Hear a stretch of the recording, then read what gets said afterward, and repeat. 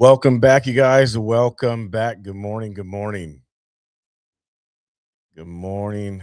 Good morning. Just watching some stuff and monitoring some things. I thought there was going to be a car chase in LA, but looks like Stu backed off of that. So there is no chase going on at the moment. But RFK Jr. is testifying in court. At the same time, Trump will be making his way to Arizona here. What time? Let me double check that really quick. I think he is going to be there at let's see. 11 he's leaving at 11 a.m. What time? He's supposed to be he's supposed to be there at 5 p.m. in Arizona. Arizona and 5 p.m. But people are lining up already, so I do have that to bring you as they're out there excited. They're excited for Donald Trump to show up. So let me show you guys what's going on with that right at the moment. Then we can go over to JFK as he's testifying.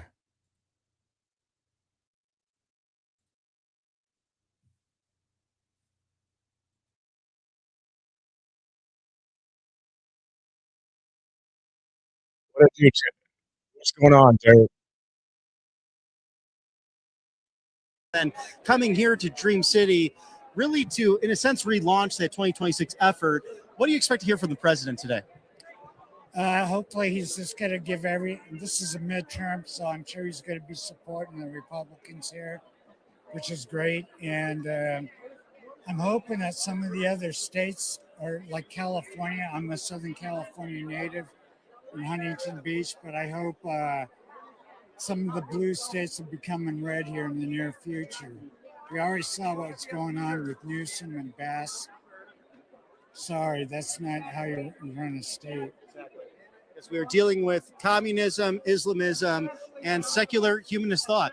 But it's veterans like this gentleman who have made that difference. And if at the very least, go out and vote for the sacrifice you made, for the amazing people who are overseas right now who would lay down their lives in order for their friends to live. It's a biblical principle, and we see Christ blessing us right here at Dream City. This is the third time this president will be at this location in a very crucial state. Well, thank you for your comments, and have a wonderful day today. Thank you, sir. So keep going down the line. Hey there. This looks like a nice crowd in the corner. How late do we get out here? How early do we get out here? Well, actually, my daughter and I, because we missed the Charlie Kirk thing and we got there at 5 o'clock in the morning, we actually came last night at 9:30 p.m. and we slept in the car.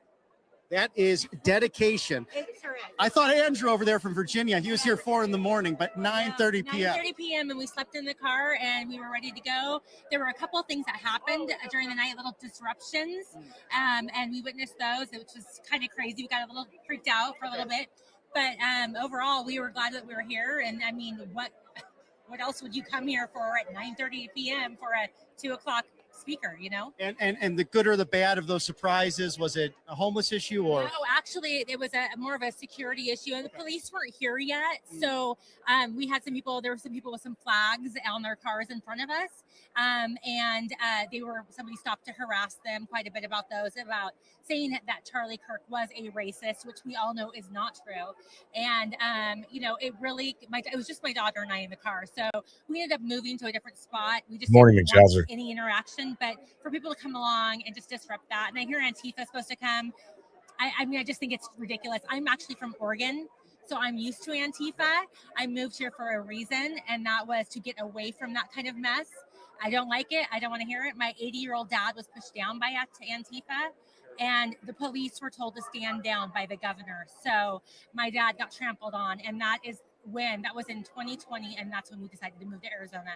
It's time to back the blue, and certain states doing that better than the rest. And our friend Savannah Hernandez just attacked by a left-wing radical as well when she was out doing her due diligence. Absolutely. And anybody should have the right to speak without being attacked. There should be no reason for that. And, you know, in my industry, I'm not going to say what I do, but I know that, I mean, I've been outspoken about my faith, God, family, my religion, serving at church.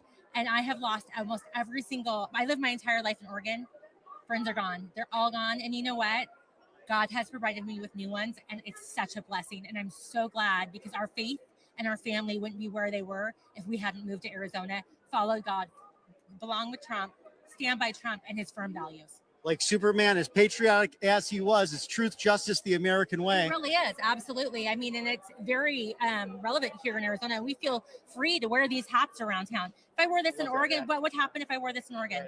And Charlie and I were both from the Chicago suburbs. We grew up with a red curtain in the suburbs, but things have changed in DuPage County, and God knows Cook County, the county of our births, was quite blue over Hey, there. honest question. Good question, Derek. It's funny you say that. So here's a good question. Honest question, because my memory is not all good, but has there ever been a president with so much merch? Like so much stuff with their face on it.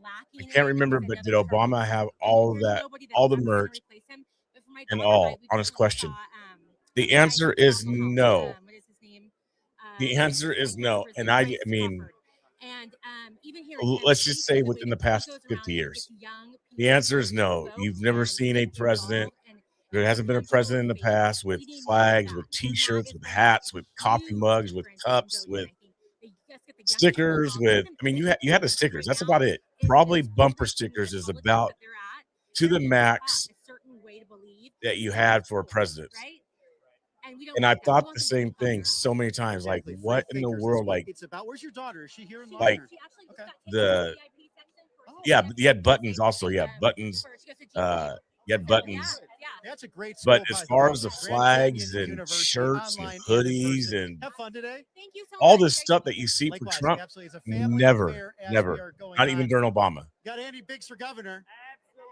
Come on down. Give me the reason. Yeah, I've thought about that many times. Like, why? Like, and people say it's not idolization. This lady from Texas, It kind of is, to be honest, a little bit. But we were at like 5 p.m. yesterday. I don't wear another man's name on the back of me. I wore Trump stuff, and it was just to really troll. I have worn a lot of Trump stuff. I have. I'll be honest. I did it to troll. I don't like to put men's names on me. I mean, I have my own name. I want to represent my own self, right? Not another man's name. It is scary. By President Trump. Right here, the shirt. Yes. And he's leading the race right now. Yes, he Oh, is. yeah. And You then, know, there's such reason why President Trump is endorsing that he endorsed Steve Hilton. Not only that, Charlie Kirk endorsed Steve Hilton as well. So people need to know what the value are, and people need to get up and get out to vote and vote for Steve Hilton to take California back from the California. So many exciting campaigns, but being a British American as he is, really fighting for Western civilization as his homeland, the UK is completely gone when it comes to free speech and what we're seeing with the Islamism in that city. Mr. President, you've been patient waiting to speak with us. Honest Abe, ladies and gentlemen. Can we get a cheer for the 16th president of the United States? And coming from Glen Ellen, Illinois, the western suburbs of Chicago, I wasn't too far from Springfield, where you were for a period of time as a lawyer and advocate, in your writings really inspiring us, but those words at Gettysburg made a massive difference. Tell us why you're here to support the 45th and 47th president of the United States. We are so happy to have him back, after the first term. That's a blessing to be back, to do something for this country. Right. It's a man who cared for the country. It's a real patriot, he loved this country, and we saw the country start moving, economic, even morally. This is live right now, especially Arizona, you guys, Arizona. Charlie Kirk, that we saw the young generation coming to Christ, and it looks like, in my opinion, it's hard for the family, for two kids that they don't have a father. But I think through his death, American million, they're turning to God and to Jesus Christ, millions and millions in America and all over the world. I think through his death, a lot of people are knowing the Christ and like a savior, and that was it's a blessing from the whole world, even for the family and for the us who love him. It's something sad that we're missing. We're missing him, you know. A big loss. Amen. Perfectly said. And it will be impossible to replace Charlie Kirk, but what has been inspired from everything that took place last year and the pain we feel on a daily basis in this MAGA family is that we all go out and work harder as a result of his inspiration. And like you, Mr. President, in your tenure, many people were against you. You would almost be surprised to have a Greco-Roman shrine in Washington, D.C., and the similarities of the attacks from the 19th century to the 21st century against this president, Donald J. Trump. Do you see parallels in history, as history doesn't necessarily repeat itself, but it does rhyme? Yeah, it's hard, you know. Demonic what's happening, and you can't believe it in a civil, you know, country like America to happen something like that. What happened to Charlie Kirk, you know? Is, let's say, maybe in Africa, in other country at the end of the world, this happens something like that.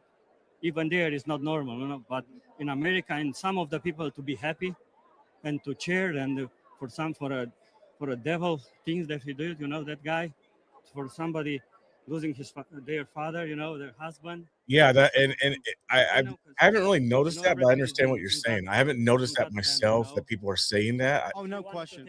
in support of Donald Trump, or I support Donald Trump. I hear people say I support Donald Trump who are running. And I think a lot of that has to do with being starstruck. Like, a lot of people want to get on and do this so that hopefully they can be close to Trump. I mean, just being honest. Because the whole thing, to be blunt, and I've talked about this before, is that here's another thing when you think about the merchandise and stuff, when it comes to what we've seen over the past like several years. Think about this. When was the last time in history that, just being honest, like even someone like myself, even though I'm not there, I'm just so you guys can relate a little bit, someone like myself could be a star or a figure, a national figure, just because you're lined up in politics or next to a president. You know what I mean? Like, to watch some of these influencers over the past 10 years, like, go from like numbers that I have, that's why I said like myself, to millions and millions of people following them, their right-hand man next to Trump and things like that. In the White House, you know, have all access to things. Amen. And he is here in this place. That's never happened before either. Right up there. Jesus blessing us with the Holy Spirit here. So This opportunity to thank that's also crazy. The truth for all these years following President Trump. Since he was sick at Walter Reed Medical Center with Lee's, and the truth is our president is president of peace. You know, I saw a guy with a sign, Christian against war. I never seen the Hillary dolls. I never seen them. I'm misunderstand not saying they're not out there. that I've never President seen this Trump stuff. starting war I've and seen the that bumper death is stickers, chaos. No, yard he's signs, by but not a bunch of merch for, not a to bunch. attack I'm saying in Iran comparison to like Trump. other president, every administration ongoing conflict with Iran, nobody did anything. Only this badass president could have a gut to do it, because if you look at how you control a wildfire, you know, it's called a prescribed fire. You stop that fire, you stop the fire to stop the big fire. So President Trump did this to stop a big nuclear war that destroyed humanity. So Blessed are the thank you, peacemakers. President Trump. And thank you, sir. And Andy Biggs for governor indoors by Turning Point Action. Thank you. And that's a great peace through strength. And that's a great segue to tell you about Right Side Broadcasting Network with the wonderful people here today at Dream City in Phoenix, Arizona. Welcome to RSBN. I'm Robert McNeely. If you're not following me, at Robert McNeely TV on Instagram. Your trusted source here at Right Side Broadcasting Network for President Trump, whether it's the live desk to press briefings and conferences brought to you with unbridled access every single day. We bring you the moments that matter from those presidential events, rallies across the country, and as your go-to number one source for political events right here in the homeland. We are unfiltered and unapologetic Monday through Friday, and even with weekend coverage. America's 250th anniversary is coming up on the 4th of July. Who's excited about that? Oh, I don't know. Georgia was louder about it. Who's excited for 250 years of America? So if you like what we're doing, you like what we believe in you, the good viewer, and we ultimately believe that you in this 24/7 news cycle deserves to make up your own mind about American politics and global issues happening in real time. Like and share this broadcast, rsbnetwork.com/newsletter. Follow us on social media by searching RSBN. We'll pop up there. You'll see my smiling face from time to time. And you can also donate, rsbnetwork.com/donate. Or if you like check or money order, Or every once in a you while can I'll send donate that check in. right here. 1550 Opelika Road, Suite 6, Box 344. It's a lovely. Or you guys could donate right here and become a member, or go to the donation links, PayPal, Venmo, Cash App, Zelle, Buy Me a Coffee. Everything is the BC Preacher. You could do that as well, because obviously Right Side has enough money to send people out into the field to do it and travel across the nation. So some of us don't have that luxury to be with a news agency to do that. So you guys could donate here if you'd like, instead of Right Side Media. Just being honest and blunt. Advantage of some remarkable deals, and going on right now, they want to make 2026 the absolute best year ever for the American people. It's the golden era. So free shipping on your entire order with wholesale pricing. So they're bringing back the mega sale. For example, the My Pillows are $49.98, but they are going for $14.98. And that is also true there, Derek. And his name is a make or break thing. BCP. If you talk and praise Trump, your views grow. But if you criticize or call out something wrong about him, your views drop. Meaning subscribers, meaning viewers, listeners. That is true. Similar to council culture of liberals. LOL. I'm not a Trump hater. I just can't stand the cult behind him. It's okay to say some things he does is dumb, but conservatives have liberal characteristics now. It's interesting you say that. Unfortunately, I have noticed that myself over the past, especially 4 months. There were some things when he got in office that I wasn't in agreement with, and they're still rubbing me the wrong way. And I did say that back last year, beginning of the year. And like you said, I lost viewers. I lost likes and all that type of stuff. So it is true that, and it's sad because it's sad that there is a cult type of following. And I'm not saying that the word, the thing about the word cult, it's been used in a wrongful light. And that's the problem. Cult, we've made the word cult be bad. And basically a cult is just loyal. It's loyalty. At the end of the day, that's what it is. You're loyal to someone. And I don't mind people being loyal to Trump, and him being loyal to people. I think that's good, because okay, here's what I'm trying to say. But in technicality, by the word cult, biblically speaking, Jesus was a cult. Jesus had a cult following. Not biblically speaking, by definition, By definition, the movement of Jesus Christ was a cult, by definition. Is that necessarily a bad thing? It's not a bad thing. It's just that we have used it and made it to be bad because nobody is perfect. And we've seen people who follow quote unquote cult leaders, right? Because that's what Jesus, I guess, would have been by definition. And we've seen the outcome of such things. So when people say, okay, well, it's a Trump cult, or, the cult that follows Trump, it don't rub me wrong. I understand it. And all it is basically people who are so loyal that, like you're saying, that they won't, that you can't say anything that criticizes the person. And if you do, these people are like, basically, no, there's nothing wrong with him. So, I mean, that's really what, um, that's what it is. Because I've looked into this word before, because obviously it's played out. It's used so much across, this cult, the Mormonism is a cult. Mormonism is a cult. This is a cult. Everything is a cult, when a lot of us don't agree with something, or, we see something like what's going on with Trump, or we see Waco, Texas, what happened back there in the 90s. Oh, it's a cult. And basically that's what a cult is. It's just some people following somebody that they look up to, admire, or like. So, by definition, that's what I'm saying. By definition, following Jesus is a cult, and was a cult, and was considered a cult even in those times. It was considered a cult. That's why, you guys are following him. You guys are whack jobs, so on and so. And they still say that to today. Oh, you follow Jesus, you're crazy, you're a lunatic, you're whack. And then you have all the different religions that go on that claim Christ, and you see some of those religions, and it's like, oh, that's a cult, right? So it's basically, we need to come to an understanding, have some knowledge of what actually is a cult.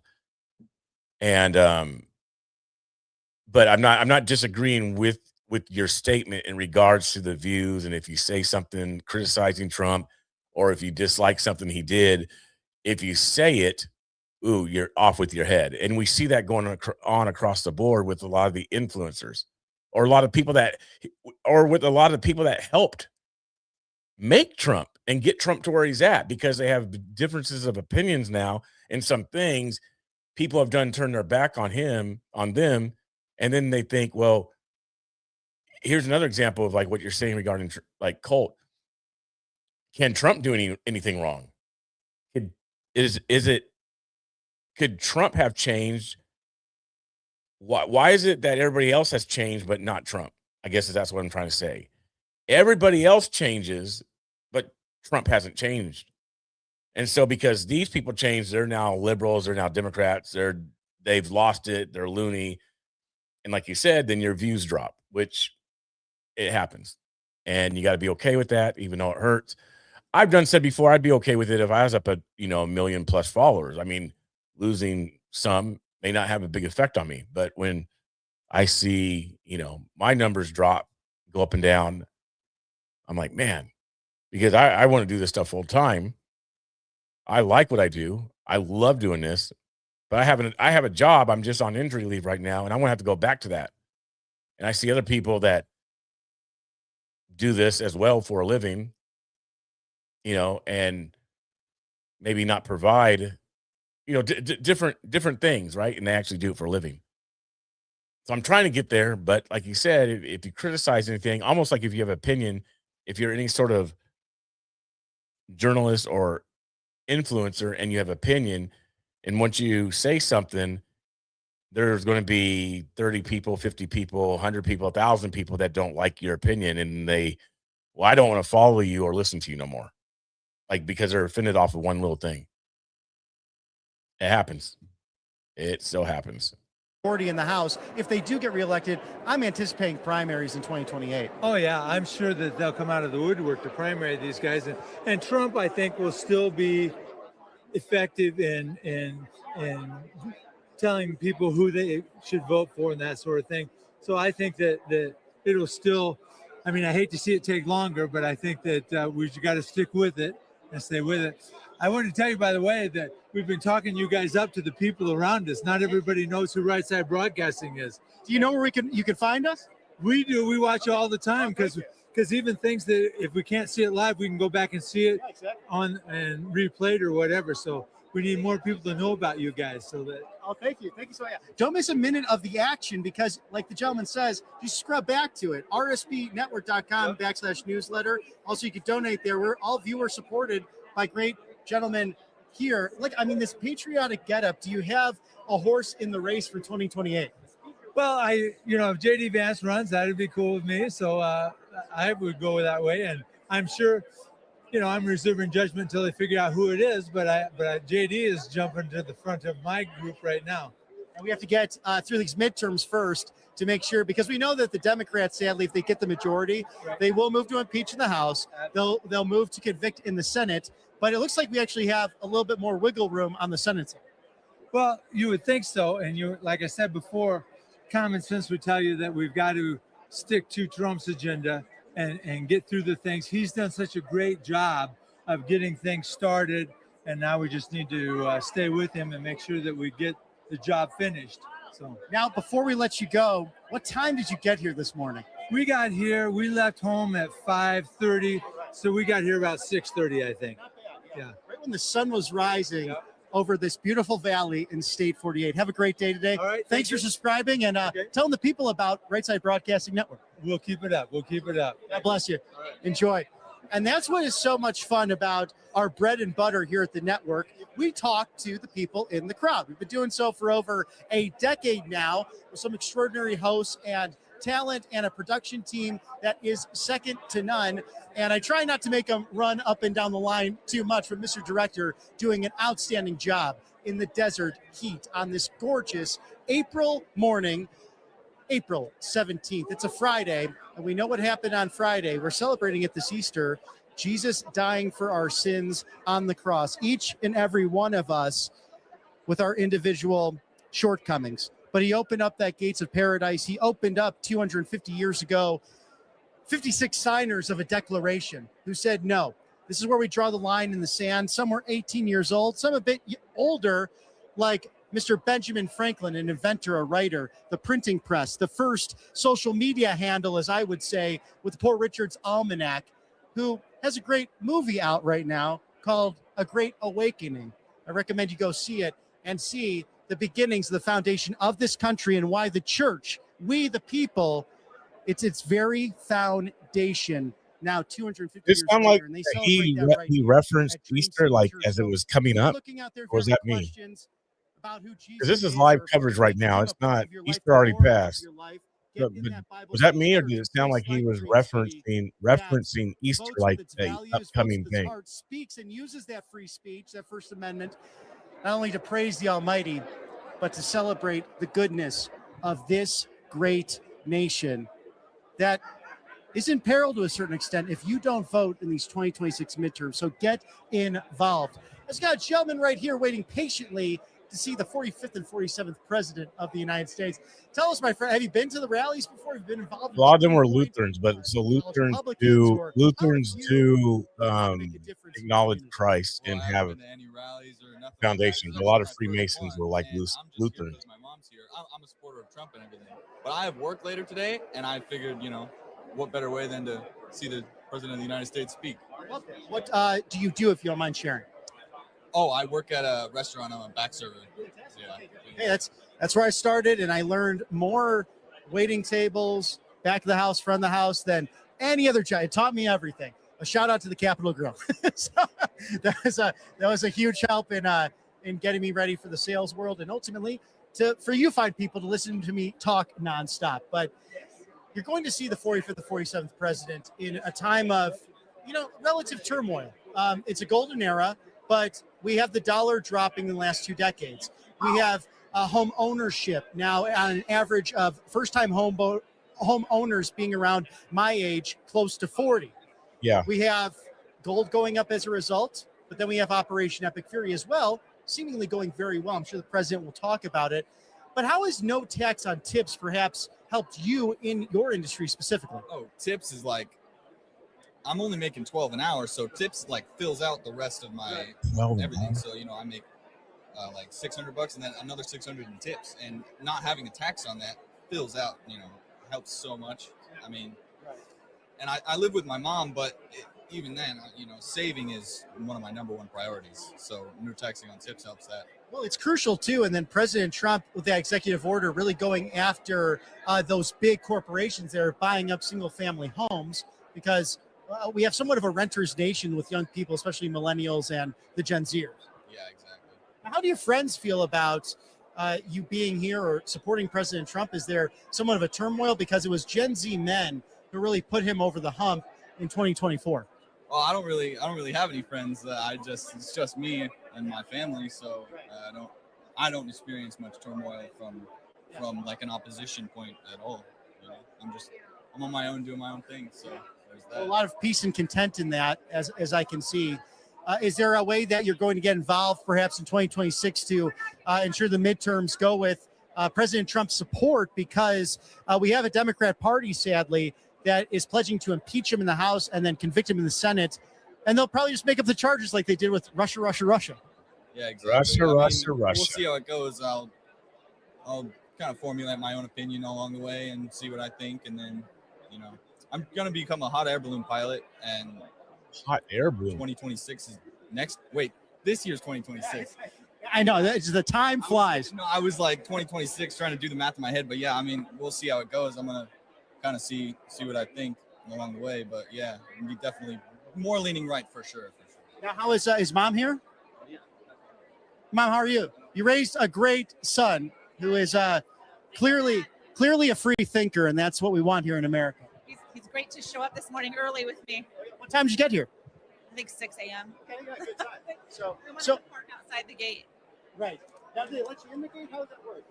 For the stragglers that are out there, what time do they have to get here before they see the president? I don't really know about that. I know he speaks at 2. Yes, it seemed like there was the ballot chasers running around. 2? They were saying that the gates don't really open until 9. And so for some reason, everyone thought that they could open the gates at 7:30. So all of us here are actually really lucky to be here.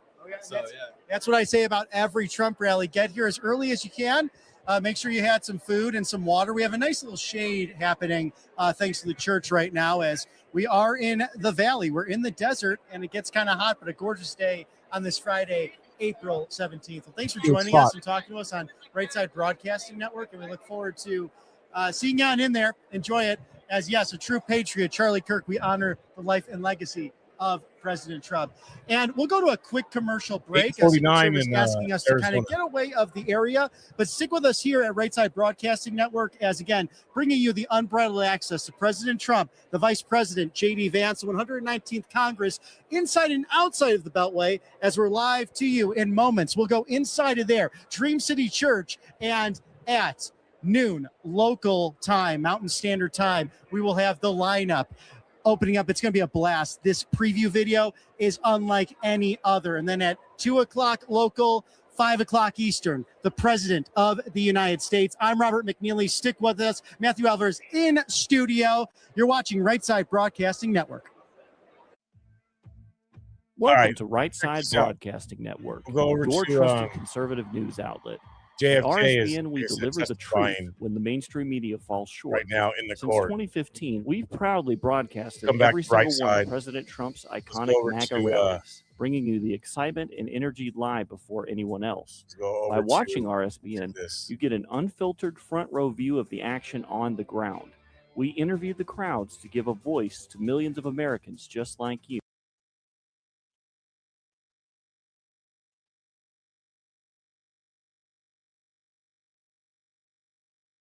Almost half of adolescent, pre-adolescent young women, young girls, women, were predisposed to depression and suicidal ideation. So how can we work together to prevent that? How can we work together using research from SAMHSA and other research around the world to make sure we start making an impact and dropping these really serious behavioral mental health issues for future generations?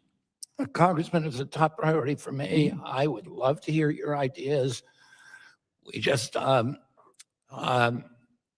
announced the Great American Recovery Plan. I'm working on with Catherine Burgum, with my cousin Patrick Kennedy, who you know, and with many other people who are top in their field, including, I think, Jonathan Sharon, who you probably know from Los Angeles. So we're looking for the best ideas, and President Trump wants us to implement them. This is a issue that is a high priority for him, and as you point out, for me personally, I would love to talk to you about what you think that we could be doing better, and if there's new ideas, we want to hear them. One of the big challenges I see, both from my personal background, which I think you share parts of that certainly, is the deployment of the amazing research that NIH, SAMHSA, the University of California, San Francisco, not far from my district, is doing remarkable work. So the deployment of that research is a real challenge. Since parity, we had a 300% increase in Americans asking for mental health and behavioral health services. We've had a 300% decrease in young people going into the field because they can't pay their student loans because of the cost of school and training. I talked to 2 young psychologists who said they had $350,000 in student debt. They didn't have any money. They were clearly had a calling to this field, but they didn't have any way that they could recover their costs. So that's another thing I think is of extreme urgency. And then very lastly, in the county I represent, and being a former county elected, we spent a lot of time, thanks to my predecessor, Mr. Miller, the former chair of this committee, doing prevention.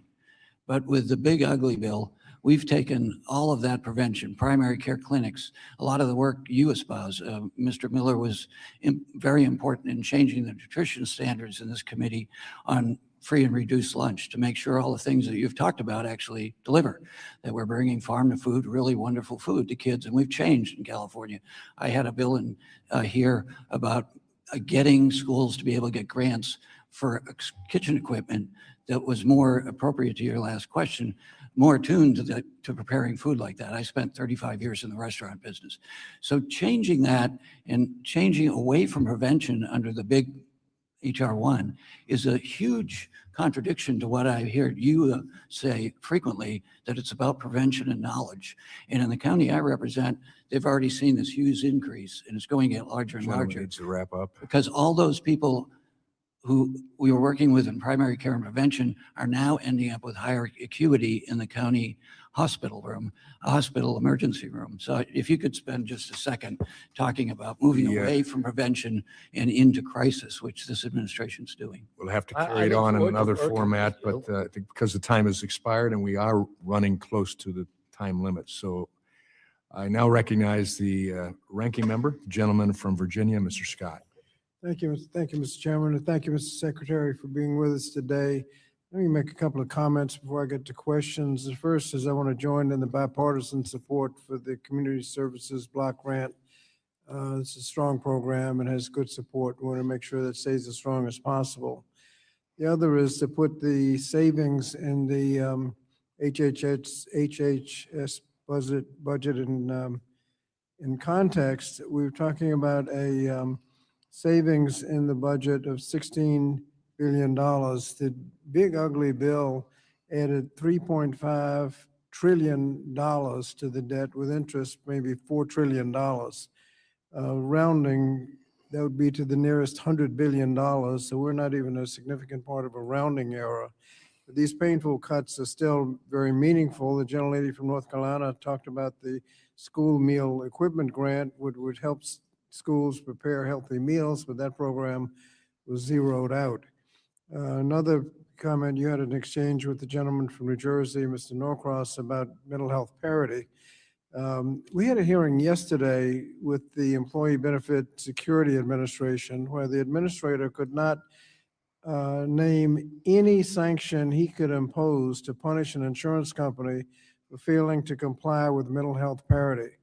Apparently, he needs legislation because he didn't have the authority. So as you work with Mr. Norcross, I think he's got legislation pending. We may have to do legislation to fix that. We lost our case on that, unfortunately, Congressman. So we lost our case on that. We couldn't help you. We fixed it up with legislation.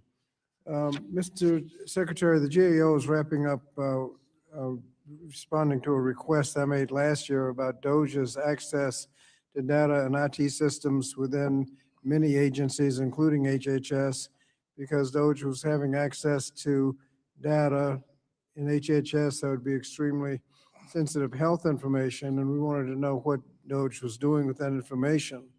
Regrettably, we've been informed that the department is not fully cooperating with GAO, and one reason was given that the department has concerns about potential discrepancies between what the department produced in litigation and what it could provide to the GAO.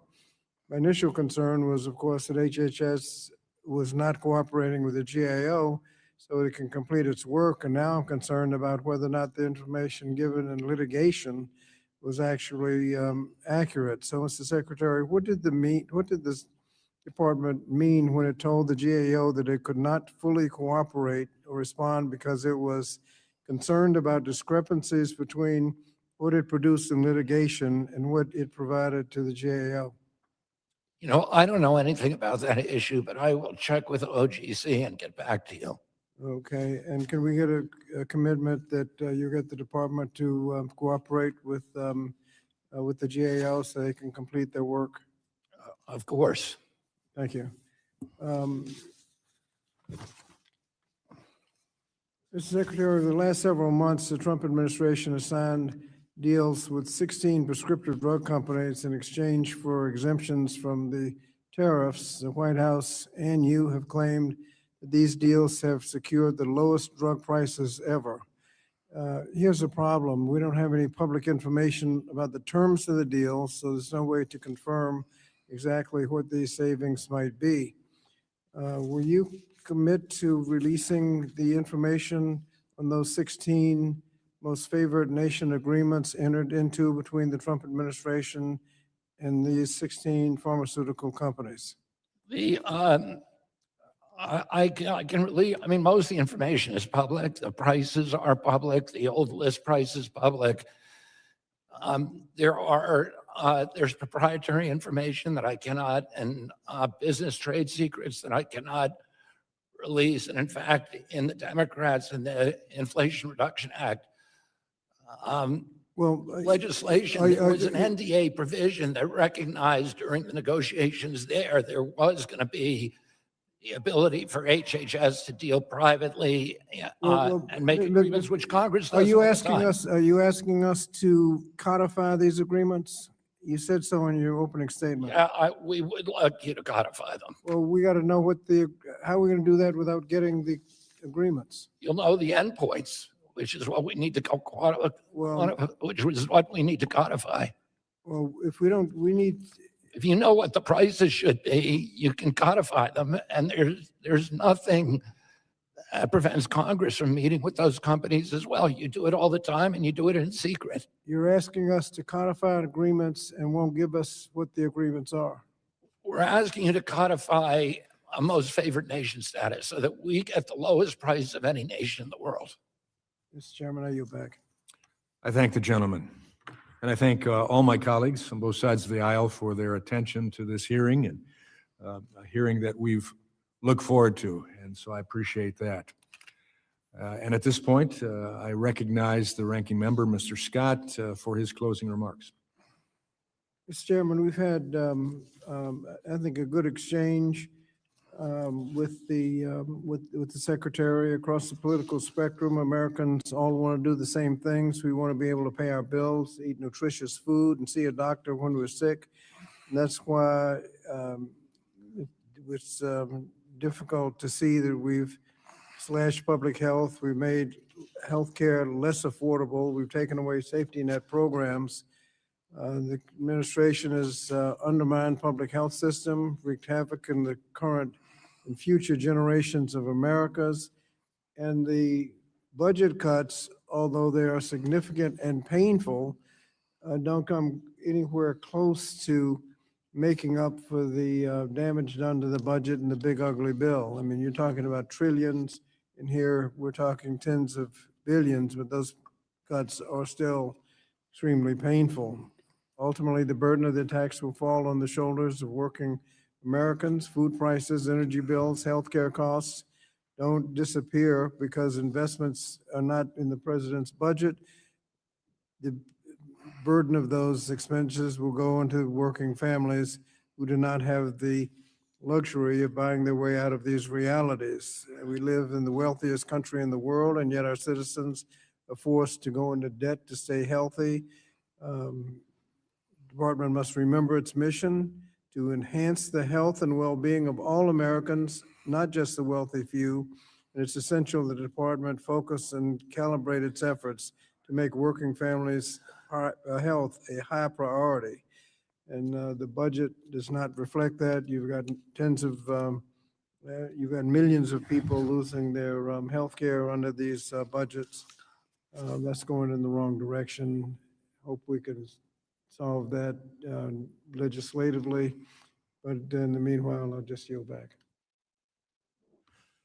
I thank the gentleman, and I would certainly concur that I think we are on the same track that we want to succeed.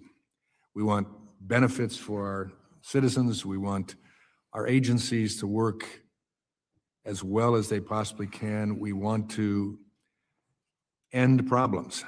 It's just the strategy, the philosophy that sometimes gets in our way, but readily admit the fact that we have different points of view. But I think as Americans, as members of Congress, we want to move towards success. And as I think about that, Mr. Secretary, and thank you so much for being here. Thank you very much. I just want to make these few statements. I think I need to step out. Okay. Maybe your staff will hear my statements.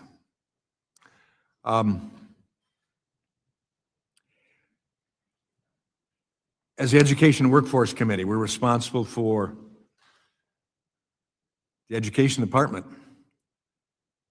a department that's been here since 1980, a long time after the start of the other department, what we're dealing with today, Health and Human Services. Since 1980, we've spent $3 trillion to pay for a department that has presided over failure in our education. And we see that with our outcomes that are showing us lagging behind the world. And that shouldn't be the case here. Lagging behind in education itself, in workforce training, and in healthcare for this nation. And that is the responsibility of this committee. Our nation's health and healthcare have continued to spiral downward while spending has mushroomed. We clearly need to change our game plan, and I think what we're talking about today, sometimes talking past each other, is that it isn't just money that will bring the success. And throwing more money, as we've even heard some of our colleagues talk about, needing more money, hasn't worked. And so now we have a secretary, department, and of course administration that wants to do things differently. And yes, they are different. But what has been being done, we can argue, has not worked. And it's cost us a lot. And we have the ability to say, at least to spin, that, for instance, Medicaid funding has been cut. And it hasn't. Cutting out waste, fraud, and abuse is a good thing. Accepting the fact that our Democrat colleagues put forward a 3-year supplemental for Medicaid as a result of COVID that they voted on, they passed 3 years, and then when we want to live under that 3-year plan and accept the fact that now we move on, that's seen as a cut. When in fact, it just benefited big insurance and not necessarily the people who had the needs. And so to try to restructure and become more efficient so that genuine needy individuals in whatever area, whether it's Medicaid, Medicare, autism, mental health, you name it, we become more efficient. We put it toward the right sources. We use research that puts us on the right track. And yes, we try it. I hope it works. I tend to think it will. But we're having that opportunity right now. And over the past 4 years, and I guess I could go back even in Republican and Democrat administrations, we have done the same old, and it hasn't worked. So I appreciate the fact that today we had the secretary in front of us talking about controversial things, talking about change, talking about doing it a new way, talking about doing it based upon research. And we can all disagree on research at times, but nonetheless, it's an attempt to say what has been done hasn't worked. It's cost us not only financially, but in lives and health, safety, security, educational acumen across our nation. We may disagree, but I think we want success. I would state that clearly for the record. Both sides of the aisle, we want to succeed. Changes are tough, but changes are underway, and I'm looking forward to seeing if they work. As I said, I think they will. Until that time, we'll have further hearings, But seeing no more questions to be asked, having gone through the time period, I call this meeting an adjournment. Thank you.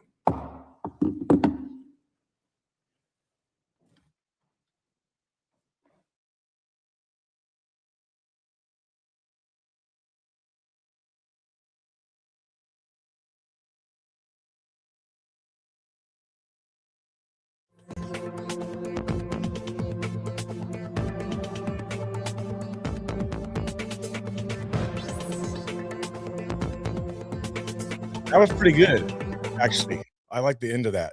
I really did. I don't know why RFJK had to step out. He did.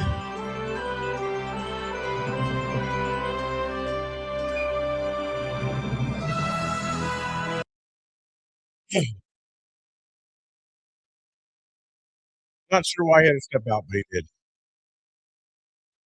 Go back to the Trump thing here.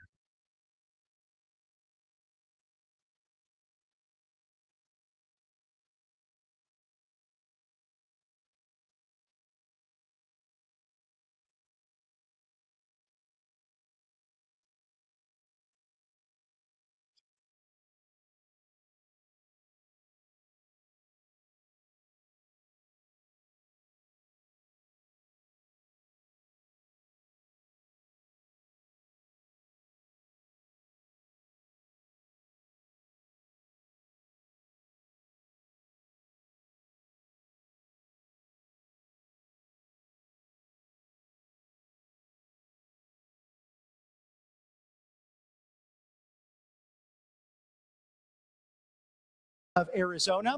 And in addition to that, Danica Patrick of famed race car history, someone who is sick of that transgender surgery and mutilation happening across the board, also believing in two genders. Can we get a USA chant? 1, 2, 3. USA! USA! USA! USA! USA! USA! USA! It's full of patriotism here at Dream City Church in Phoenix, Arizona. And sir, you have the shirt. It's all about we the people. We the people, baby. Yeah. Tunnel to Towers. What a great organization. Thank you for supporting that. I'm happy to do it. Proud to do it. Tell us why you came out here to see President Trump today and the presentation here at Dream City. I was just on the bucket list, and I was able to get here, and I had some friends that got us the VIP passes, and just want to support our president and think he's doing a fabulous job. What time did you get here? We got here about 8:15. Yeah. So getting up nice and early to attend this amazing event. And first Trump rally or been to multiple? I'm a virgin. First Trump rally. Yep, first one. So, yeah. Well, I got to tell you, this might be the best one yet, given the, it's Turning Point action. So they always have a rock star environment. It's going to be loud in there. We saw the previews last night. So stick with us here at Right Side Broadcasting Network to see it all and all of the excitement as well. What are you anticipating with the president today? A lot of news coming out this morning. Yes. Operation Epic Fury Yes. really seems to be winding down. The president, the Navy, the entire military, God bless them for this operation that has saved the world. As I see it. Certainly like what was going on today too. So yeah, they're the naysayers that said we lost the war a couple weeks ago. Got to eat those words again. You know, something that struck me about Senator Mark Kelly here, the former captain, was involved in the Persian Gulf War. My question for the senator, part of the seditious six, is the idea of illegal commands, illegal orders, also that these are so-called war crimes against the Geneva Convention. But the Persian Gulf War, Bush 41 ordered the striking of electrical grids, the infrastructure, and Captain Kelly fulfilled those orders. Is he guilty of a war crime? Absolutely not. But Obama went into Libya for 7 or 8 months. I didn't hear a peep out of the Democrats. Now Trump does the same thing, and now they want to impeach him. Right. So you just can't figure out these guys. Trump derangement syndrome is real. There's no doubt about it. They seem to like Article 2 when it works out for their argument, when it's unending wars, when it's the bureaucracy and the globalist movement. And remember, Secretary of State Hillary Clinton, what difference does it make if you lose an ambassador, if you put our brave SEALs and specialists in harm's way? Chris Tanto Peranto being very articulate on that, as well as those other heroes who dealt with September 11th, 2012 in Benghazi, Libya, and Barack Hussein Obama not held accountable for actually striking a member of the Taliban who was an American citizen. I thought he would have due process, but apparently Article 3 doesn't matter there. It's a two-way system. There's hypocrites, hypocrites, hypocrites. I mean, that's what they are. They're just hypocrites. Look at the Swalwell thing. I mean, he was the one that was going after Kavanaugh, and here the guys, you know, doing all kinds of unethical things. It's a remarkable thing to do. How important is it for Republicans to get involved in these midterms? Oh, extremely important. I mean, we can't. You give the House back, we got to give them to impeachment. They're going to open up the borders, regulation on top of regulation. So, yeah, it's extremely important that we hold the House and the Senate. And what do you find here in State 48? Can we flip it back to the red column? I have my worries. We got two Democrat senators. We've got a Democrat mayor. If we're purple, I'll be happy. But it's more like I'm like a blue state. But I will see. This guy's working really hard in the elections too. Get him in. He's one of the guys that are really pumping out to get people out to vote. So, yeah. And I'll ask, how is that, sir? How's it going? Just reaching out to people, really being on the ground as you see it now. April 17th. It's around the corner. November's going to happen, seemingly days from now. Yes. Well, I'm a precinct captain, and I can tell you that the one weapon that we have this time we haven't really had is TP action. TP action is huge, and that's going to be a difference maker, I think. And plus, I think that the convention that we have this summer will be very good. But yeah, TP action, especially in Arizona, they're very active and very well organized. I've actually volunteered for them in the 2024 election. That's where I saw them work firsthand, and their ground game is pretty impressive. So I feel actually pretty good once I think we get past the war, which looks like we're getting close to that point. Then we can start, if the economy starts getting back in a better position, I think we'll be in a very good position at that point in time, especially, like I say, with the turning point action behind us. And they're out there trying to hire some ballot chasers. We see those QR codes be scanned if anyone's interested in that. That seems to really be making the difference at the ground game and at that level of finding those votes and winning them for the GOP. Absolutely. And that's the thing, too, is having been involved in elections before, the advantage of having them, because with the precinct committeemen, I mean, it's a volunteer organization, and the problem is you only get so many people out. You can only get so many volunteer hours out of people, where you have turning point action as a deal maker, and that's the big difference, I think. Absolutely. We see the line going in. Enjoy today and make America healthy again. Thank you. You appreciate it. Thank you. Thank you, gentlemen, for what you do. Right Side Broadcasting. Well, thank you so much. We appreciate it so much.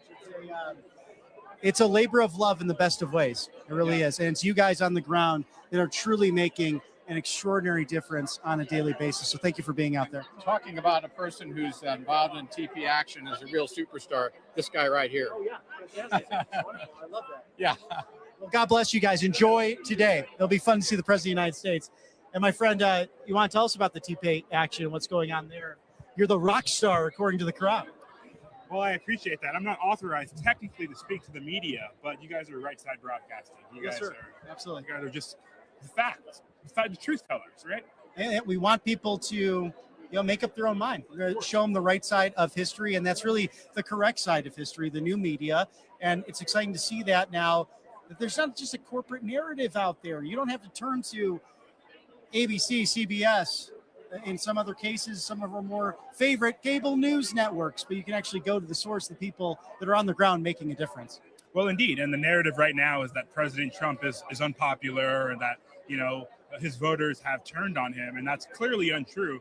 We had people who were camping out since last night. We had people who have flown from other countries to come and see President Trump because it aligned with their schedule. So clearly the energy is off the charts from what I'm seeing here so far. And we're still several hours away from President Trump speaking. So right, exactly. You have quite a lineup today. Jeremy Roenick and Danica Patrick. We have the Miss Limbaugh, a wonderful woman.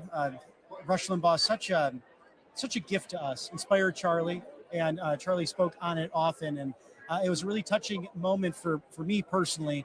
after we lost our friend Charlie Kirk, to see Glenn Beck, who was granted the golden microphone from the late, great Rush Limbaugh, gifting that then to Charlie Spot on his podcast. What did that mean for Turning Point as a whole with the TPUSA family all over the country? I thought that was significant. It definitely was emotional for me just to see that. I also do some work on the social media team for Turning Point. So I was one of the first people to see that clip, and I just watched it over and over again. Look, this is all about Charlie's legacy. Everything that we do here is all about just bringing glory to everything Charlie stood for. Quite literally the best among us, Charlie. And by us, I don't just mean Turning Point staffers. I mean all of us who are political, all of us who are Christians, all of us who are voters and who kind of engage in civics. Charlie was the best among us, the most energized, the most focused, and really he always walked the walk. So it's just always an honor, and I'm always gracious to do this work. And when it comes to what's happening in this country, there's still quite a lot to fix. So the hope is that what Charlie wanted, his whole movement, it really needs to stay strong, and we need to really maintain the momentum, energy, and focus that Charlie had. To know him was to love him, and we even saw people like Governor Gavin Newsom enjoying his company in their own discussions as well, even when right and left would come together into Bill Maher was a wonderful discussion as well. Really enjoyed that. God bless the entire Kirk family and Charlie Kirk's memory. As we know, the Holy Spirit is here. Dream City Church, how can we engage, as Charlie would envision it, getting Christian voters engaged in 2026? Well, I think we do that by, number one, telling reality as it is. We just had a vote, sadly, yesterday in Congress where you had several members of the GOP who denied the ability to revoke TPP status from Haitian migrants. So 350,000 Haitian migrants will stay here. Look, whether or not you agree or disagree with the decision, it's sad that we have a GOP that's not really united, really focused on the issues we have in this country. So all of us really need to stay locked in. Sure, we've had a couple of great years with Trump. He fixed the border, but we need to stay locked in. There's a lot of problems still in America. A lot of things in the agenda hasn't been passed. So the best thing we can do, down to every man, woman, and child, is to get involved. You can do that by getting involved at turningpointaction.com/get involved. You can do that, most importantly, by just checking your voter registration status. A Vote Online is a website where you can do that. There's lots of local resources as well. Check your voter registration status, make sure you're registered to vote, and talk to your family and friends. We can't be apathetic, and most importantly, we cannot be nihilistic. I love that. Well said, well stated, beautifully stated, in fact. And for those, before I let you go, that just want to vote in the general, because I always vote this way, one party or the other, they really have a chance to shape in the swing states, even millennials and Gen Z, many people up and down the ballot for big offices. They can really push the party in a direction in the country, ultimately, where we want it to go. Well, yes, we have some of the biggest primaries happening in the country right now during an off year, a midterm year. You take a look at places like Kentucky, lots of important primaries, congressional and Senate in a state like that. We have a big primary out here as well. It's important to vote in primary elections because you need to show that pattern of repetition. Everyone should be a 4x4 voter and should vote consistently. But most importantly, if you don't vote in the primary, you don't really have a say in who you get to vote for in the general.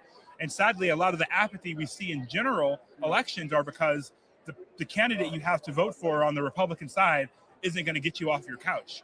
So the way to resolve that really is to vote in your primary election, understand who your candidate is. All across the country in swing states like Arizona, we have very important primaries. So I hope people take a look at their local elections, and certainly it doesn't take that much effort. We can do just a little bit of effort. It goes a long way. Well, keep up the great work. It's tpaction.com/get involved. /get involved. Do it today, and let's win this one big. Thank you so much. Thank you. Absolutely. As we look forward to Dream City Church, the host today in the Valley of Phoenix, Arizona, as the sun continues to rise. They share Pacific time out here. They don't adhere to daylight savings in Arizona. Hawaii is the only other state as well, if I'm not mistaken, practicing that. So you have Mountain Standard Time year-round, but nevertheless, a gorgeous day here in the Valley, Phoenix, Arizona. Dream City Church will play host to President Donald Trump at 2 o'clock local time. That's 5 o'clock on the East Coast. And this event starts, they're letting people in right at high noon local time, 3 o'clock on the East Coast. So stay with us all day on this Friday, April 17th. with Right Side Broadcasting Network. We'll take a quick commercial break. Stick with us here with our live coverage from Phoenix, Arizona. Welcome to Right Side Broadcasting Network, your trusted conservative news outlet. At RSBN, we deliver the truth when the mainstream media falls short. Since 2015, we've proudly broadcasted every single one of President Trump's iconic MAGA rallies, bringing you the excitement and energy live before anyone else. By watching RSBN, you get an unfiltered front row view of the action on the ground. We interview the crowds to give a voice to millions of Americans just like you. We show you President Trump's speeches in their entirety, free from interruptions and censorship. We cover the stories that matter to you with the integrity and passion you deserve. Thank you for choosing RSBN as your home for America First News. Together, we stand strong, united, and informed. So join us and be part of the right side of history. Hey y'all, it's Silk from Diamond and Silk Chit Chat Live. Look, don't forget to watch my show right here at Right Side Broadcasting Network, and I want you to support Right Side Broadcasting Network. It's imperative that you do so, okay? Bye-bye.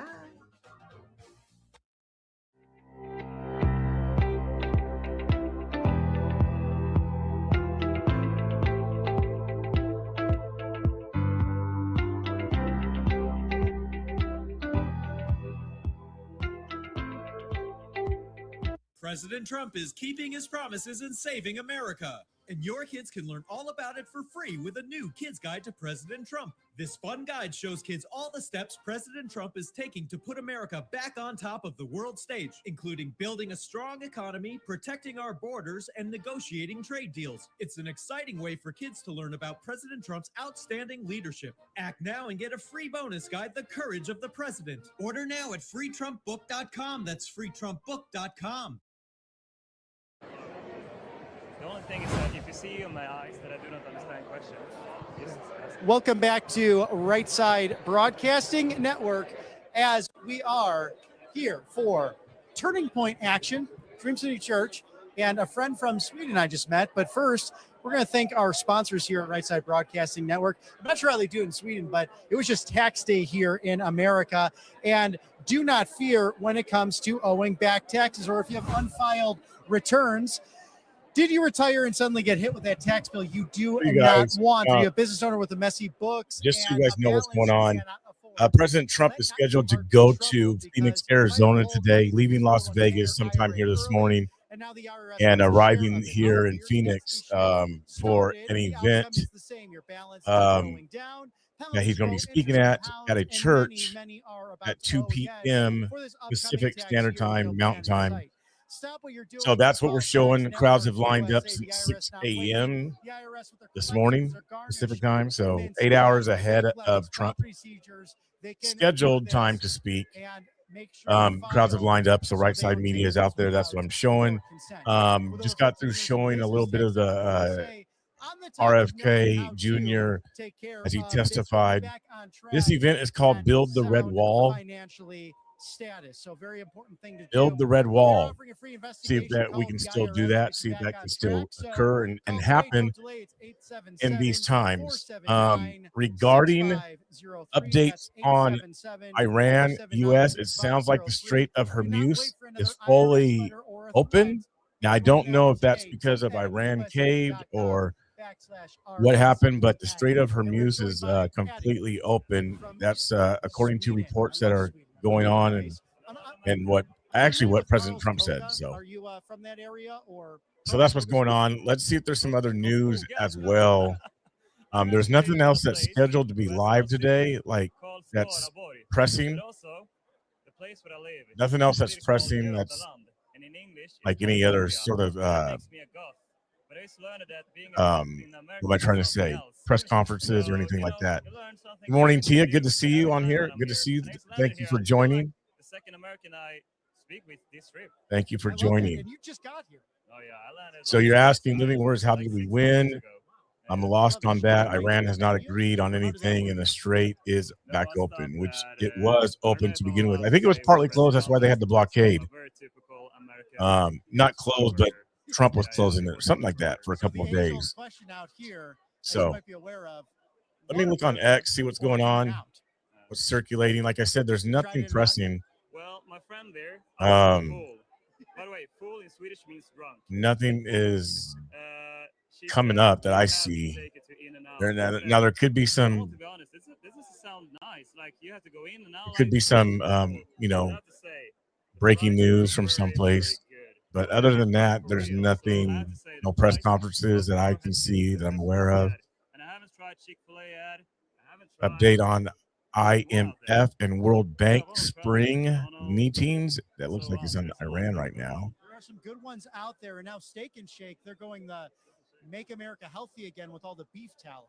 So changing that up a little bit, going through recommendations of Secretary Kennedy. Let's You're see hearing what the this cross is. today. We're at Dream Let's City see what Church, this is real which quick. has been a big influence not only in State 48, as we nickname the great state of Arizona, but all the way to Omaha, Nebraska, and me how much trust they have in the fund to serve them. IMF and World Bank spring meetings. On the fiscal policy, members listen carefully to our message that this is not a moment for untargeted measures such as export controls or broad-based tax cuts, which may only prolong the pain of high prices. We will continue to work with them to help design policy responses that are fiscally prudent and targeted to the most vulnerable groups. On monetary policy, central banks emphasize that they are laser focused on their price stability mandates. We are encouraging them to carefully balance the risks of tightening too soon versus waiting too long. And even as we focus on the near term, our members recognize that they must have their eyes also in the future. And I was encouraged to hear broad support for structural reforms to raise productivity. Strong growth is the best stock absorber for countries, the best resilience builder in a world of frequent shocks and uncertainty. 4, how the fund is leaning forward. Members expect the IMF to remain an anchor of stability. That means strong and even-handed surveillance, effective and well-designed programs, deeper work on debt and global imbalances, and scaled up capacity development, especially for low-income and fragile states. And this week we discussed with members individually in bilateral meetings the modalities for how we can best provide financial support through augmentation of existing programs or new financing. And as you have heard me saying, we are seeing a range of between $20 and $50 billion. We called on our members to provide their financial assurances to fully fund the PRGT. And if members of the media want to do something to get today for low-income countries, for vulnerable countries, write about that. We need to get the PRGT strong for this time of uncertainty. And finally, I want to welcome Venezuela back to the IMF family. As you will have seen, a majority of our membership, by voting power, has established relations with Venezuela, which has paved the way for the IMF to resume relations after a 7-year-long pause.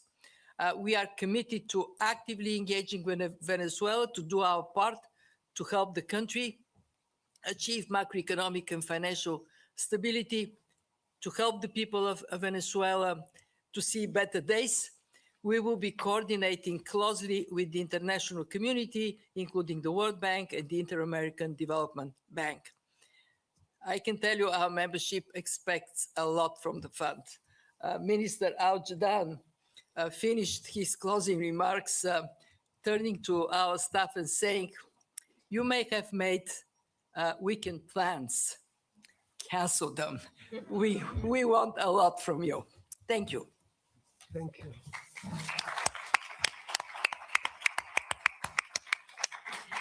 Thank you very much. We'll now open the floor for questions. We will bring you the mic when called on. Please provide your name and affiliation. We'll start here, right here in the front. We'll go with the gentleman in the kind of checked shirt, David. Hi. Thank you very much.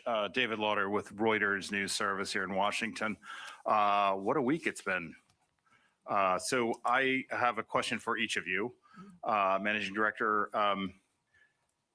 there's been a lot of discussion here with countries that have come forward to need help, need financial assistance here to cope with the strains caused by this conflict. Can you identify some of these countries that have come forward? And do you expect these to be more on the side of augmenting programs, more on the side of new programs? Have you discussed new modalities of new facilities to provide this assistance? And which regions are the most coming? And then for Chair Al-Jadaan, if you could talk a little bit about today, we learned that maybe the strait is open, at least for a short period of time. Can you describe how that may be changing the outlook a little bit?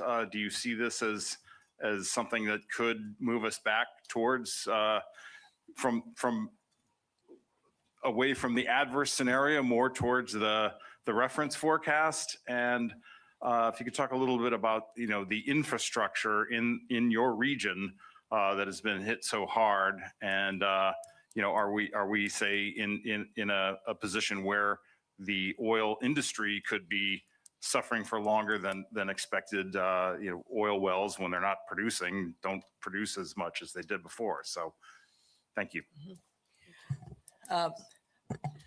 David, thank you for your question. What I can tell you is that in terms of new programs, there are about a dozen countries with which during the week this issue of they need or they may need soon additional support has come up.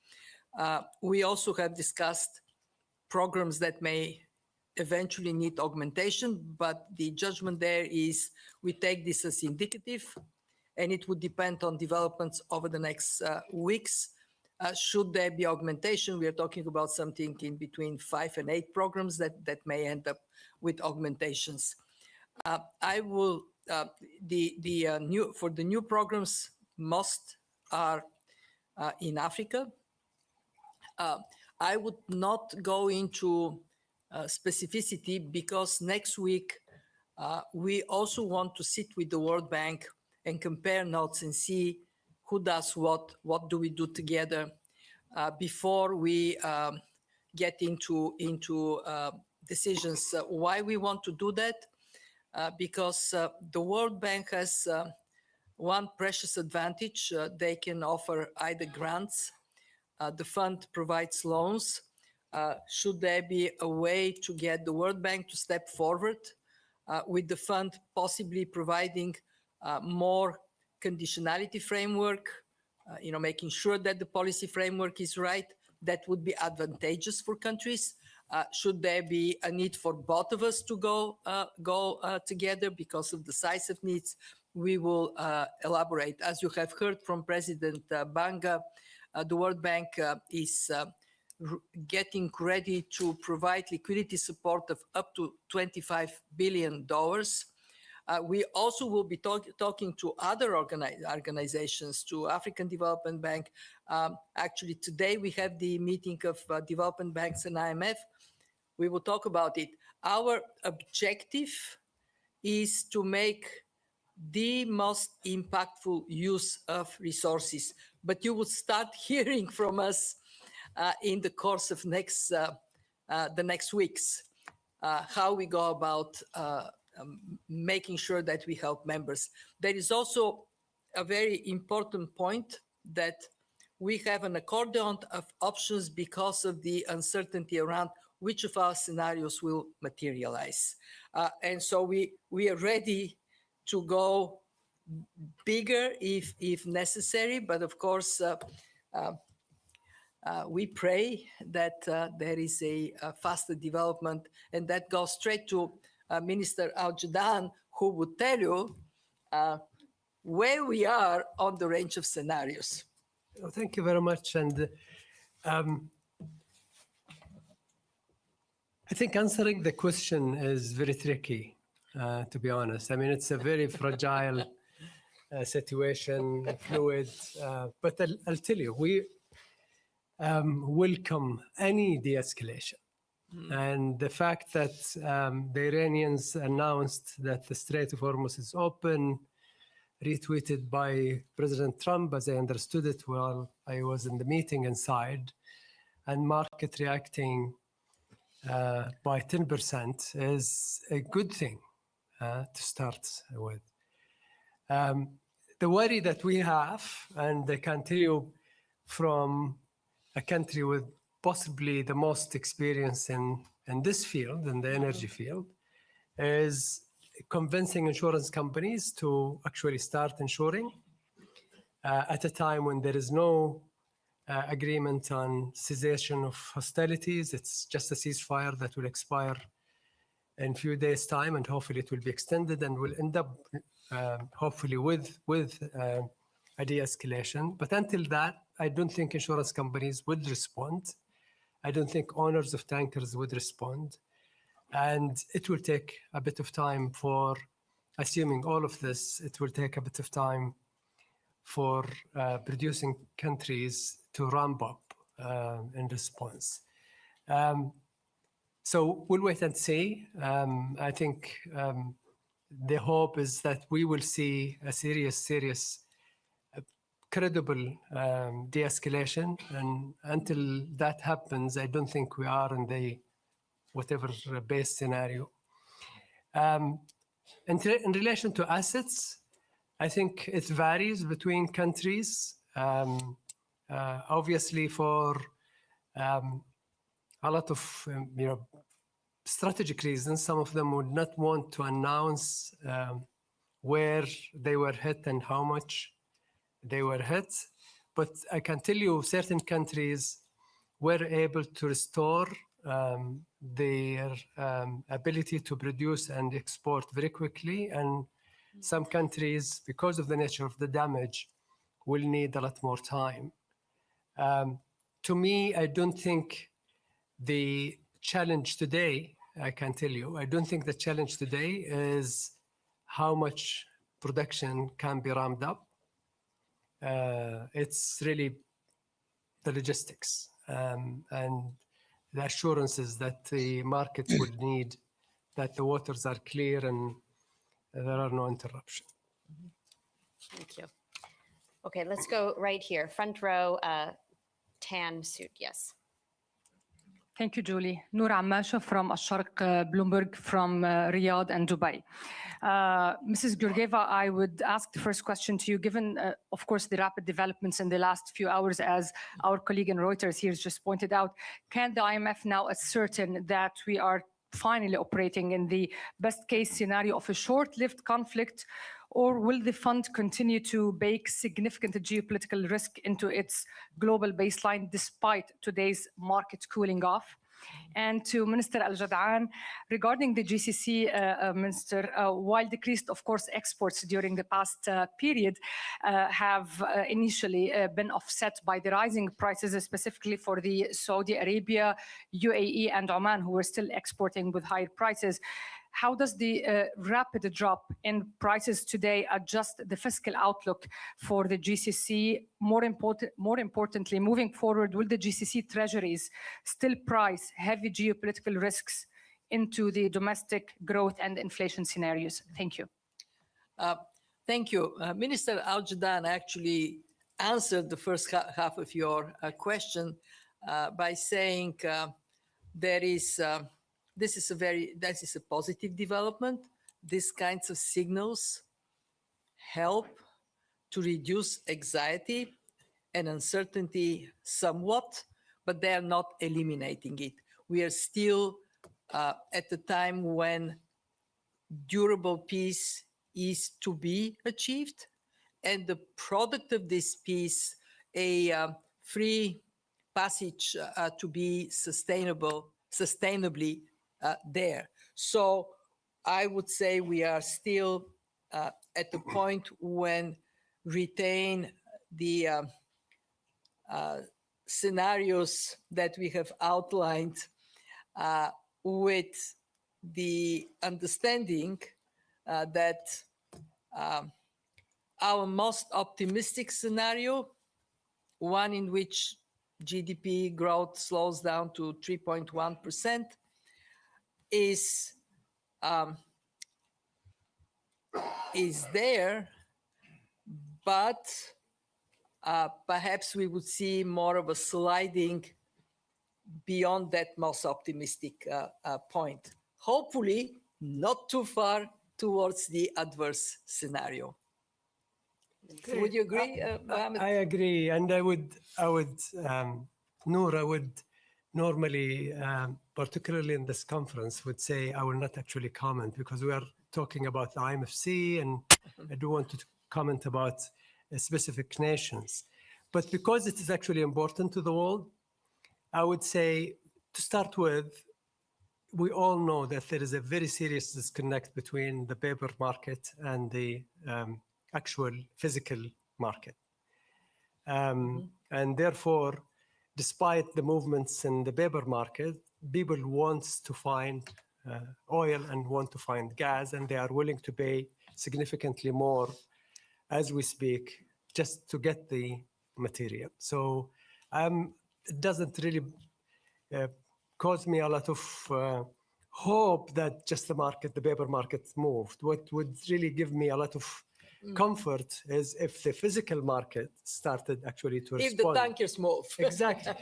So if the clear waters are open, if insurance companies started actually giving the market insurance in a reasonable prices, and if the tankers owners are willing to lease them and make them available to go into that territory, I think that would trigger for me a change in the scenario. I'll stop there. Okay, very good. All right, let's go to the middle, the gentleman in the white shirt, kind of right in the middle there. Thank you, Julie. Erwan Lucas from AFP. Good morning, Minister Jada. Yes, Managers Director, sorry. My question is about Venezuela. As you said, Venezuela is back. I wanted to know, when should Venezuela have hope for a mission over there to assess the needs of the country, and what the IMF is ready to provide to help the economy being a more functional or more normal one, to quote Scott Bessent. And perhaps if you're more specifically for you, Managing Director, sorry. A week ago, you said that you were hoping to give some courage to the governments to make meaningful and even hard measure and reforms. Do you feel that mission have been accomplished? To your first question, we all have been following the economic data on Venezuela. The country is in a very difficult spot. The economy over the last years contracted by 2/3. 8 million people left Venezuela. This is a higher percentage of the population than Ukrainians leaving a country in war. Inflation is in triple digits, and to get from this place to macroeconomic and financial stability is going to be a very tough road to travel. We have been approached by the Venezuelan authorities, and we have already at a low technical level, as allowed under the rules of disengagement, we have already been in touch with Ministry of Finance, Central Bank, Statistical Agency. We are ready to field a team. We have 3 tasks in front of you, most pressing task. Number 1, data. The country not having had any serious engagement internationally, not just with the fund, is in a place where data adequacy falls very short. And you can't make good decisions if you don't have good data. Number two, we have to prioritize the support in terms of capacity building, in terms of strengthening the institutions in Venezuela. And number three, very likely we will have to put in place a financial support program for Venezuela, provided we can agree on a way forward. We will move very swiftly because what we have seen encouraging is twofold. One, the Venezuelan authorities have already been providing information. They have engaged constructively, demonstrating good faith. And two, we have seen in the region, the neighbors of Venezuela very much supporting the re-engagement with Venezuela, and they themselves are offering to help. It is not going to be an easy process. We all know that after the first euphoria of re-engagement comes the harsh reality. This is going to take efforts on both sides. But I'm very optimistic, and I can tell you, for the people of Venezuela, it is such a good news, and I'm so glad that the membership decided to bless our re-engagement with Venezuela. And I can also tell you that we are working very closely with the World Bank, Inter-American Development Bank, so we can field coordinated support for the country for highest possible impact. Very good. Thank you very much, Minister and Managing Director. This will conclude our press briefing. Thank you all so much for joining us. As always, the full transcript will be... I'm sorry, he asked me, he had the second question. Did the policymakers listen to you? So, did they listen? Yes, very attentively. Some of them actually embraced this advice, and quite a number of our members spoke about targeted measures they're taking, spoke about the fiscal responsibility they embrace. While we have seen in the data some deviation from targeted, temporary, and timely measures, actually, we also added transformative measures. We have seen some deviations.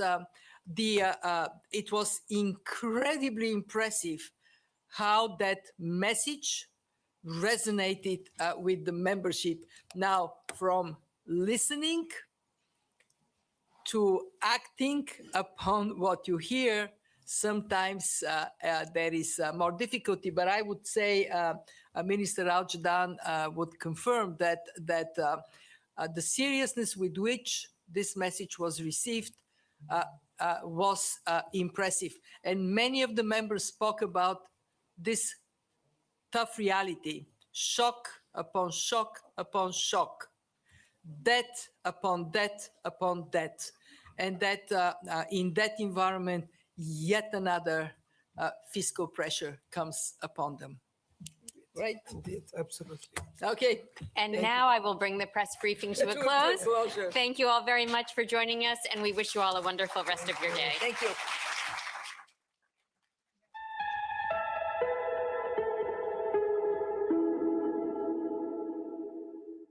You don't have to lose yours. So text the word Trump to the number 989898 to join Birch Gold's Learn and Earn Precious Metals event by April 30th. Again, text Trump to 989898 today.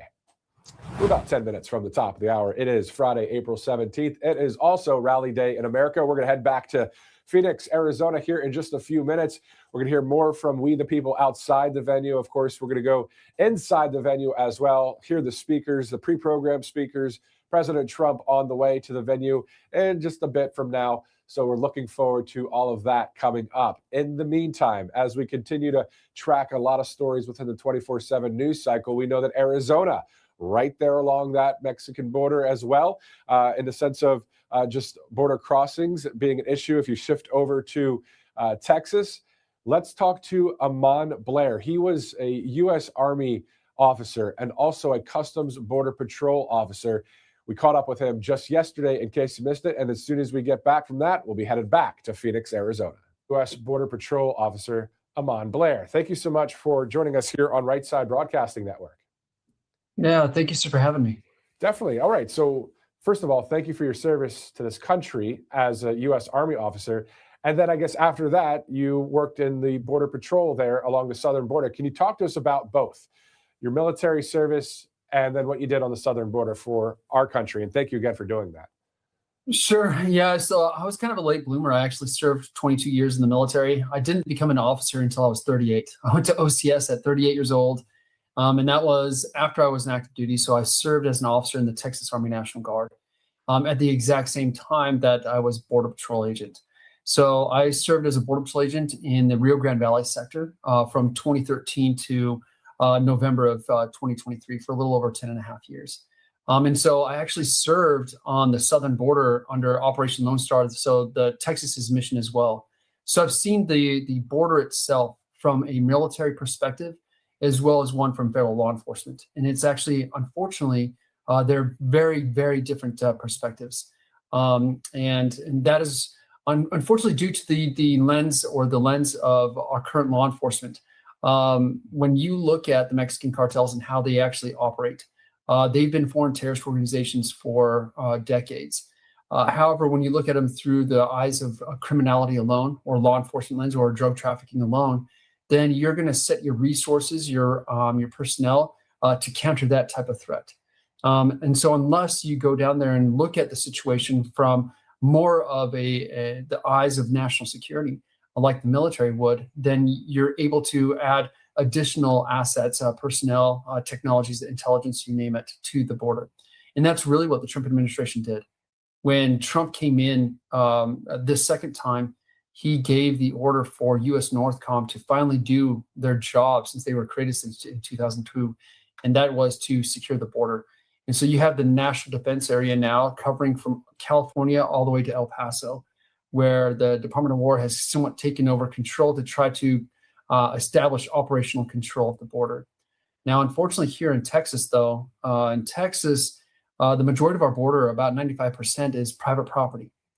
And so it's actually a lot more difficult for whether that's DHS or the U.S. Northcom under Department of War to actually maintain operation control from the Mexican cartels who have been acting with impunity for decades. I did not know that stat. 95% of the border is privately owned? Yes, sir, along Texas. And so that's why it's very difficult. Imagine you had a property there next to the Rio Grande. And imagine that you had foreign terrorist organizations that have completely taken over the country just across the river from you, and that they operate with complete impunity, both at the local all the way to the federal level. And you, as a property owner, now have to figure out, am I going to allow the U.S. government to operate on my soil if that means that the foreign terrorist organizations can actually just come onto my property freely and destroy my livelihood, destroy my family, kidnap my kids? And so that's what our farmers and ranchers and landowners across the entire state of Texas are dealing with. They're dealing with the situation that when I was in contingency operations overseas for the military, they were dealing with the same thing with ISIS, Al-Qaeda, or the Taliban. They either choose the U.S. forces or they have to choose the terrorist organizations. And that's kind of what our landowners and our citizens are dealing with on the southern border today. So when you were a Customs Border Protection Patrol agent, when you had interactions with people that were homeowners, were they saying, glad you guys are here? Hey, down the street, that's a real hot spot for illegal crossings. I mean, was it that kind of thing? Or is it more like the homeowners were kind of like, hey, it's our property, let's just like leave it alone? I haven't been to that border in Texas. I've been to the border in California. But yeah, can you fill in the blanks for me on that? Sure. So you have like a few options. You have patriots, you have citizens that are multi-generational Texans, and they are there to protect their property, their livelihoods. And so they will work with the U.S. government. They'll work with the Border Patrol agents. They'll work with the Department of War, and they'll support all efforts. However, then you have two other options. You have those that are willing to work for both. They realize that they want protection, but they realize that the U.S. Border Patrol is an interdiction agency. They are not trained to the level with which we are expecting them to perform, meaning they don't conduct counterterrorism on our side of the border and conduct perimeter security. Therefore, these landowners realize that in order for them to protect their families, they're going to have to make a deal with the devil, and that is the cartels. And so they'll allow us Border Patrol agents and others on their property or technology or the wall, but knowingly that they're going to place it so it's actually advantageous for the cartels to move on their property as well. Then you have property owners that are just simply corrupted, that are completely working with the Mexican cartels. We're dealing with corruption, co-option, or coercion. And really that's what our landowners are facing. So the Department of War, since President Trump, took office last year, of course, January 20th. And I want to ask you about that before I let you go in a second, what that must be like to see that now when you're not working as an agent, which you probably wish you were. But let's get back to it, though. With the Department of War there now, they do have obviously that training and that counterterrorism kind of thing. So the job's getting done there, but as long as they stay there, right? Right. So look, we haven't codified hardly anything that President Trump has actually done by executive order. Look, another president could come in tomorrow and say, you know what, Department of War and U.S. Northcom, that's not your mission anymore. I need you to pull back. So therefore, that's why we advocate at the state level to create the critical infrastructure necessary to make sure that there are no incursions. Exactly what the 2006 Secure Fence Act states, that we must make sure that there are no incursions across all domains. And so in order for us to make sure that this doesn't happen again, actually the states are also going to have to lead. Look, the states have concurrent authority to conduct security across the entire border, just like the Department of War or DHS. But they actually have the primary duty to do so, since really, just like in a disaster response is always locals first, right? Well, our border right now, still to this day, is a disaster, especially to the south of us. And so therefore, it means that the states need to rise up and step up and realize that Congress is really slow rolling President Trump's executive orders, that the Department of War can only do so much so quick that the states are now going to have to rise up. So yes, it's great that we see this change from California, Arizona, and New Mexico, but really Texas is somewhat a little slower, and that's because of the property rights issues. And so it's once again, also, we're really not seeing counterterrorism on our side. We may see it on Mexico's side, but we're not seeing the dismantling of all the threat networks along the southern border. So the cartels are still able to smuggle human beings across the border. If I tell everyone in your audience should go and follow Lieutenant Chris Olivares. He's the PAO officer for Texas DPS. Almost every single day, he is showing the gotaways that are getting past Border Patrol that Texas DPS are then having to go after. Quite the story right there. Amon Blair, again, thank you for your service to our country. And also, as a Border Patrol officer, can you talk to us about if President Trump was your commander-in-chief at that point? I'm sure you would have been a lot happier than having Biden than the others, right? 100%. And the difference is one person believes in our sovereignty and the Constitution of the United States. The other person wanted to eradicate our sovereignty, and continue to remain in power by exploiting illegal aliens and foreign nationals and creating a caste system inside the United States. So one is for the citizen and also our states and sovereignty, and then one was for complete eradication and for chaos. You got to be on the right side of history, right? Yes, sir. Amon Blair, thank you again for joining us. It'd be great to have you back on the broadcast. Great insight with Texas. Oh, thank you, sir, for having me. Definitely.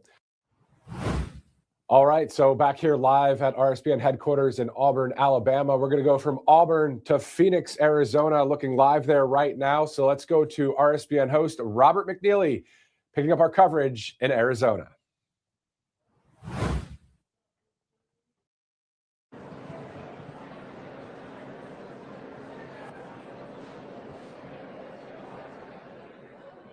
You might be wondering where Dream City Church is located. We're right here in Phoenix, Arizona. Mr. Director showing that steeple of this beautiful church. It's a prominent multi-site Pentecostal megachurch based right here in Phoenix, Arizona, in the Valley.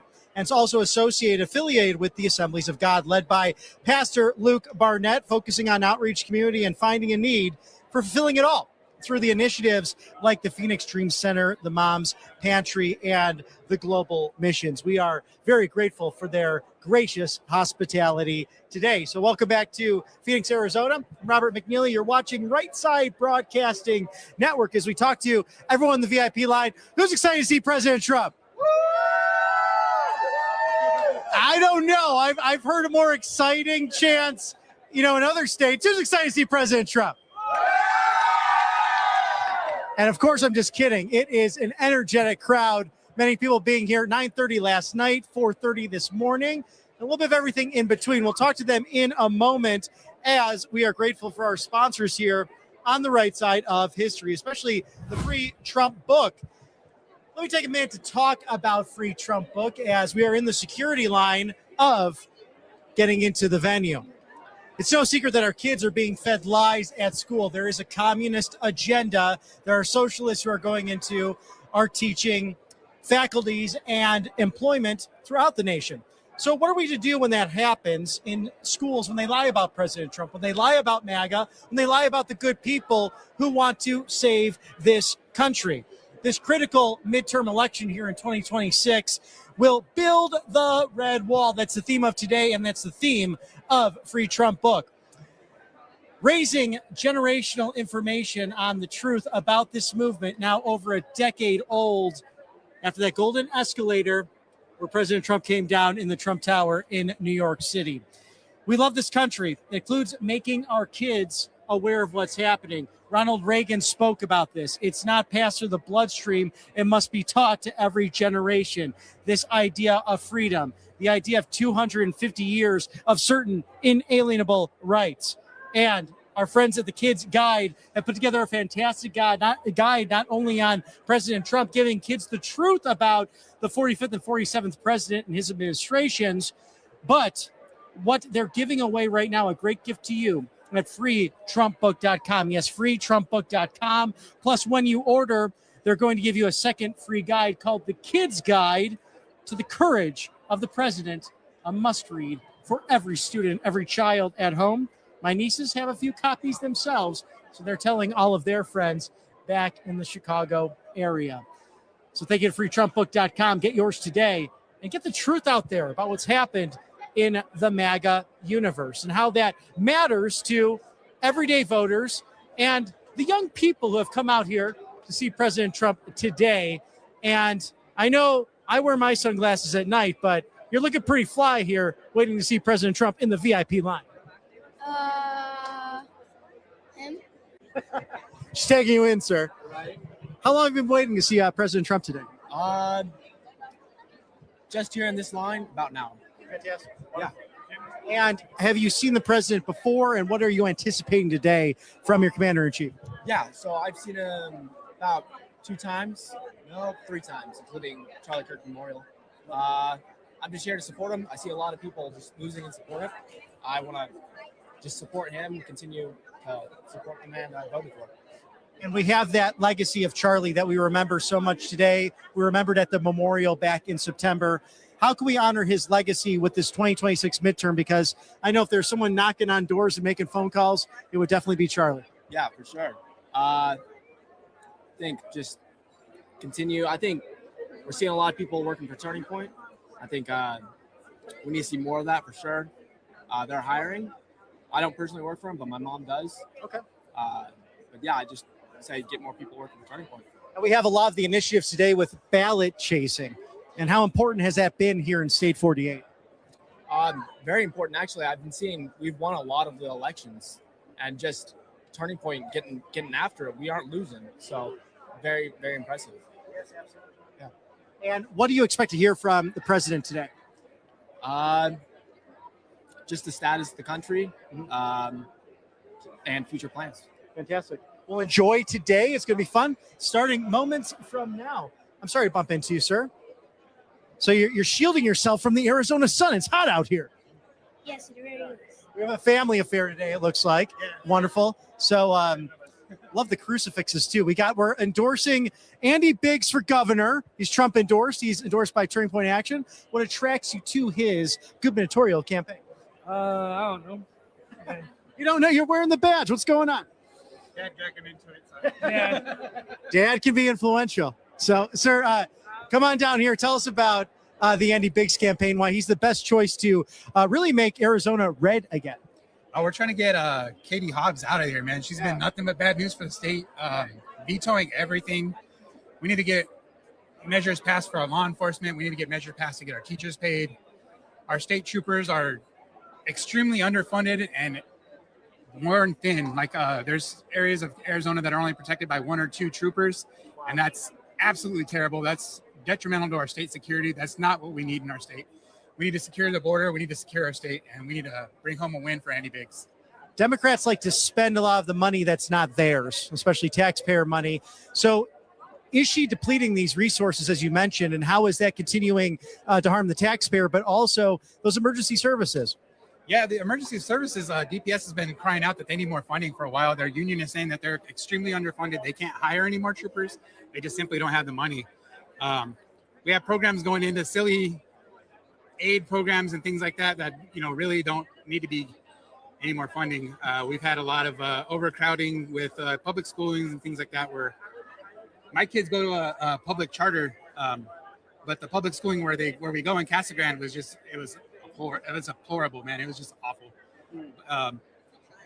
So I want our funding to go more towards what we believe is conservative values. Bring prayer back to our household, bringing the Pledge of Allegiance back. My kids, half of them didn't even know what the Pledge of Allegiance was until they went to this new school. So public school is like completely removing the pledge, and that's something that's foundational to our country. Right, left, whoever, we all pledge to the country. We're all Americans. We're not trying to spread hate. We don't hate everybody that's illegal. We want legal immigration. We want the people to come here the right way. We want to make America greater again. We want people to come here and build our country greater, but we want you to verify who you are, so we make sure that we're not having anybody come in here and hate our state. And Katie Hobbs, she just wants to, seems like kind of pander to our neighbors to the south and kind of like, oh yeah, come on over here. That's not what we need for Arizona. I'm from a rural farmer community. I saw firsthand the impact. I was a first responder there. So I saw firsthand the impact that this illegal immigration surge made, and it's not good for our family. I don't want to bring my kids up I'm a native-born Arizonan, born and raised here. I want my kids to be able to say that when they get there. I grew up and I was raised in Arizona. My dad fought to keep Arizona great. So goes Arizona, so goes the nation. A huge swing state in all of this. So a 2-part question for you, and I'll walk with you as the line going inside Dream City Church here in Phoenix, Arizona. What is a 2-part question? Are you surprised by how pro-union the Republican Party has come and vice versa, especially with those public employee unions, say firefighters, it depends, but the police especially after we saw with BLM and COVID and the anti-police rhetoric going around the country? And also, what are the core priorities and biggest issues right here in State 48 for this midterm election? First and foremost, getting Katie Hobbs out of there. After that, getting our Attorney General switched around. The current Attorney General, she made that horrible statement a while back about Arizona stand your ground laws. And it was totally, she took it and turned that stand your ground laws do not apply to law enforcement. If law enforcement is operating within your community in a legal capacity, you can't pull your gun at them. You're just going to get Americans and Arizonans shot. And then you're going to have more of this anti-police. Oh, they're just out to shoot everybody. ICE is just out to murder everybody. They're not. They're out here to get these criminal aliens, these terrorists, these pedophiles, these child sex traffickers. That's who we want out of here, and that's who we don't want to need here. I'm sorry, what was the second part of your question? And it sounds like it's a mismanagement issue from Katie Hobbs, from the Attorney General. Yeah. So getting them out of office, but what are some of those key policy issues you want to see here in Arizona? I want to see more towards our firefighters and our police officers in Arizona. They do a lot for our community. I've been in that situation. I mean, you wake up in the morning, you go to work, you don't know if you're going to go home and see your family again. Right. And we need to back those guys no matter what. They're laying their lives down to protect us. And as long as they're doing what they're supposed to be doing, and they're doing it within the laws and regulations of how they're supposed to be doing it, then let them do their jobs. We don't need to be throwing stuff at law enforcement while they're trying to, control crowds or, just make sure everybody's being safe. They're on both sides. I think that, you asked about the union, sorry. I think that the unions are a good idea with the police and fire because that does give the ground troops, the rank and file police officers and firefighters a voice outside of just their truck because they can go have an issue. They can go to their chain of command, but their chain of command can only go so far. They need someone that can advocate at a governmental level that can really make sure that they get the things that they need and ensure that we have good public safety in Arizona. Well, it's common sense. And I say a nominee for Father of the Year. Enjoy with your family today. It's a memory you all remember. And God bless America. We love you guys. Ma'am, come on in. What do you got? Women for Warren. Tell us about your experience on the campaign trail and the endorsement of Congressman Andy Biggs for governor. Yes. So Andy Biggs, we want Andy Biggs. What's happening with our governor now, Governor Hobbs, we have great bills that have been passed and gets to her desk and she vetoes most of our good bills. We've had great bills for medical freedom. We've had bills for election integrity. We've had bills for school for the parents to have transparency for their kids vetoed. And we had our first geoengineering bill that passed here in Arizona to stop the geoengineering intentional spraying in our skies. And they got that passed for the first time this year and it got vetoed. So we know that Hobbs is not for a lot of the good bills and for the people, but we've talked to Biggs and he's going to get those signed right when he gets to that desk. Well, thank you for all the hard work you're doing. We're going to toss back to the studio in Auburn, Alabama for another interview. Stick with us here at Right Side Broadcasting Network.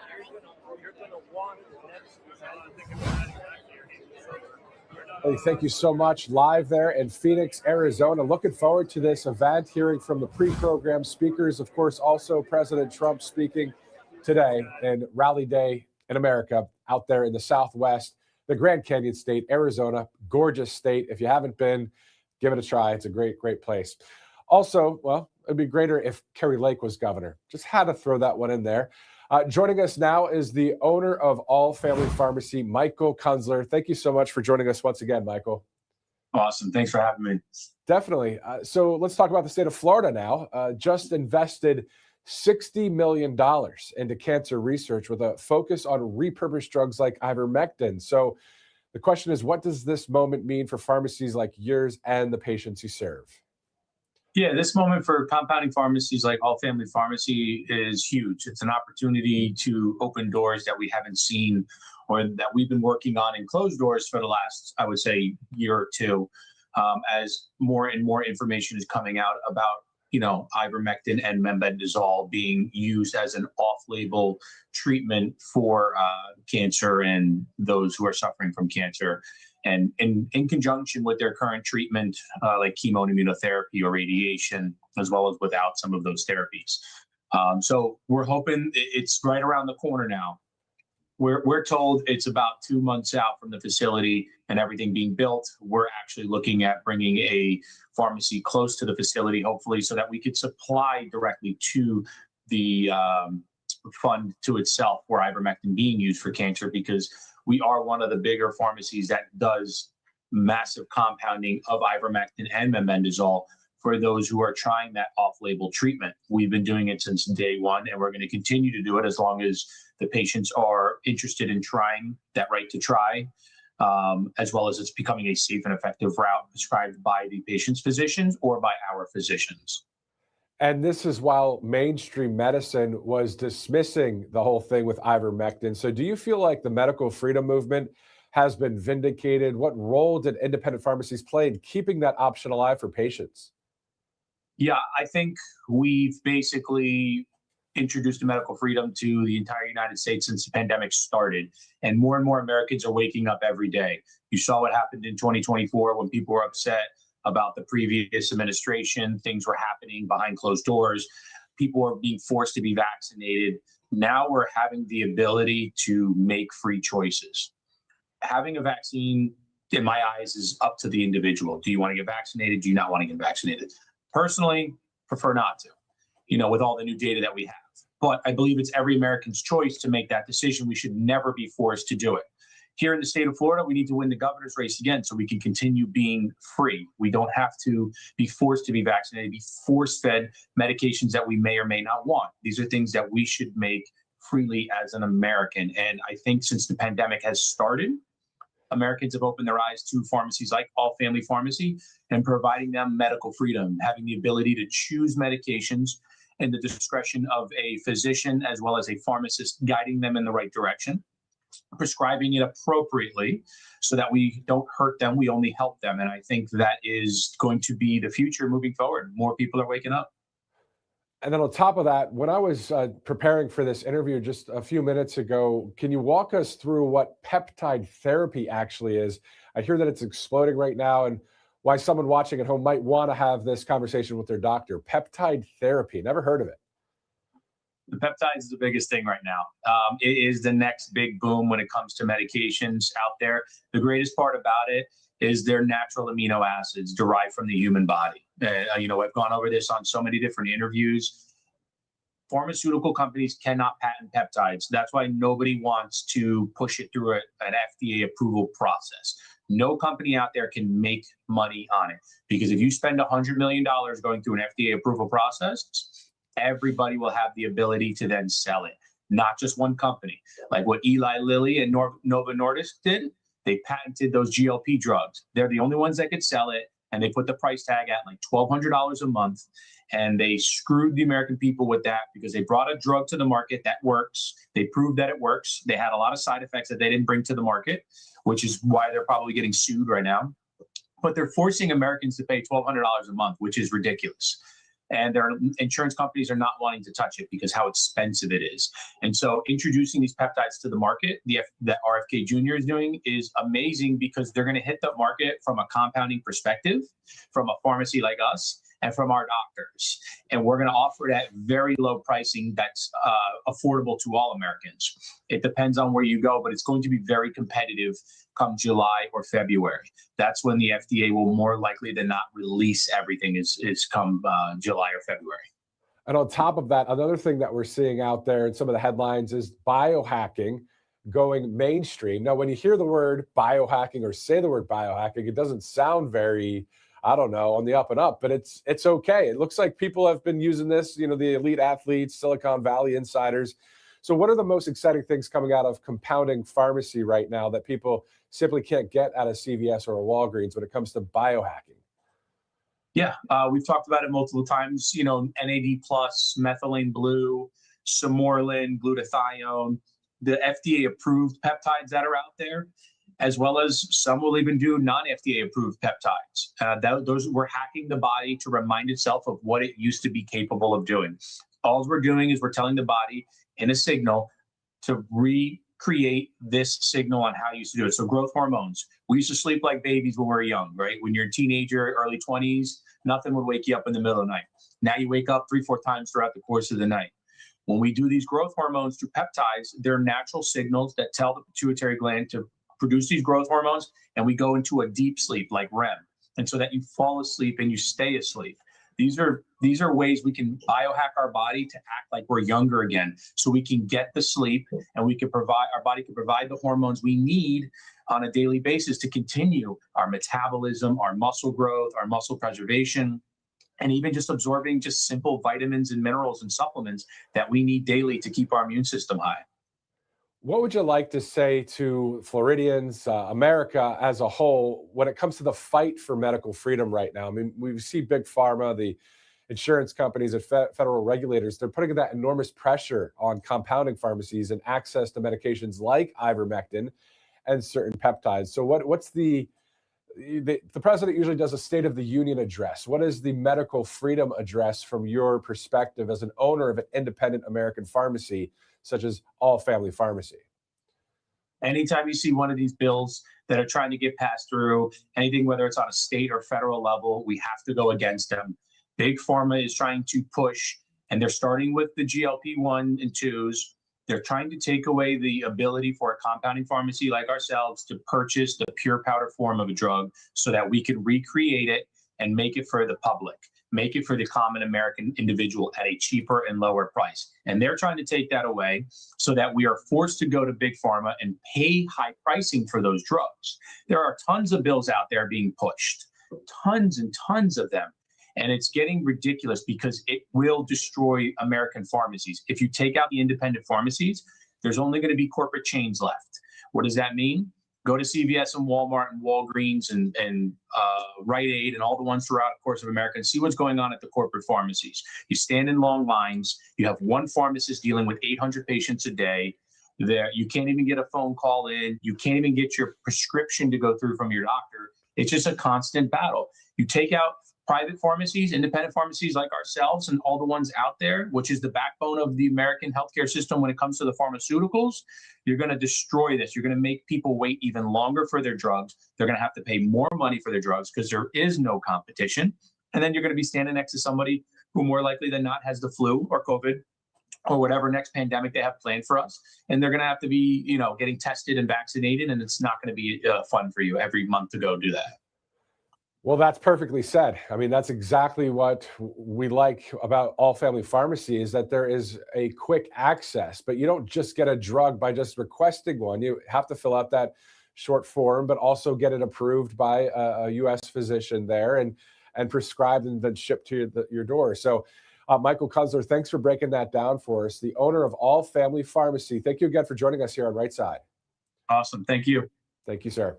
Well, there you go. Good stuff right there. And have you ever gone to refill a prescription and suddenly it's delayed, out of stock, or more expensive than last time? Well, here's something most people don't realize, that more than 400 of the most common prescriptions for blood pressure, cholesterol, thyroid, diabetes are actually available through All Family Pharmacy at great prices and shipped straight to your door. So you don't need to worry about your insurance, no pharmacy lines, no hassle. And we've been recommending All Family Pharmacy for a reason. They've built something simply different, an independent American pharmacy that actually works for the patient. They also carry medications like we were just talking about, ivermectin, hydroxychloroquine, mebendazole, methylene blue, and NAD+ that are hard to find anywhere else. The process is straightforward. If you already have a prescription, your doctor can send it directly. And if you don't have one, fill out a quick online form on their website. A licensed doctor reviews it, and if appropriate, they provide the prescription and your medication ships straight to your door. Simple and affordable. Don't wait until you need something. Be prepared. Go to allfamilypharmacy.com/RSBN. Use that RSBN10 promo code to get 10% off your order. A great sponsorship here at Right Side Broadcasting Network, bringing you this live coverage here at our headquarters in Alabama. We're going to head all the way out to Phoenix, Arizona in just a minute, as President Trump will be speaking later today. Also some pre-programmed speakers, but you know what else is great? Hearing from we the people. So let's send it back to RSBN host Robert McNeely. I'm Matthew Alvarez. We'll see you in a bit. Hug the fence for me, please. It's 2 lines. Pick a line. Right here, please. Thank you, guys. 2 lines. Hug the fence. Either side. Either side.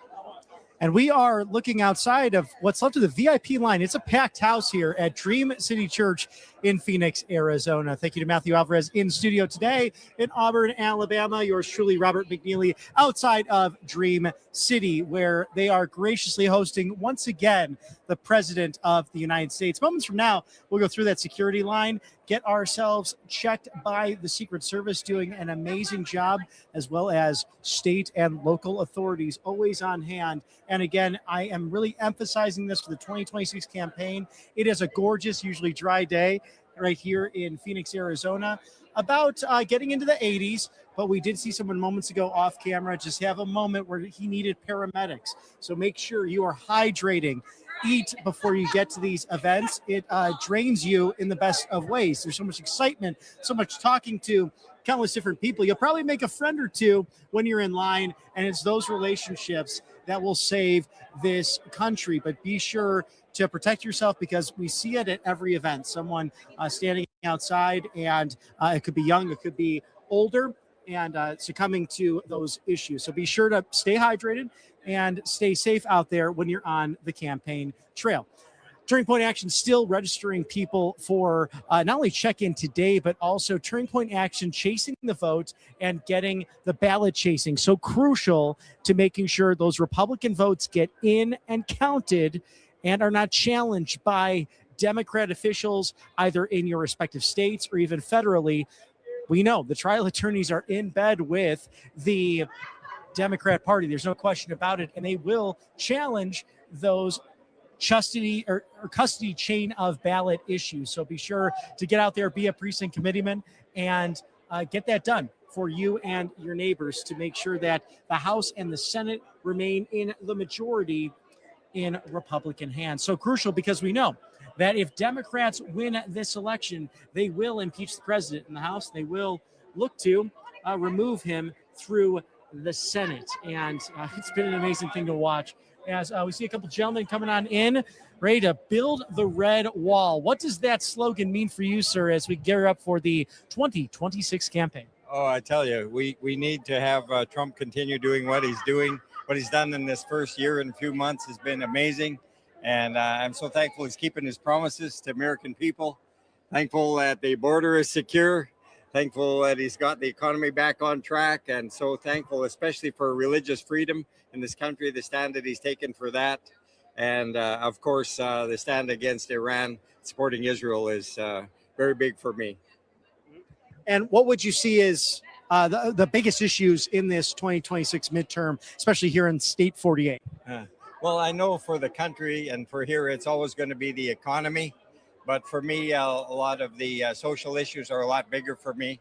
To have a Congress that's supporting pro-life issues, have a Congress that's supporting religious freedom. Those are big things for me, but I'm sure when it comes to election time, the economy is going to be front and center probably. Right. And I think the economy is going to be doing great as long as it gets the coverage it deserves.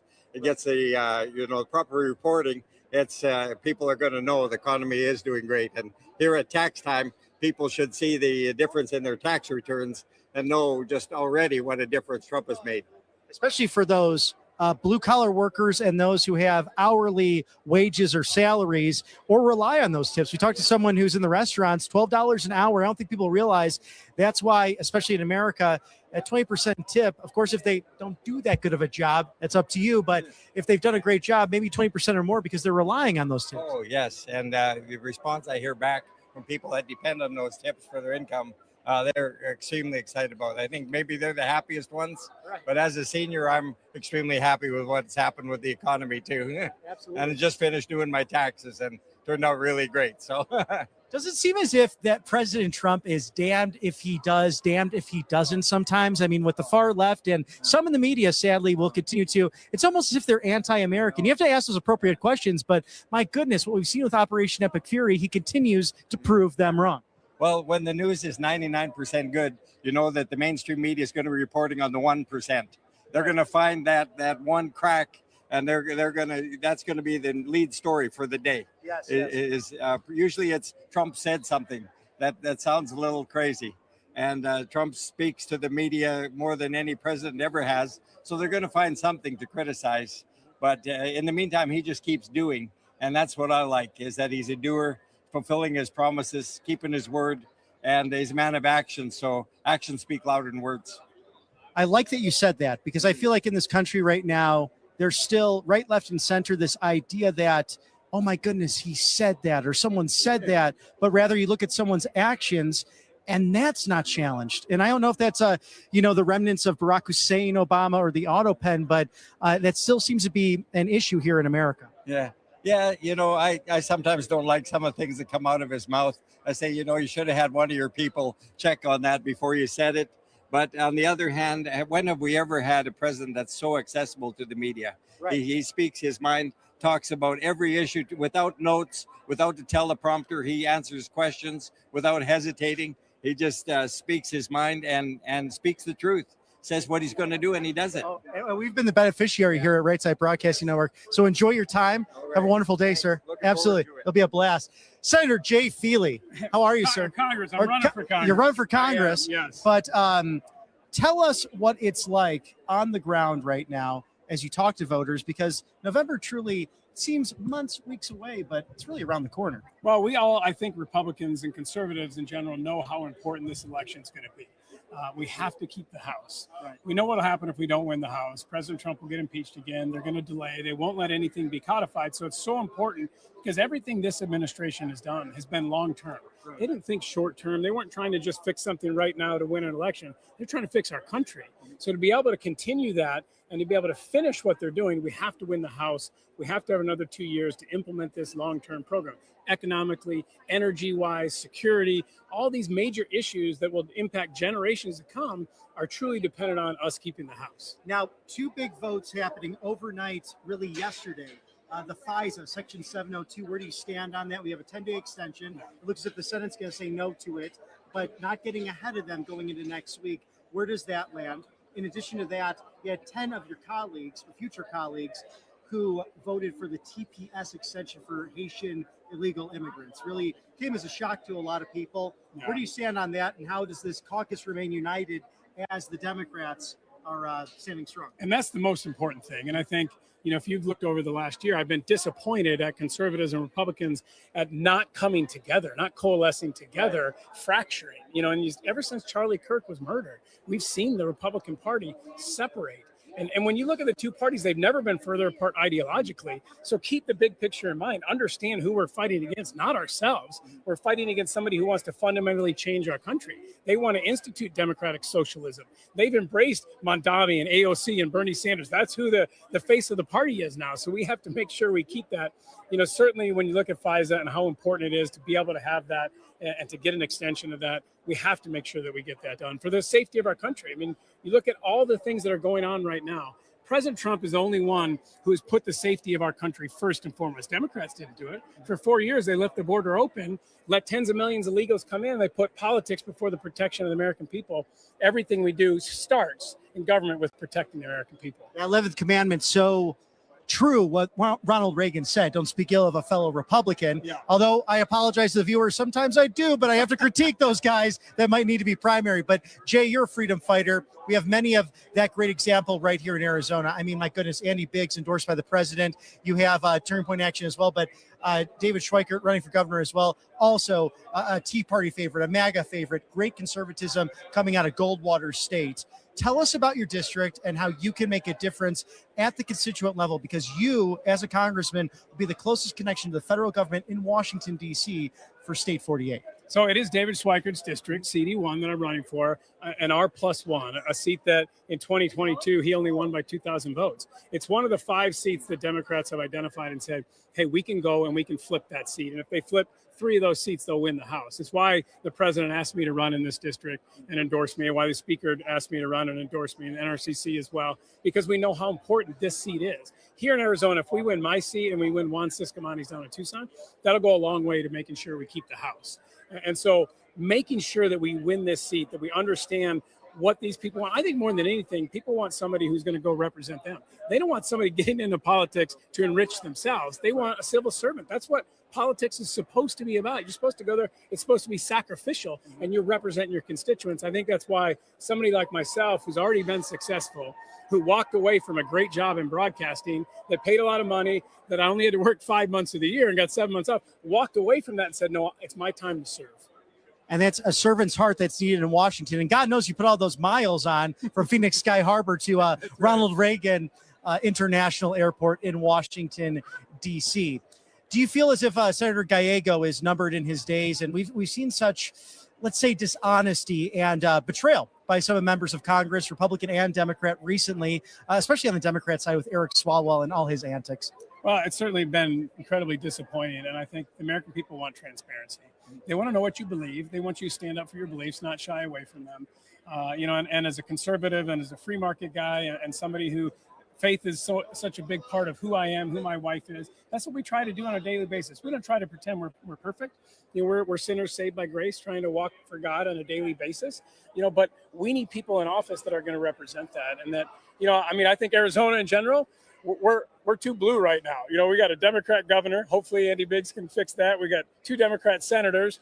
We got a Democrat AG, a Democrat Secretary of State. Like, we need to fix this because we are a center-right state, and we've been elected a lot of Democrats. And it matters. Christians getting out to vote. We're at Dream City Church. The third time President Trump is here.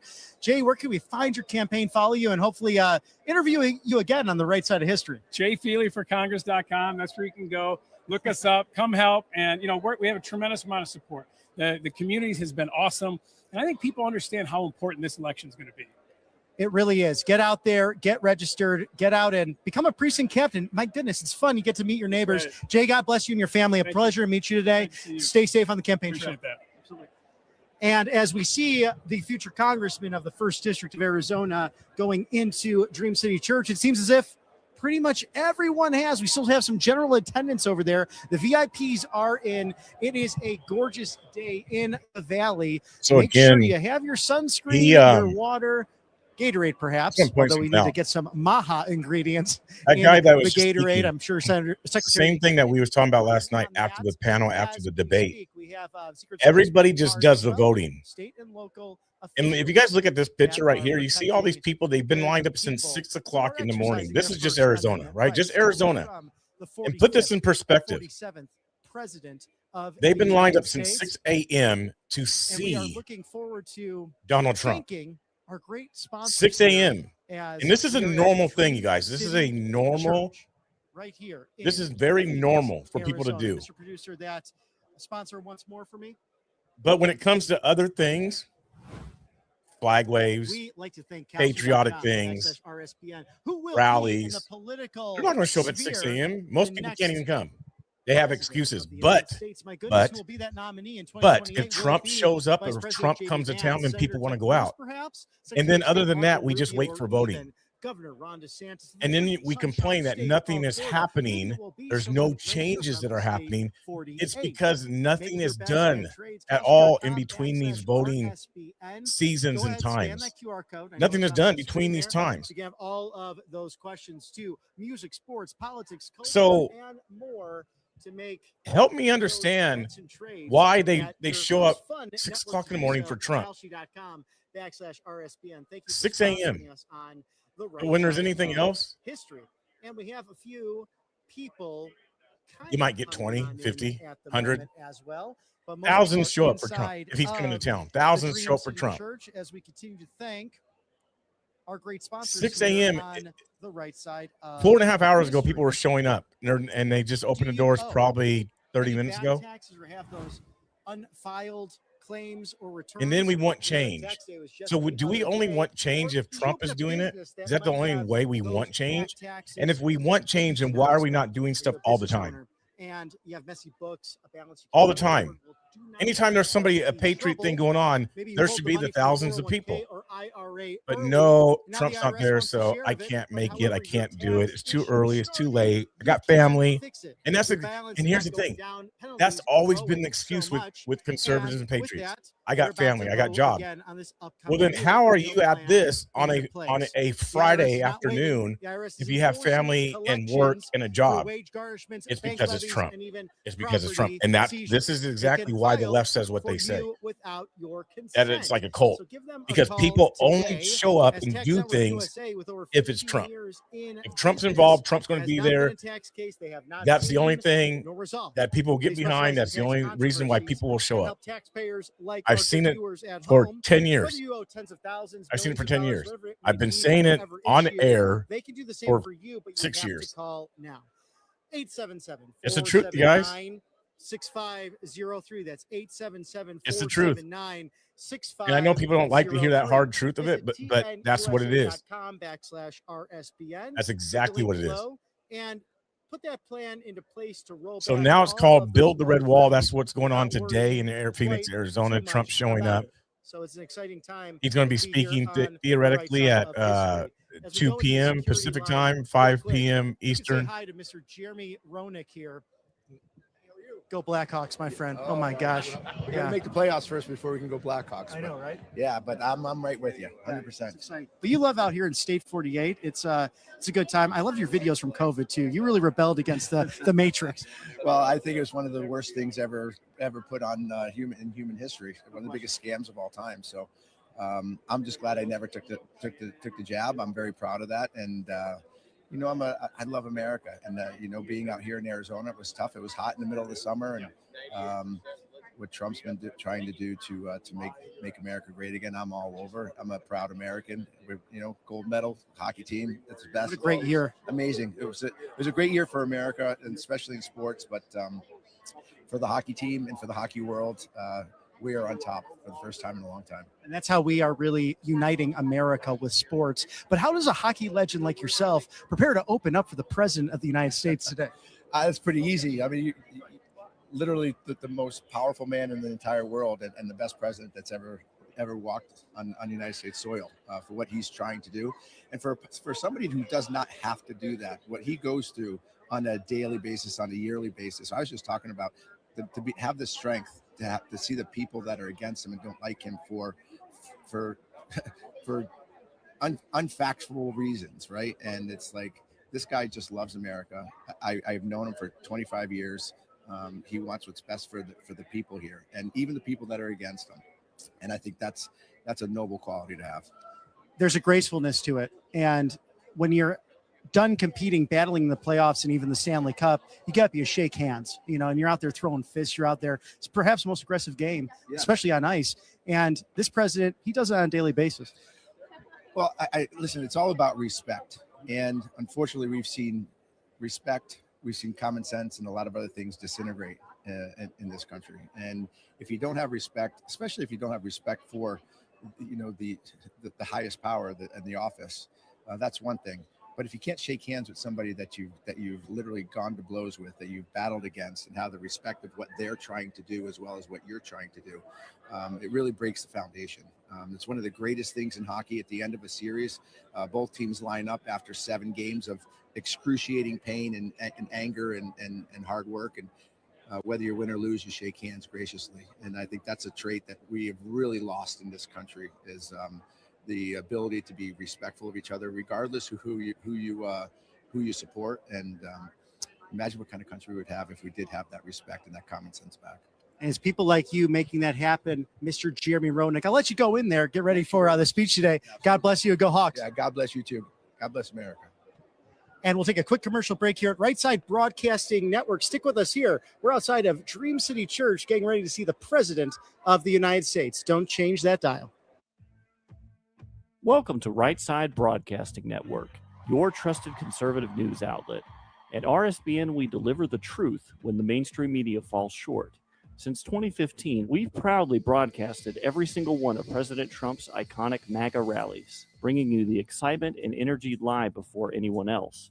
By watching RSBN, you get an unfiltered front row view of the action on the ground. We interview the crowds to give a voice to millions of Americans just like you. We show you President Trump's speeches in their entirety, free from interruptions and censorship. We cover the stories that matter to you with the integrity and passion you deserve. Thank you for choosing RSBN as your home for America First News. Together, we stand strong, united, and informed. So join us and be part of the right side of history. Hey, y'all, it's Silk from Diamond and Silk Chit Chat Live. Look, don't forget to watch my show right here at Right Side Broadcasting Network, and I want you to support Right Side Broadcasting Network. Good morning, Quincy and chat. I didn't even get notification that you were live. I happened to see it on my X feed. Yeah, I thought so. I was looking at my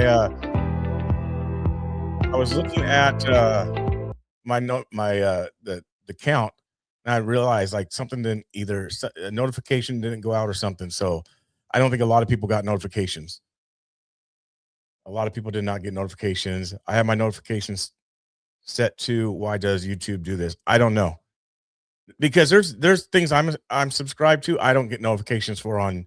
That's why I'm always missing like the car chases in LA. I'm like, I'm subscribed, I have the notification, and I go and look, I'm like, yeah, it's still on.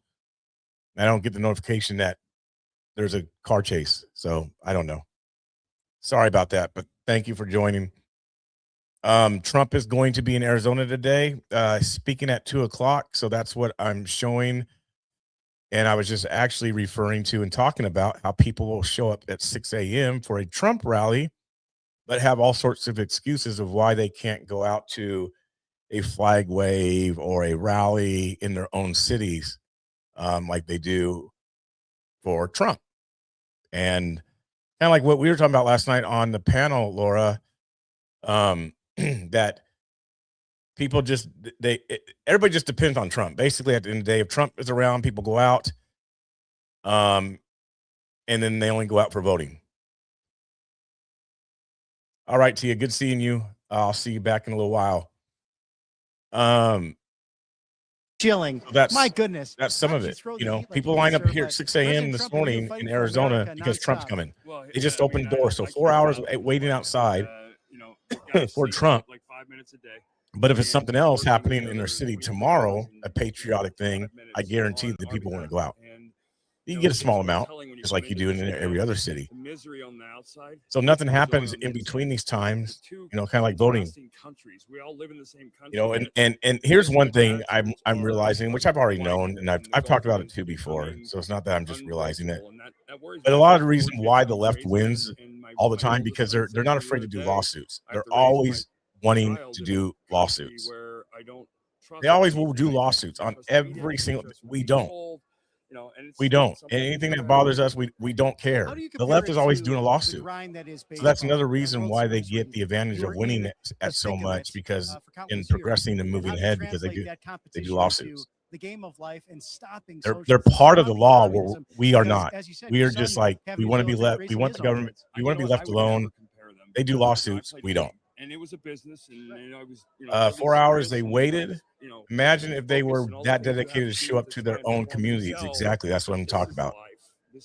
A flag wave, some sort of thing that patriots are doing. They don't. They all have excuses. See, it's funny that everybody has excuses: family, job, children, XYZ when it comes for community stuff. But if Trump's around on a Friday afternoon, no one has jobs. Since their inception. No one's worried about family. Trump's here. Trump's coming. Oh my gosh. And then you wonder why the left says it's like a cult. And we're straying so far from that path. Don't do nothing no other time. We have the one person If Trump's coming, who in my life my gosh, got to make sure we see Trump for the 10th time. Say fix it, but mend it. Right, and we're going to hear from, we have that Andy Big Screw out there today, endorsed by President Trump, and Turning Point Action, of course, David Schweikert as well in the race, two conservative superstars, but we really seem to have the formula in Barry Goldwater State to make State 48 great again, and so goes Arizona, so goes the nation. Well, the thought that it would ever be a swing state, Arizona's so to gone, speak, and was terrifying to me. I contemplated coming back and running for a seat in the state because of the immigration issues and the Native American issues that need to be addressed. And if you can't focus and make a difference in those issues, you have no business being an officer. Absolutely. How would you encourage your neighbors, your friends, your family to get involved in the 2026 midterms? Vote. Just vote. The fact that we're still seeing 60% turnouts nationally blows my mind. Right. I mean, and people talk about how good that is and how many more voters are at the polls now. It should be in the 90 percentile. If people really care as much as the extremes, then everybody votes. And if everybody votes, I'm pretty comfortable that we'll have a Republican government. Imagine all the Christians here at Dream City, I'm sure they will, a great pastor getting out and voting. It's not, the people that are here are the people that need to I'm not spread the against word. We're voting, all but voting. We all vote, right? We take act, and we all vote. Most of us understand that true power in this country is at the local level. The city, municipalities, the local zoning boards, the school boards, all of those. Nobody things, goes to that those are the stuff. things that are affecting everyday voters' lives, their kids' lives, and their futures. And you need to be engaged. Kurt Schilling, thank you nobody for goes. stopping Thank by you. and talking to us. God bless In you. Enjoy Portland your day. today, nobody's going to be It's at a lot of city fun. council who's on the right. And we'll toss it back to Auburn, Alabama, as we are in just said. Phoenix, Arizona, outside of Dream City Church, getting ready to see the Trump was in town president in Portland. and You go. a few fans right beforehand. But And back then to we'll Matthew wait for the Alvarez in elections Auburn, come Alabama. Stick with us here at Right Side Broadcasting Network. RSBN host Robert McNeely. If you're watching right now and you think that you're going to get a lot of political news or the 24/7 news cycle, just the well, facts of it. you are. And you're also That's just the facts of it. No one's going to go to city council meetings. City council meetings happen all the time in Portland. All the time. That's where everything's discussed. Communities, zoning at local level, police,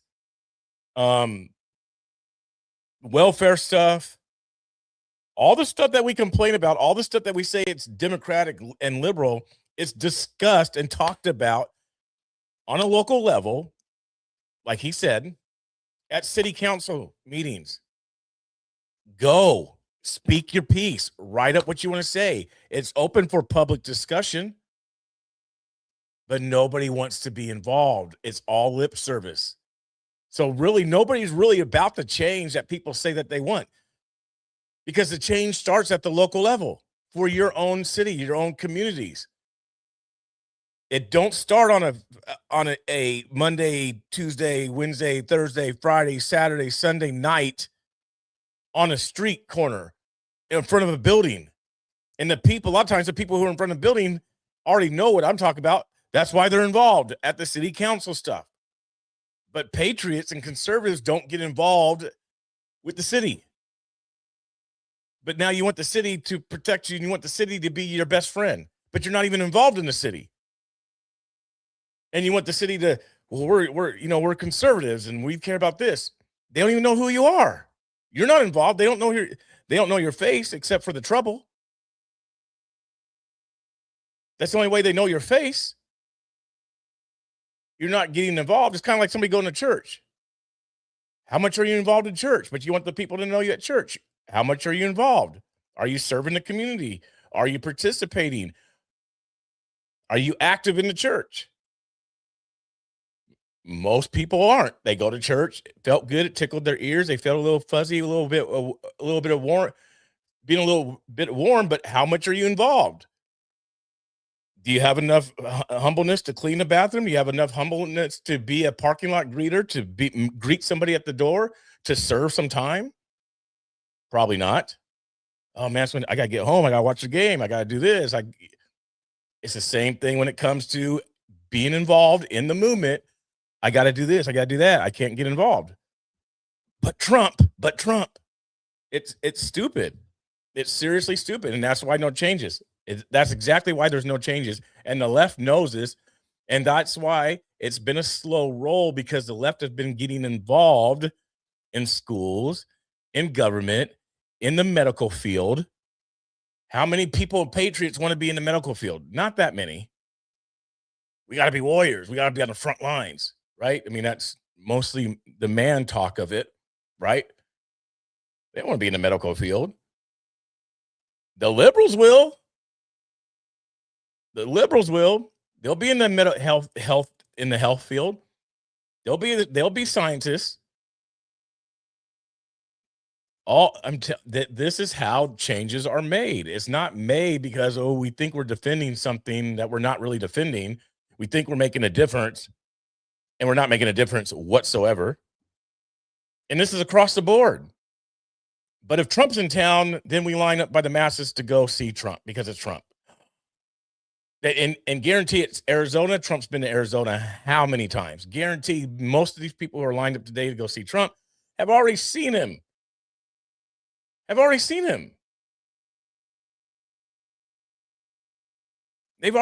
Trump. Trump's been to Arizona so many times. I've been to Arizona to see Trump. Twice I know of. Trump, and so you got to keep seeing him over and over. Like, it's like people who watch movies at home and they watch him over and over and over, and then they start memorizing all these movies. Like, are you really? That's what you're gonna spend your time on doing? And I'm not knocking nobody for doing that. I'm just stating out a fact. That's what happens.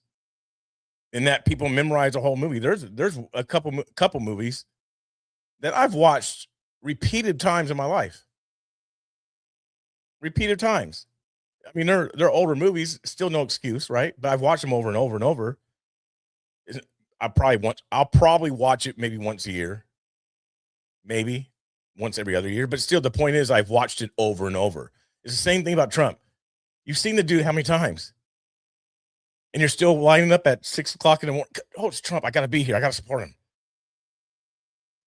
But do you do that do you do that for your community and for the movement when he's not in town?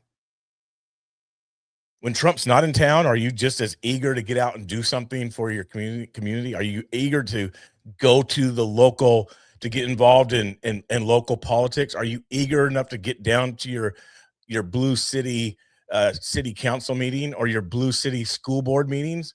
Probably not. You're not that passionate. You're not that hungry for that change. Honestly. This rally today that he's doing is build the red wall. And amen. Amen. Amen. I used to be in the medical field, but I wouldn't take the jabs, so I can't go back. Yeah. That's what kind of happened for me. Christmas vacation. Yeah, that too. That's what happens. I like this one. When you aren't able to get to church anymore for health issues, the church forgets about you. That's sad. No, that should not be. I know that to be true. Where I'm at right now, the church, they don't let a Sunday pass without asking where you're at. And it's a good sized church. They notice if you're not around. They notice quickly if you're not around. So I'm sorry that that's going on. And I know churches have done that. I know churches have done that.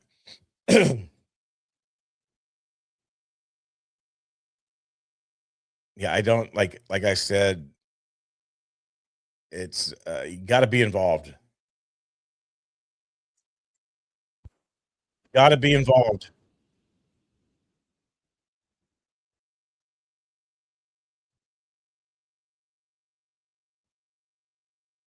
I want to see if my guy is on today. It don't seem like many of you guys like. I don't know if you do. I'm just kind of guessing, assuming maybe.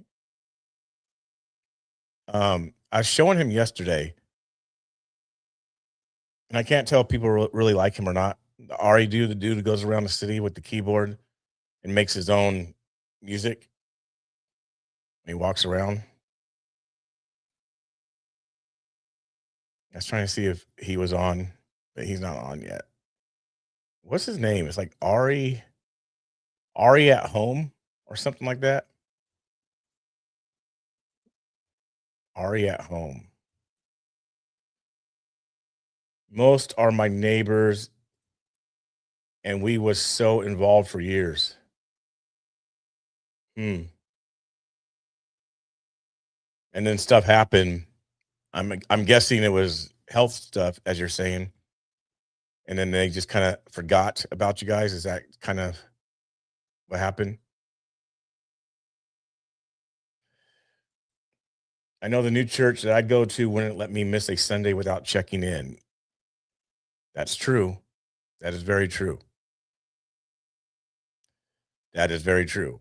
But that's how it should be. And that's a pastor, to be honest with you, that is a pastor that is involved, and a pastor that actually cares about his flock, and a pastor that notices you. So should be a good thing. And trying to hold you accountable too at the same time. Trying to hold you accountable. So Trump is scheduled to speak in 3 hours, you guys. It's 3 hours he's scheduled to speak. Strait of Hormuz is back open fully, according to what Trump did, or whatever Iran came to an agreement.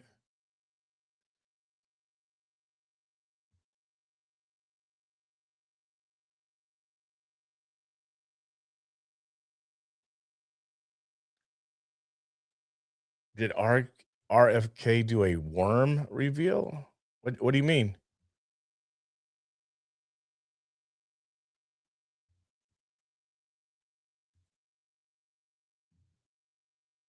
I'm not sure what you mean.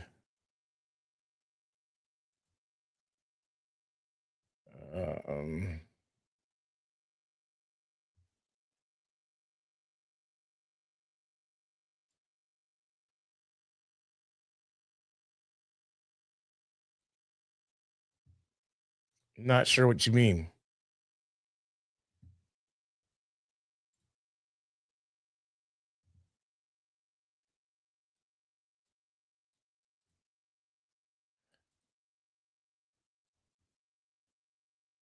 Mm.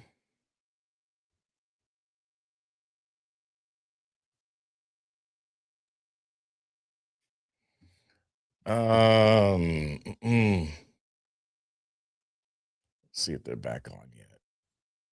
No, he's talking to someone.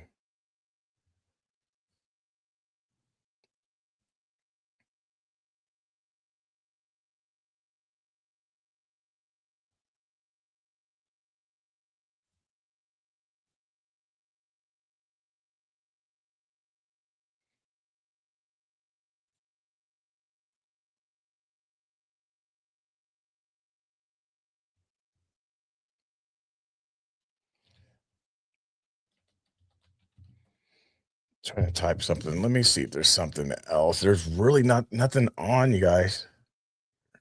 I know how to do.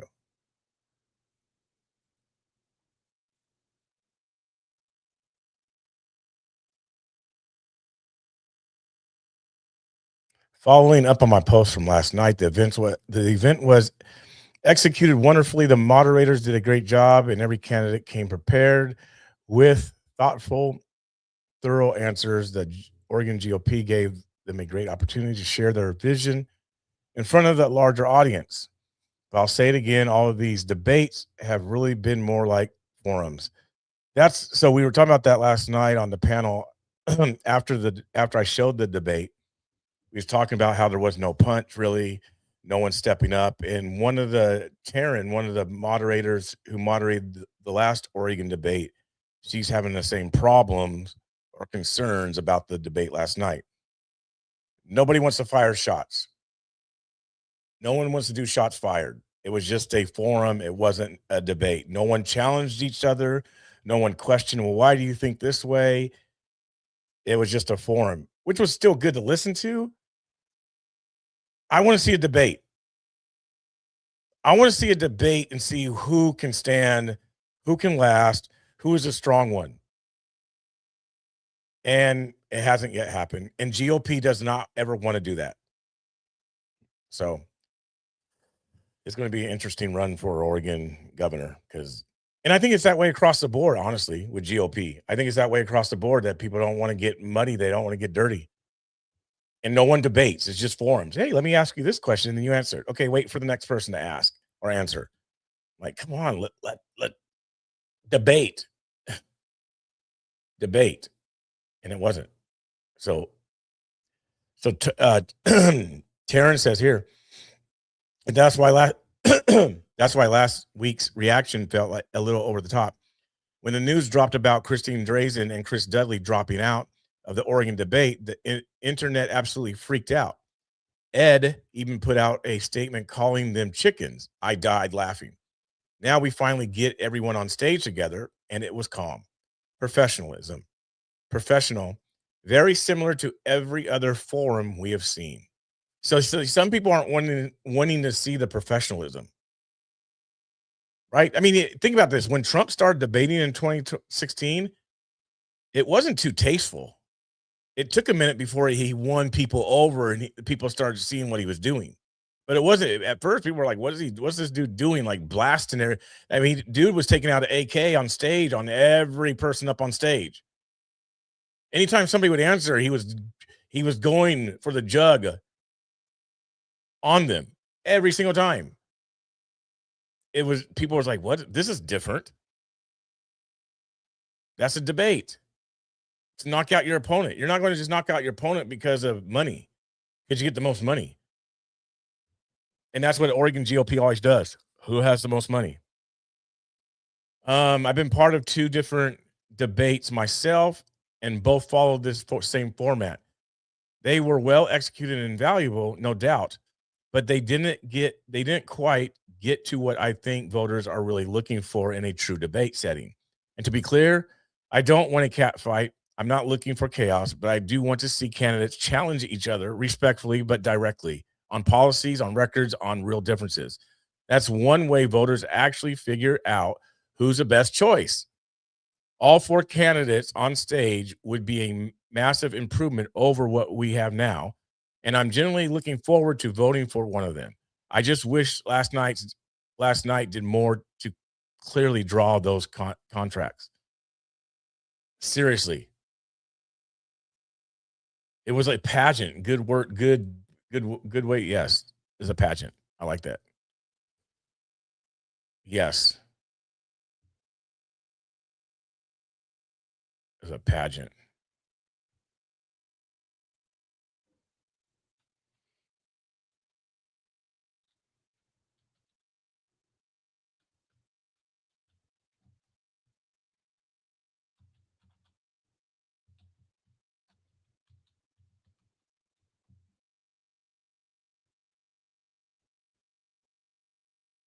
Yeah.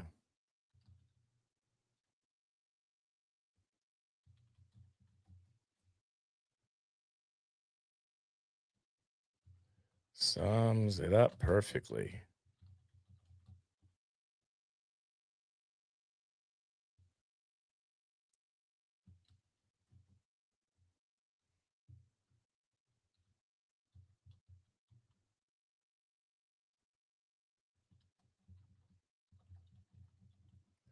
Nailed it on this.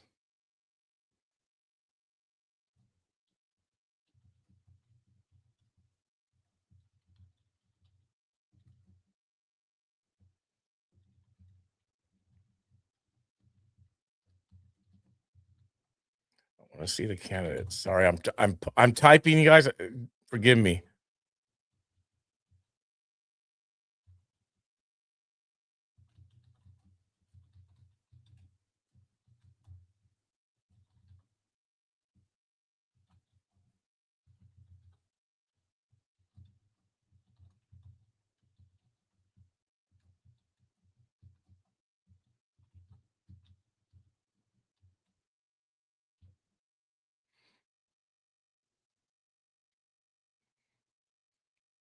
All right. Like I said, I'm trying to find some stuff. Let's see what Alex is talking about for a minute. Sorry, guys. A sit-in protest is happening. Where is this at?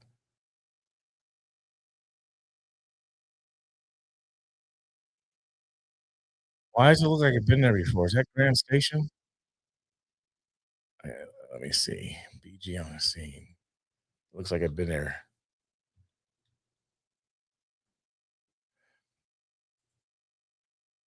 Where's he at? He's somewhere live.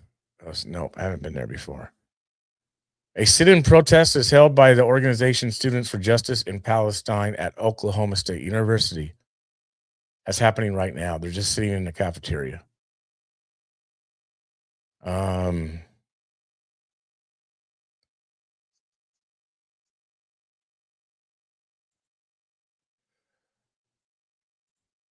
Let's see this. It'll go pretty quickly. Odds of a permanent peace plan by the end of the ceasefire are soaring above 50% by the end of the month. Yeah, maybe. Maybe. I mean, it depends on a couple things. It depends on Iran being willing to give up their enriched uranium.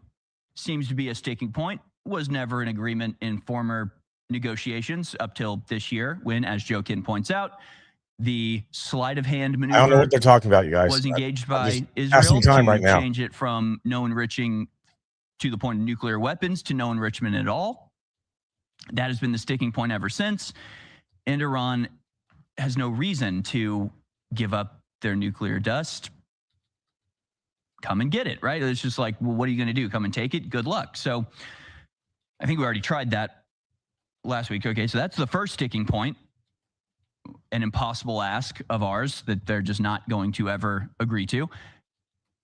And then there's the fact that the agreement of peace between Lebanon and Israel doesn't include Hezbollah, who's the people actually fighting Israel.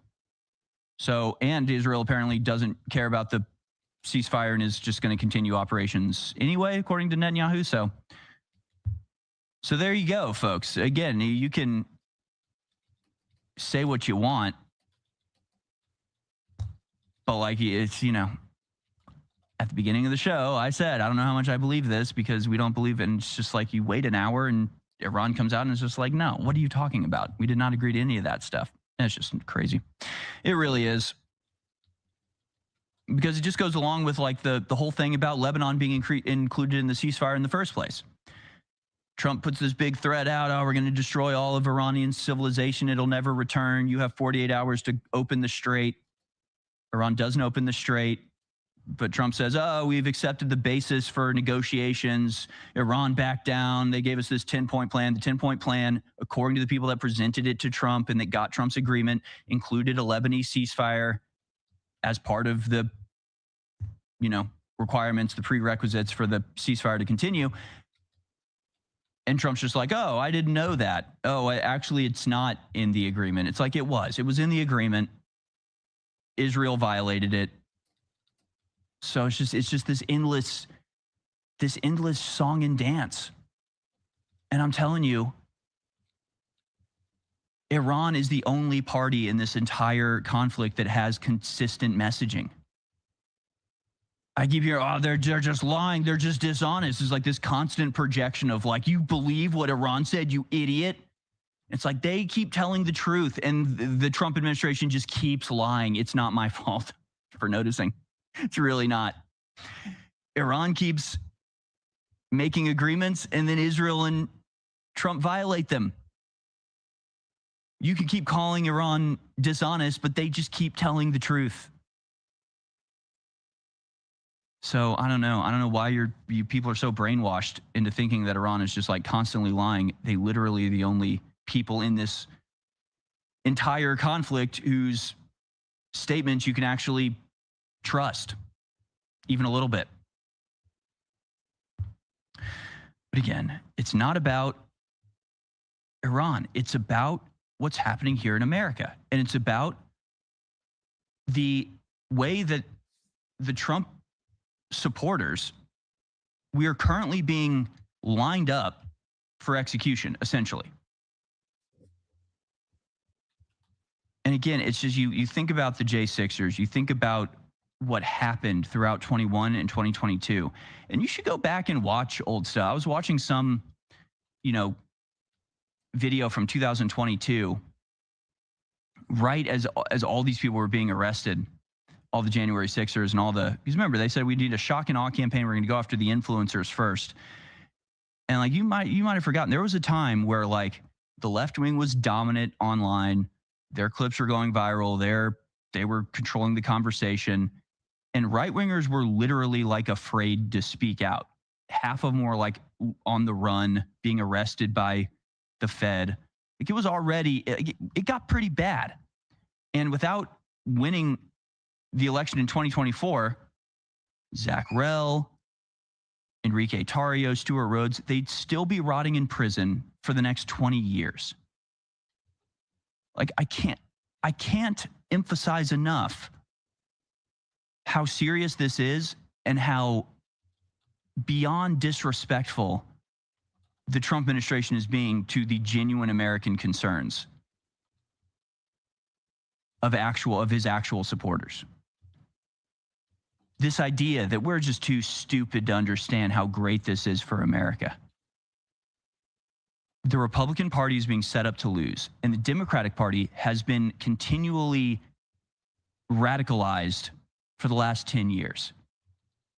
And so we're in this dichotomy now where Trump is not doing the stuff he should be doing.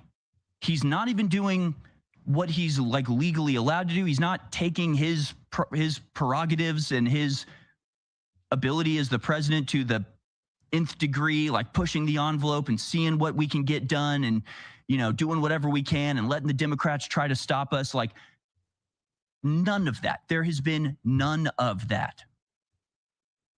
But you see it with everything else. And I've got another example of this today. And this is the thing that's really frustrating. This is the thing that really is beyond disrespectful. is we're sitting here going, we elected you to represent us. We elected you to deal with our problems.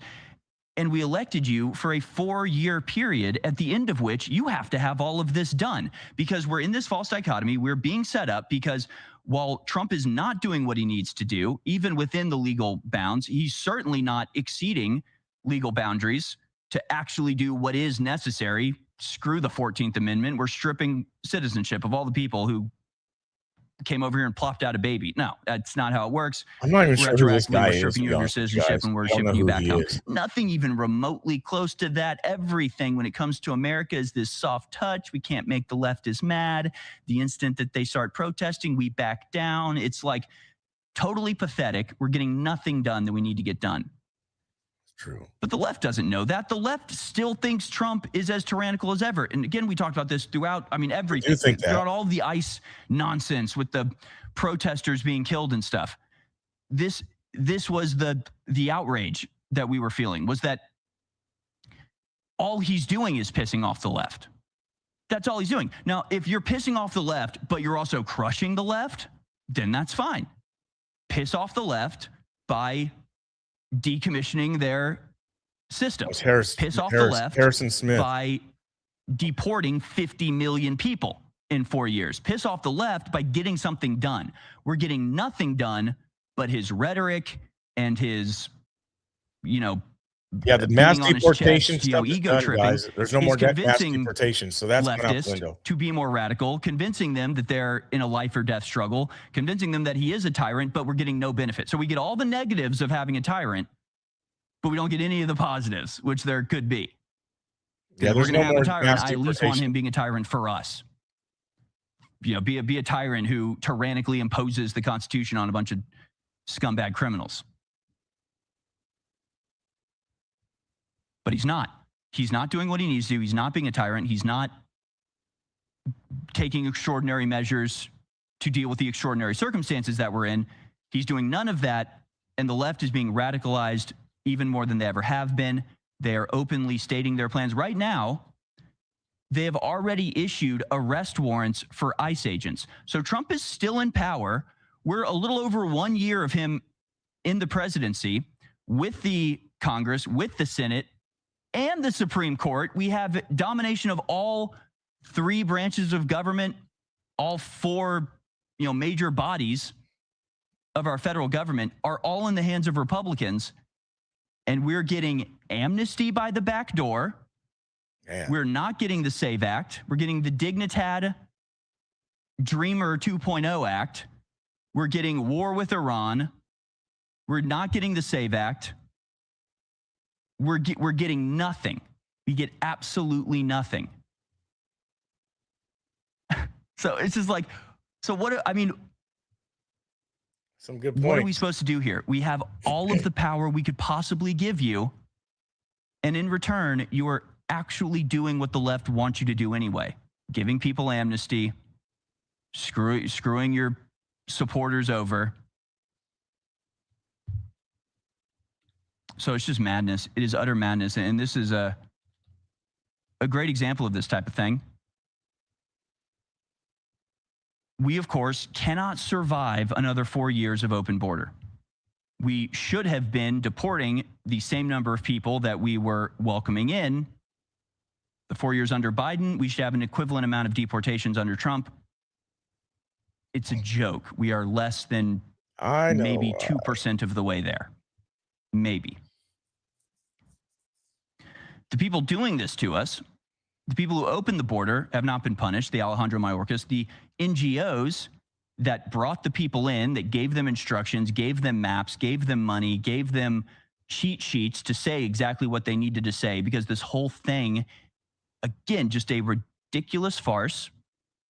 Similar to like we saw the story yesterday in the UK, they have undercover footage of the UK NGOs teaching immigrants to get asylum, you have to say that you're gay so that they don't want to send you back home because gay people get punished at home. Okay, so we are basing asylum claims off of immutable characteristics, but those immutable characteristics can be invisible and non-provable. So just anybody can come over. So you have NGOs that are training migrants to say the right combination of magic words, as if saying abracadabra, I fear for my life, suddenly makes your asylum claim valid, and we legally are prevented from accepting it. Yeah, it's all ridiculous. The point of all of this is that the entire time that all these people were flooding over the border, the main drivers of that were organizations like Catholic Charities. Catholic Charities were the engine, along with the Hebrew Immigration Society. That was the immigration engine getting people into our country. To this day, nothing has been done to strip them of their nonprofit label. Nothing has been done to investigate their actions. If you're training somebody to lie in order to, defeat laws meant to keep them out, you're a criminal. Nothing has been done. Nothing has been done to the Catholic Charities. Nothing has been done to punish them for their treason or undo the negative consequences they've had until the Pope criticizes the Israeli war. When the Pope comes out, Pope Leo comes out and breaks with Trump basically and says we shouldn't be supporting the war in Israel, or just that, the prioritizing of the Trump administration is out of whack. Trump yanks millions from Catholic Charities amid Pope feud. So this is what I mean. If at any point in Trump's administration he felt like doing literally anything for us, this is how easy it would be. If Trump got into office and said those Catholic charities have flooded our country with migrants, we're stripping them of millions of dollars, great, I'd be so happy. He doesn't do that, though. He lets them take our millions of dollars of government funds, our taxpayer dollars. He lets them flood the border. He lets them, advertise against him. He lets them do whatever the hell they want as long as they're hurting America. But then the Pope insults him. He takes it personally, and now he's willing to take millions of their dollars. Wow. Now he's willing to. And again, it happens to have to do with Israel, because the only thing Trump is ever willing to do is for Israel. That's it. Nothing else. He would never in a million years take $1 million, millions of dollars from Catholic charities because they're harming Americans. It's only when the Pope goes against Israel, the Pope must be punished. Catholics must be punished for daring to break with Israel. So now he'll take their millions of dollars. Just like he would never in a million years take away the endowment of Harvard just because they teach that white people are intrinsically evil and that whiteness must be destroyed. Would never happen. How could he? It's free speech. It's the sacred institutions. We must have government separating. Oh, they're protesting Palestine? Take their endowment, force them to change their leadership, force them to adopt our rule set in terms of what can be discussed on campus, bankrupt and destroy them if they refuse. Wow. Every single time Trump does anything, it's for Israel. It's crazy, but that's just where we are at this point. So you can be mad at us for recognizing this and noticing this, or you can be mad at Trump for not doing anything for us, despite the ability, the willingness to not just do what's necessary for Israel, no matter what, but doing it for like actually tyrannical things, doing things that he wouldn't do in any other situation. He just does it. He just does it. You can sit there and go, Trump, these people brought in all these migrants. These people are your biggest enemies. So, they're Catholics, and I like Catholics. It's like, oh, well, the Pope doesn't like your hair. And he's like, withdraw millions of dollars from the Catholic charities, bankrupt them right now. Okay, I think we see where his priorities lie. I think you see what he cares about, where he's willing to exercise his power. Do we just need to portray everything? I mean, does he know there are Nazis in Mexico? There are Nazis in Mexico, and they came over the border. We have to get 1 million deportations this year, Trump. It's for Israel. Can we tell him it's for Israel? Then will we get something done? Catholic Charities of the Archdiocese of Miami help provide vital services to unaccompanied minors for more than 60 years. Mercado's now it could media's shut brother? down within a matter of months after the administration canceled an $11 million federal contract. Not because they are flooding our country with immigrants, not because they're taking taxpayer money to break American law, but only and exclusively because the Pope questioned the war with Israel. And now Trump is willing to do something that might accidentally help the American people. Whoops. Meanwhile, F it, just do it. Carville lays out Democratic plan to add states and pack the court to retain power. I know that we always say, like, this is the most important election. I know that, people will get tired of us. They claim that we're fear-mongering for just relaying to you what the Democrats' plan is that they are already acting on. So yeah, I never even finished making my point. But the point is that while we're in power, while the Republicans have all of the power we can possibly give them in Washington, D.C., people in California are still issuing arrest orders for ICE agents. That's just how confident they are. And they're going to do it. So I hope everybody understands now. Look at the way Donald Trump has treated Alex Jones. Look at the way he's treated Tucker Carlson. Two people who've had their lives ruined because of their support of Donald Trump. Directly. Tucker Carlson was kicked off of Fox and made persona non grata because he reported on the 2020 election being stolen and other things that were and airing the January 6th footage that they didn't want publicized. Supporting Trump supporters, he gets fired from Fox, becomes persona non grata, has to rebuild from nothing because of his support for Donald Trump. Donald Trump ignores him completely until a couple years later when he says he's an idiot, nobody should watch him, and he doesn't care about him. Alex Jones got sued because he supported Donald Trump.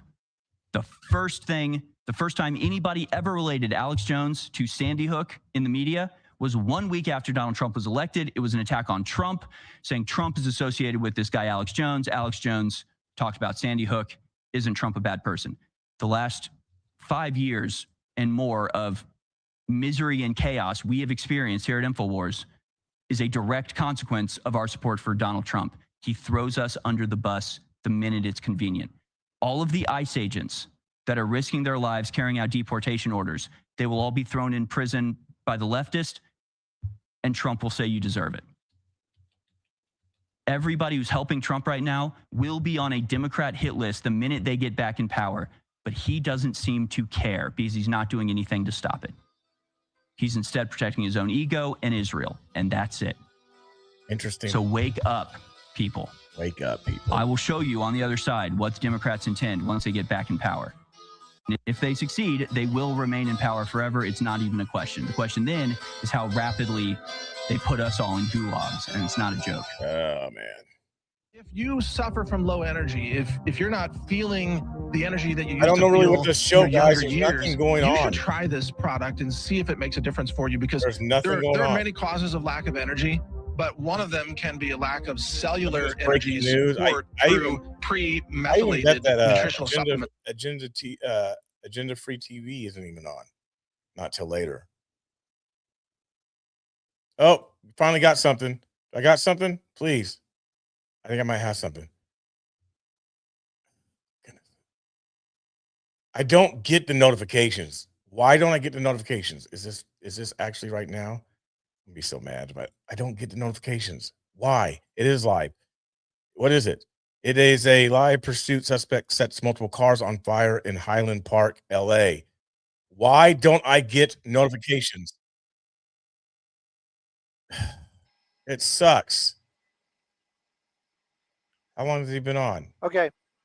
No, the Skyfox pilot that 10 has minutes. a name, his name is Chris, Here. said maybe we can go back to the Geffen and do it, just do it live. I don't know, a minute is, but if it's a segment, yeah, we might be able to pull it off. I'll see if CBS doesn't want this anymore. So maybe you don't have to roll. Okay, cool. But this will stay here till after we're done with the live, the breaking. So it sounds like a pursuit suspect sets multiple cars on fire in Highland Park, wherever Highland Park is at in LA. All right, the police is here. Now it's a thing. Now it's a thing. The police are there. Police are looking. Here we go. I didn't see them set it. I could go back 10 minutes if you guys want to see how it played out. He's like, what smoke? There's no smoke over here. So he's in the wrong location. You guys see any smoke?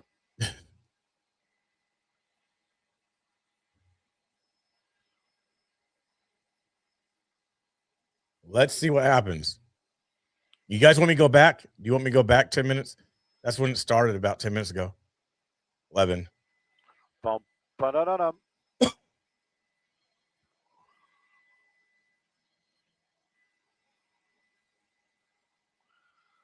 Good afternoon, Miss J. The cops always show up late. 10 seconds. Standing by. Getting nervous now. Why are you getting nervous, Stu?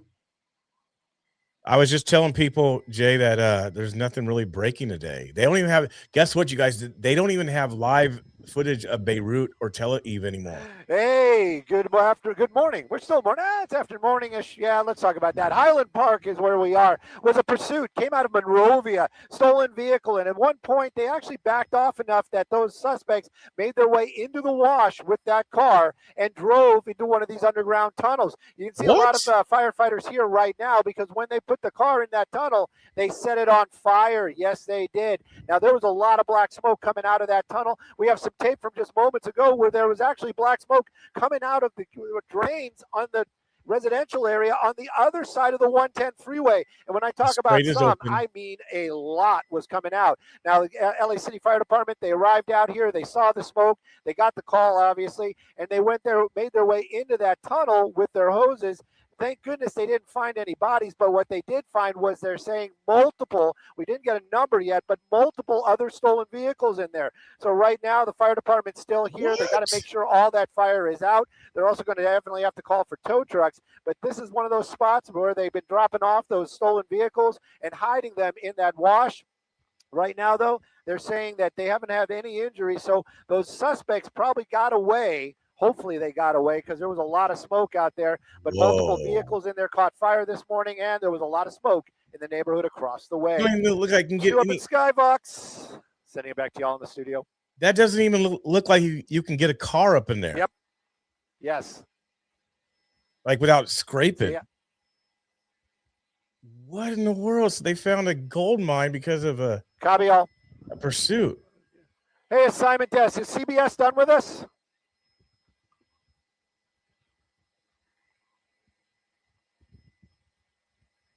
Okay. That looks like it would just scratch up the car. Why don't I hear them? Hear what, Stu? See, it's my only action today so far. Like, it's been a dry day. It's been dry.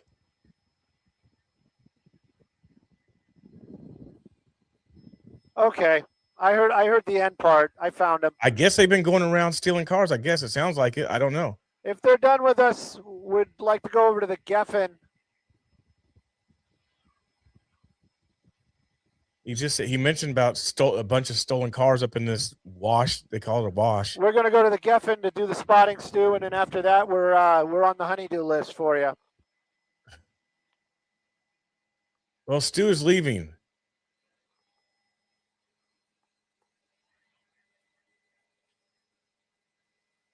Ugly LA.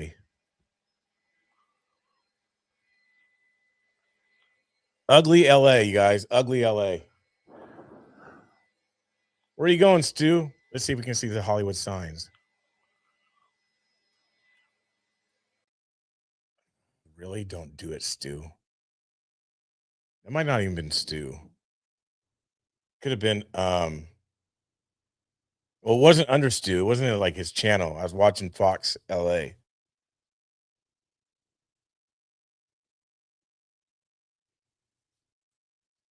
Oh man, see? That's old footage. That's nothing new. That sucks.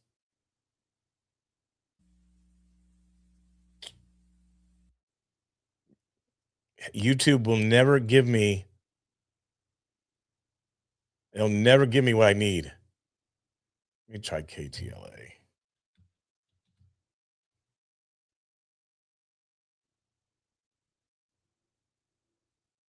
Yeah, 17 minutes ago. That's not even long. That's only 13 seconds.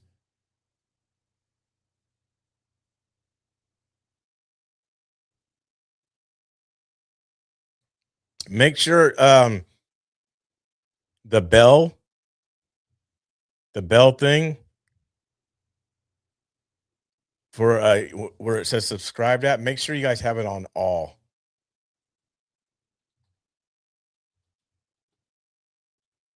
Make sure you guys have it on all so you get all notifications. All notifications.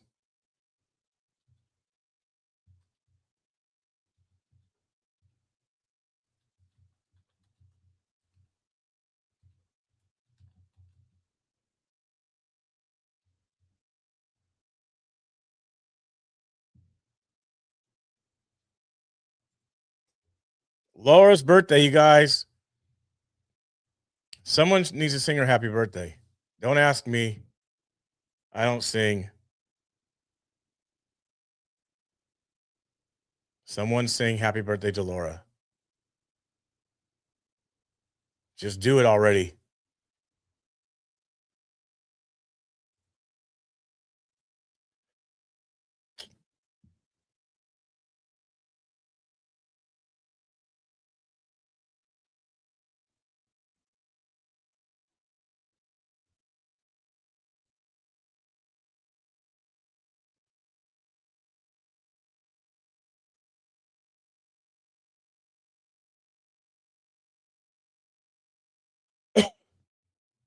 Go ahead, Quincy. We're waiting. I told you I can't sing. I am not singing. Although I have the mic, I'm not singing.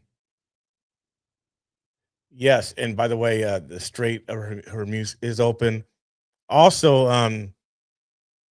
Iran has agreed to hand over all their nuclear dust, and no money will change hands whatsoever, per President Trump.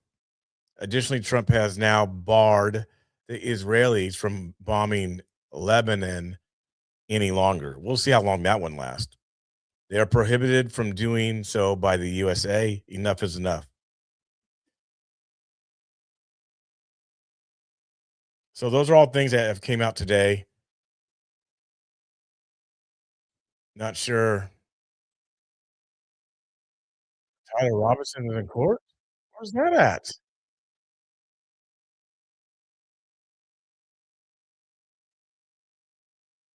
Organizing and reviewing discovery as it comes in each of those areas. We are retaining experts at the point in time when we feel we have enough information so that we're not paying experts to have to duplicate or do discovery review in batches. We're taking on the burden of getting it organized so that we're not spending a lot of expert resources on reviewing discovery. So we have retained the DNA experts, and we're stuck on that issue. As you've already heard, we've retained a firearm expert who is awaiting the case files from the ATF. We just got in the second to the last discovery batch the autopsy photographs that were produced in September. I think we got those just in March of this year. 2 hours. Dang it. So those are being reviewed and organized so that we can hire a forensic pathologist who will review the autopsy report and prepare us to do whatever cross-examination we need to do on that report. But we have not yet retained that expert. So that's kind of an overview, and happy to answer any questions. I don't feel, given the state of discovery and the complexity of some of these forensic areas, that I'm in a position to render effective assistance. The DNA expert estimated 6 months. I think if we got the minimal 2 categories of information that I outlined for the court, that we could expedite that down to approximately 4 months so that they'd be prepared in that time period. Thank you, Mr. Burt. Thank you. Mr. Novak. I've already been told I used too much of the court's time, but I think I can supplement. No, I appreciate all the efforts of every party, and I know it's important, and so that time is necessary and needed. So I appreciate hearing from you. I'm not going to represent that I'm responsible for all of the motions and pleadings that have been filed, but I've really devoted my time to writing. And obviously the court has held many substantive hearings on issues so far. obviously everything that we write is a collaboration, but I think that the vast majority of the time that I've devoted to this case has been the legal writing and frankly coordinating the mitigation investigation, which I'm not going to talk about beyond saying I speak almost daily with the people involved in our mitigation investigation, reviewing mitigation materials. That's where I'm focused. And obviously that's not part of the prelim. So if we were shifting to fulsome preparation for the preliminary hearing over, say, the next 30 days, I would have to basically put aside all of the writing that needs to be done and direction of the mitigation investigation and figure out where, with my colleagues, they need me to fill in so that we are all constitutionally effective when it comes to the preliminary hearing. And so if, as it relates to what you are maybe assigned to as it relates to the preliminary hearing, how much time would you need? I think the estimate of my colleagues of 4 months is appropriate. And I also think that what we are all saying is whatever time our DNA experts need once they see the data that Mr. Burt so eloquently explained, to your honor, we don't have, that's really going to be the controlling time period. We're not, in other words, we're not going to say, oh, our DNA experts are ready, but counsel are not, because I think that 6-month estimate by our expert, which was provided in a declaration, is going to be the outer limit, but that's going to be from when they actually get the data. And as Mr. Burt said, there may be a refinement of that once they see the data that's available to them. I mean, that was sort of a best assessment based on past experience, not based on what the data in this case presents in terms of the challenges for analysis. Thank you, Mr. Novak. Thank you. All right, and anything, just turning to the state, any benefit of the record that's needed? I would just add, I haven't seen everything in the file either. That doesn't stop me from being prepared. This is a massive file. Probably, I don't know, 70, 80% of the file is running down leads that did not lead to any fruitful evidence. And so a lot of what this is categorizing evidence, and the core evidence that's required of the preliminary hearing has been provided for a long time, with the intent that I could help the defense. And this is exactly what I said in my letter that I wrote to them with the witness and exhibit list. I provided very explicitly the witnesses we would call, the Bates numbers of the reports that talked about the witnesses that we would call, including the Bates numbers of the reports of the witnesses we would use 1102 statements for. I included all of the exhibits, the Bates numbers for those exhibits, the dates on which those exhibits were provided for the defense. I see no reason why the defense can't review that material. We could probably review it in an hour or two with them, and they could sit down, look at those exhibits, look at those reports, and be prepared for the preliminary hearing, Your Honor. Thank you. All right, thank you to all parties. I appreciate that guidance. I made note of it. As indicated before, we will take another brief recess. We just need to get technology set up to ensure that it's seamless as you're making presentations.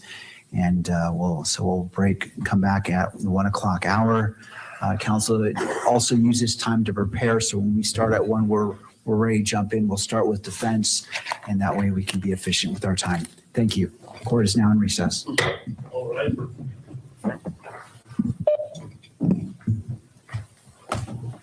Okay, so that was the end of the first part of the hearing regarding the delay, asking for delay. They were originally going for 6 months. I think now they pushed that down to 4 months, and they're now going to be in another recess as they prepare some of the technology for the next part of the hearing, which is going to be relating to media access, that is camera access to the courtroom. And I remember, just to reiterate, and I know I've said this before, but it bears repeating.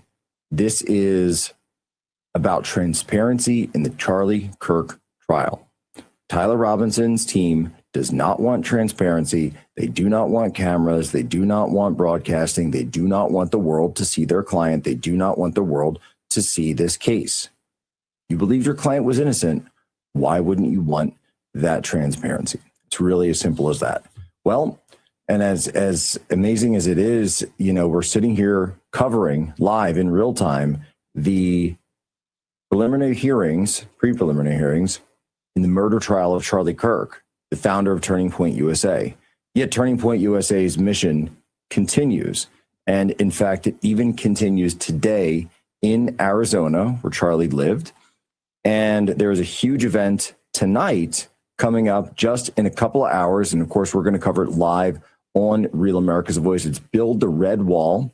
Andy Biggs, who's running for governor of Arizona, possibly the next governor of Arizona, will be there, as well as keynote speech by President Donald J. Trump. And that's Turning Point USA and Turning Point Action event. That's going to be at Dream City Church, place where Charlie spoke many, many times. And our own Brian Glenn is there on the scene. Brian, how are you? Hey, Jack. Good afternoon. Good afternoon. So tell me, what's the event shaping up like? How's the crowd look? How are the people? Give us the vibe. Put us in the room.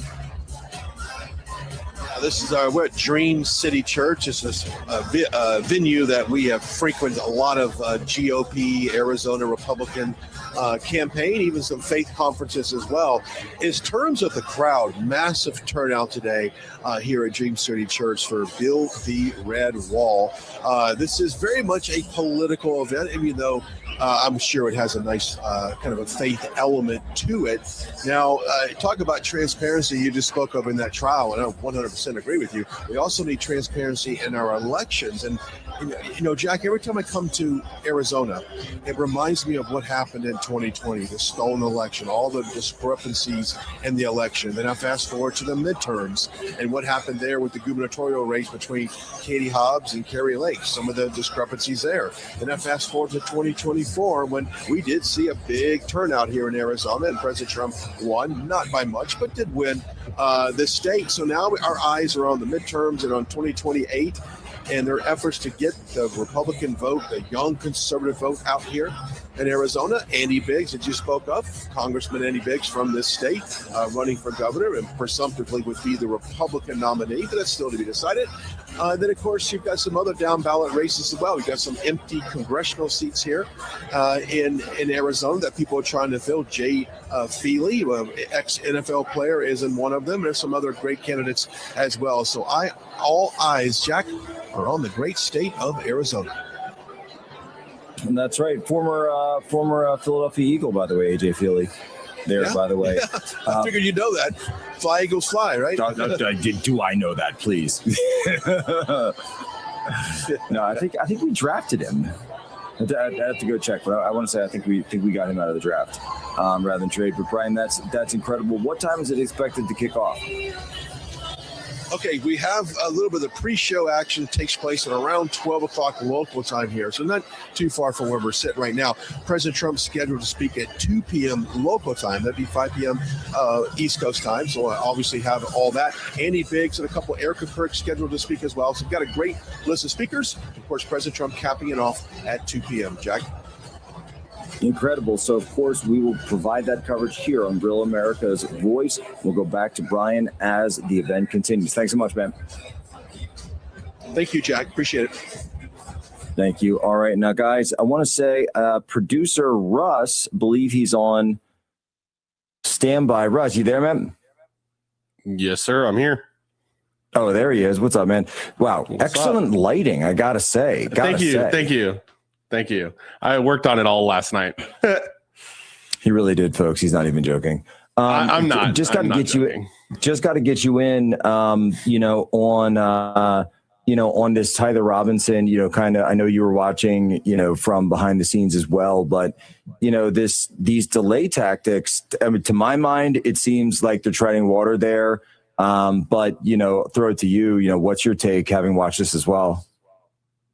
I mean, yeah, they're definitely treading water. I'm sorry, moving my mic. They're definitely treading water. And it honestly, what it kind of came down to for me is just like, aren't these guys lawyers? I guess we're at the end of it. Literally their job. Like all we were listening to there, like for the last couple minutes was them just complaining about their workload. And it's like,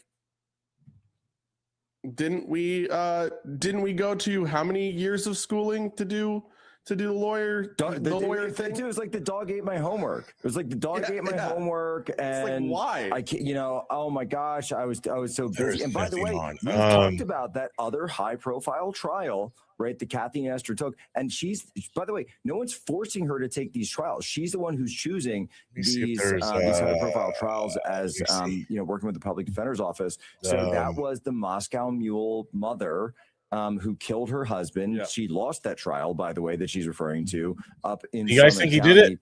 Do you think he's the one for very high profile Charlie trial? And we covered that in full. Where Kathy, which by the way, she talked about having to prepare for that case, but she didn't even put up a defense in that case. There was no defense in brief. There was no defense witnesses. There was none of that. She just argued about the evidence. She argued and cross-examined witnesses and eventually didn't put up her own defense side of the case. And she, I believe 3 hours was all it took for the jury in that case to come back and find her client guilty in that Reuters case. has And yet she's nothing. claiming that, I couldn't possibly work on this case because I was so busy with that other case phoning it in there too. I mean, I think this is literally going to be the exact same thing. I think they're going to try to push it as much as possible. And then they're just going to, lay out, show their belly because this needs to be on air. This trial needs to be on air. This trial needs to happen ASAP because everybody, Charlie deserves justice. Erica deserves justice. Everybody deserves justice.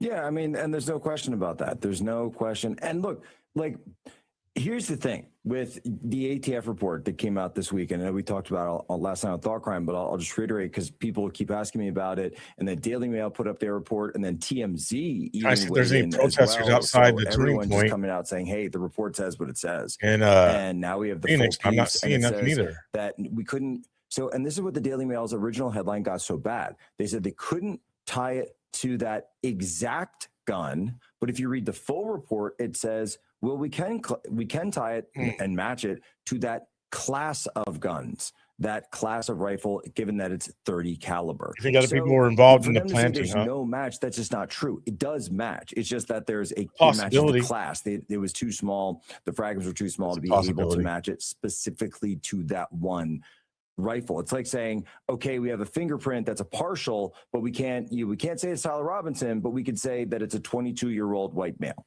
right? Like that's a class, that's a descriptor, but it's not exact. And so there's a lot of people, and I think that there's people who, have a lot of egg on their face from having, said, oh, there's no match. Well, actually it does match, as it turns out. Beirut does have a skyline. It does match that class. It does match the situation. They're pushing for delay after delay. And the fact of the matter is the report says what it says. And, we get to look at that and say, okay, this is information that's been out there, or at least that's been known since September, but it's at least finally starting to come out into the public consciousness. And when you look at that report, this is all coming out, shortly here because the hearing is scheduled, at least as far as we know, scheduled for next month. But who knows? Because we could see. But Russ, I'll throw it to you. You watched this just as I did. Did it seem to you like the judge was buying it? Did it seem like he was picking up what they were putting down? No, I honestly think he's just tired of it. It looked like he was just tired of listening to these people complain, and was just like in the same way. I think his reaction is very much the same as us as the audience. Like, what? Like, what do you mean? So yeah, that's kind of what he didn't look like he was buying it at all. And there were so many times where he was asking him a direct question. They wouldn't give him a direct answer. Why do you need this much time?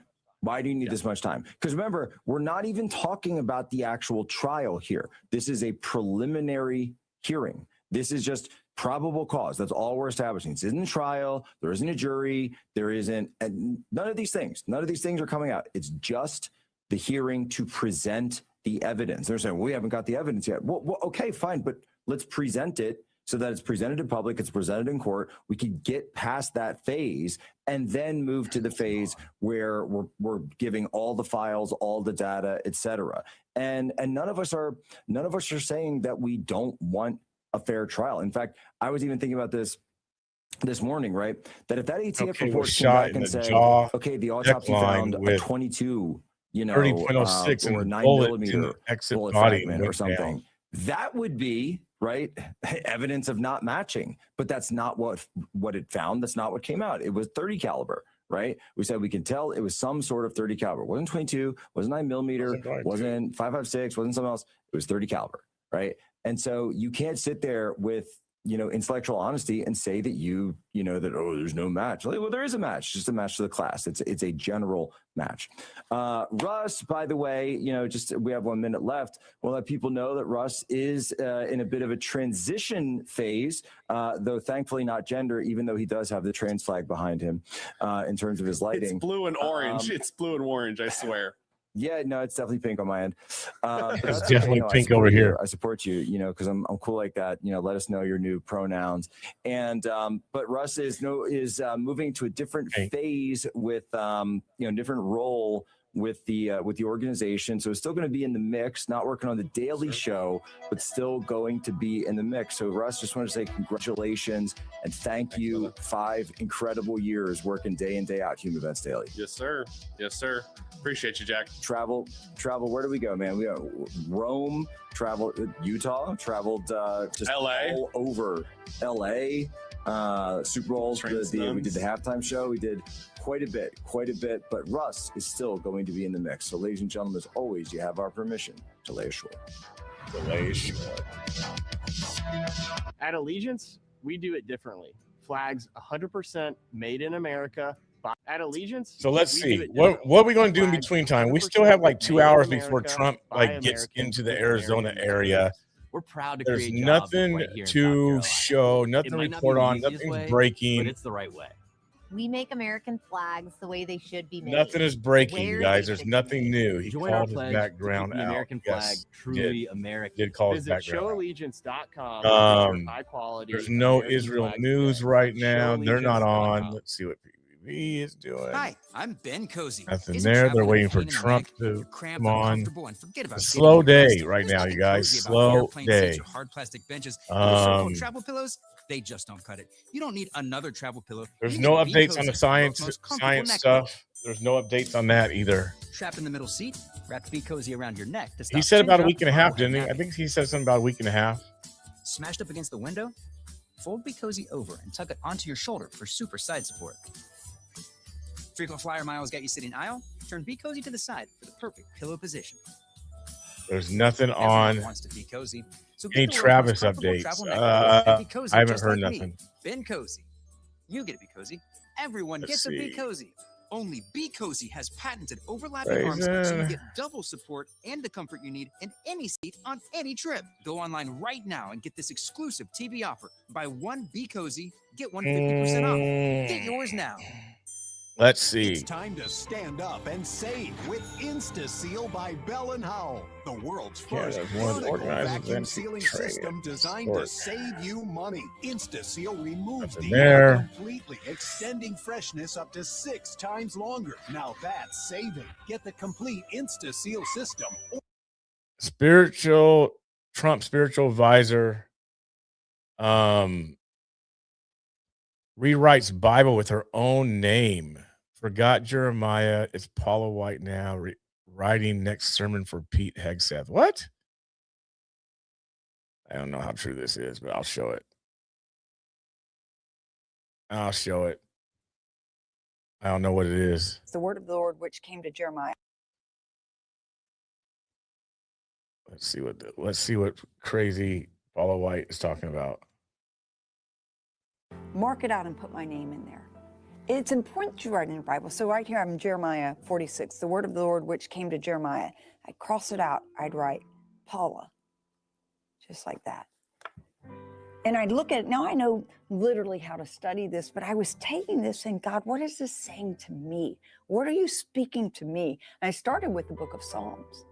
Mark it You out know with what? my name in I it. went to a church It's once that taught important like to write in that. your Bible. So right here, I'm Jeremiah 46. And I did the word that. of the This was Lord which years came ago, to 20 years Jeremiah. ago. I'd cross it out. I'd write Paula, just like that. To make it, and what their whole example is so that they say, so that you can make the Bible personal to you. So you cross certain things out and insert your name because you're speaking life into your existence by putting your name about that. Yeah, so that's basically what she's doing. The more I hear it now that her saying it, I'm like, "Ooh, that's cringe." I used to do it. Yeah, not cool. Nick Sorter posted the line that was outside of the Turning Point thing. I spoke about that. All those people are now inside just waiting on Trump. They'll lock the doors. They'll have it on lockdown when Trump arrives because nobody can leave or exit or walk around because Trump's arriving. So that will happen. In South Carolina tries to bite two men. Ooh, what?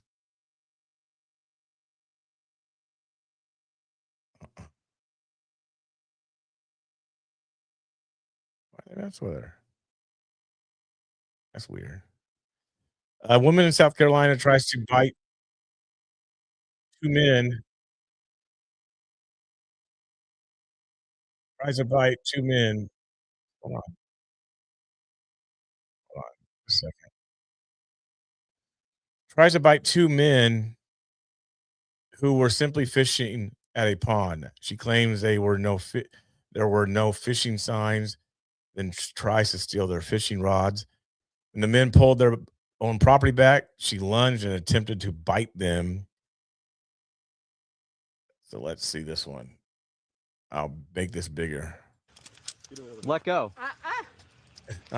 Give me my You rods. are assaulting me. You have my Assaulting property. You have his property. You have no right, and you are assaulting me. You're gonna let go. No, I'm not. I'm not assaulting you. You can let go. Yes.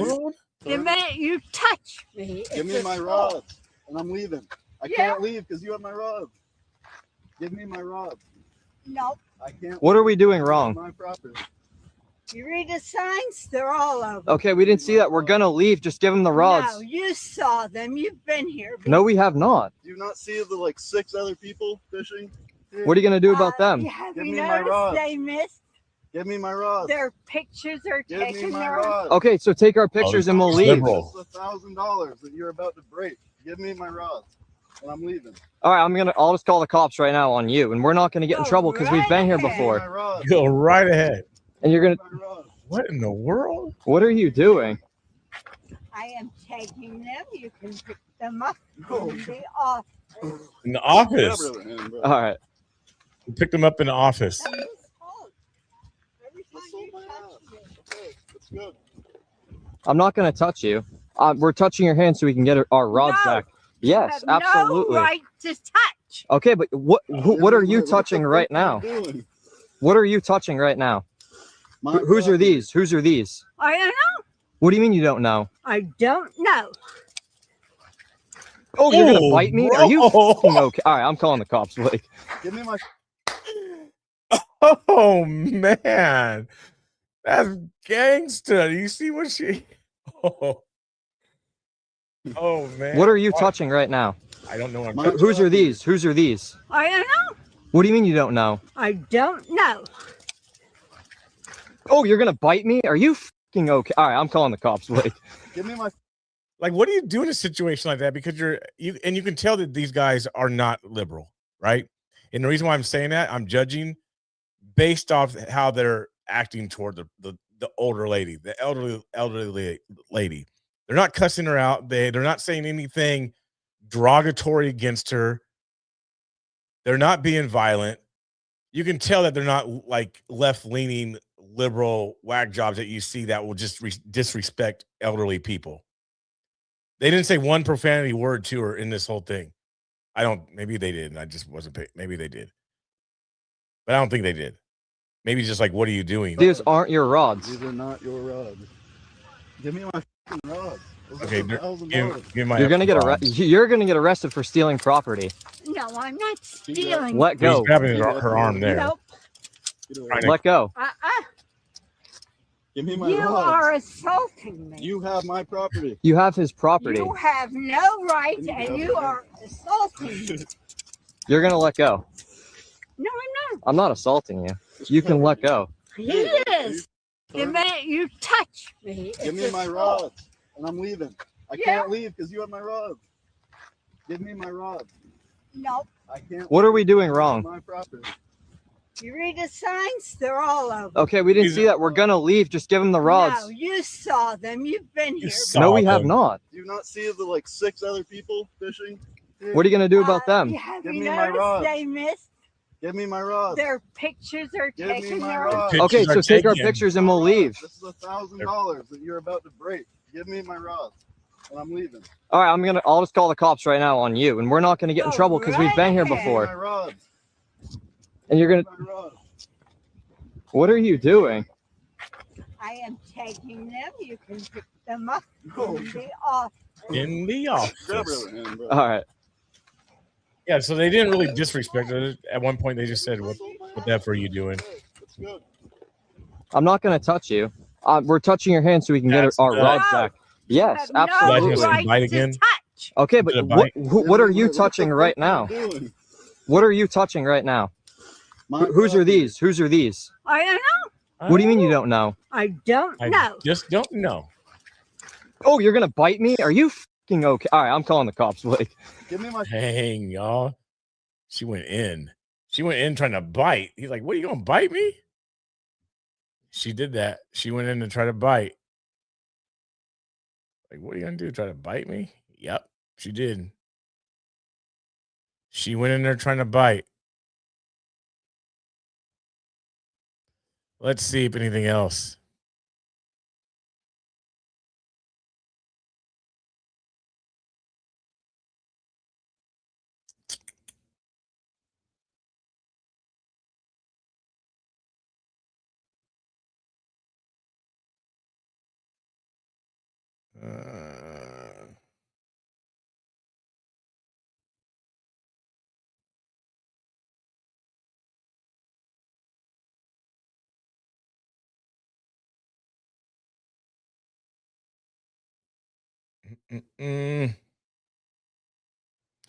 There is nothing.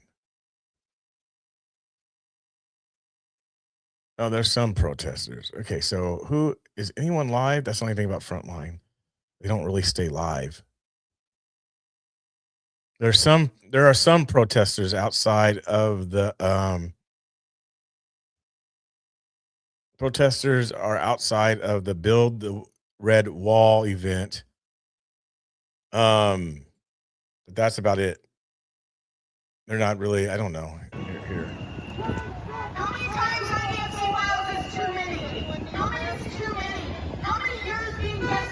People that are going to see Donald Trump.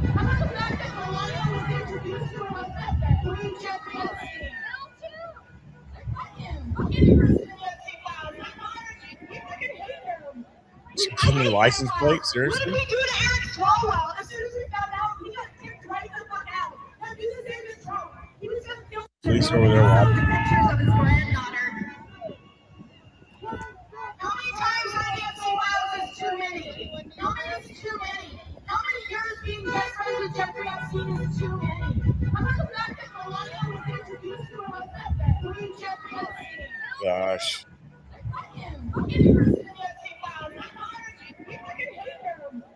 I hate pedophiles. What did we do to Eric Swalwell? As soon as we found Don't they realize that everybody does dislike pedophiles? I think the problem is that they don't think that, which I don't know if it's a fair assessment, but I think they don't think that anybody who likes Trump will call him out. That's the problem, I think. Because, I mean, it's common sense that nobody likes pedophiles, but they're thinking that Trump is a pedophile and they're thinking that we like Trump, which means that we like pedophiles. So that's their reasoning for all this. That's the reasoning. Yeah, I don't know. Don't know if that's true or not.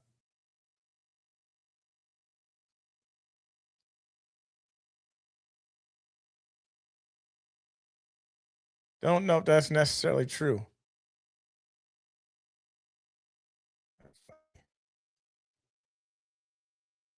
I wish they'd show longer, so here's some more of it.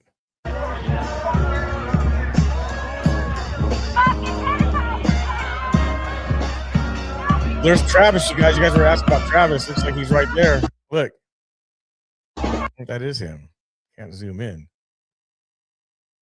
Maybe he's down in Arizona. You see the Captain America shield.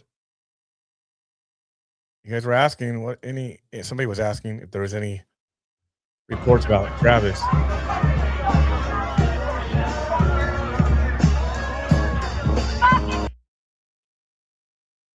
No, kind of has a little bit of build like him. Can't zoom in.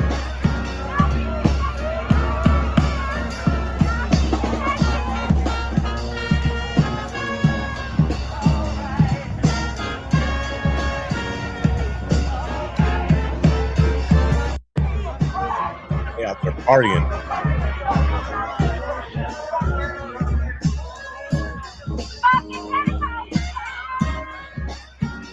Goodness, I'm tired. There's nothing to report on. It's part of the problem too. Part of the problem is like I'm just sitting waiting for something to pop off, and there's nothing to pop off. Nothing to report on.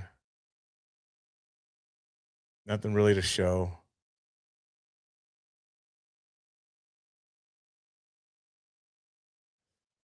Oh man.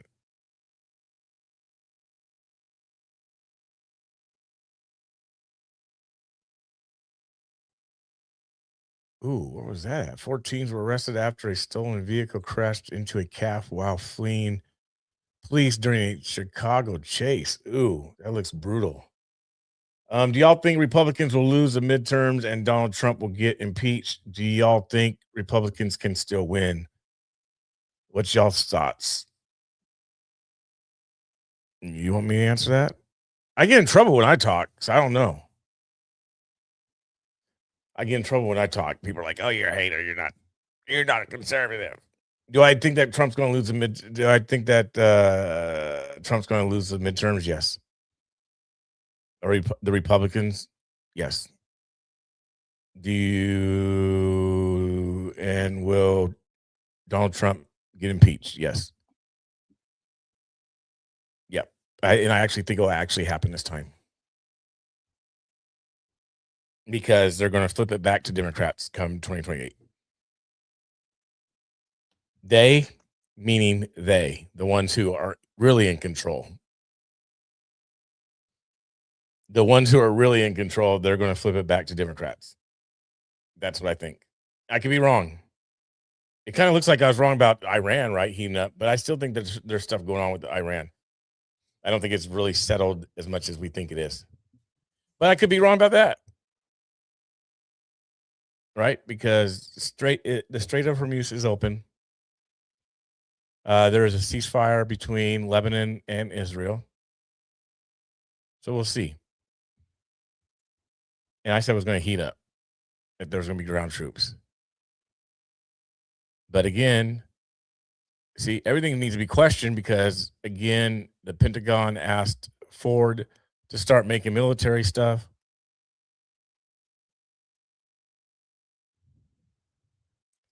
Check this out. Check this out.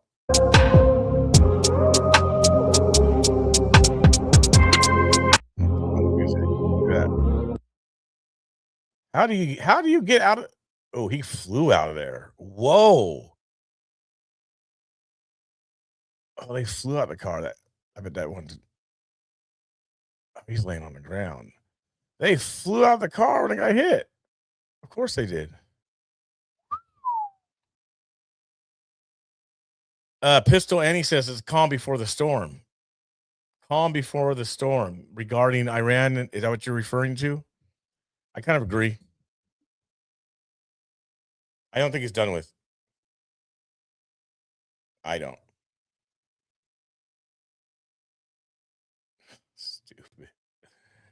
Oh, that's funny.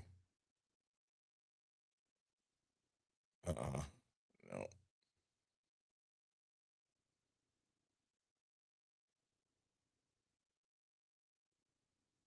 Virginia, if you haven't done it already, make a plan to vote yes on the redistricting referendum.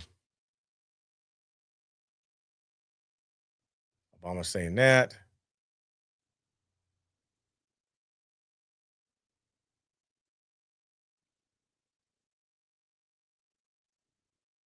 Hmm.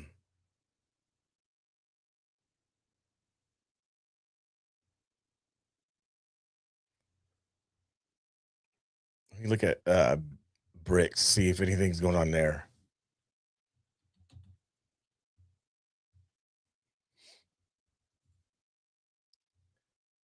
BRICS, Iran officially says if U.S. naval blockade continues, Iran may close the Strait of Hormuz again.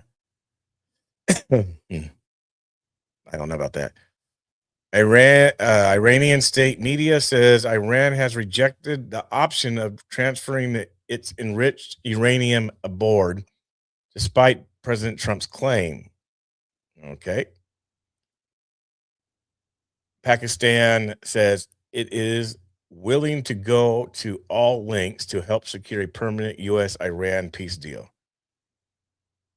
President Trump says deal with Iran will make Israel more secure.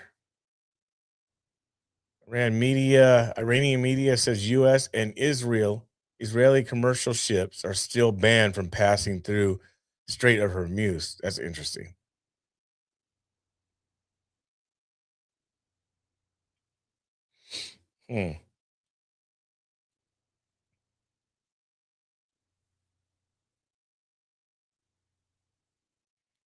Trump says an agreement to permanently end the war with Iran is almost complete. I'll look at somebody else right quick.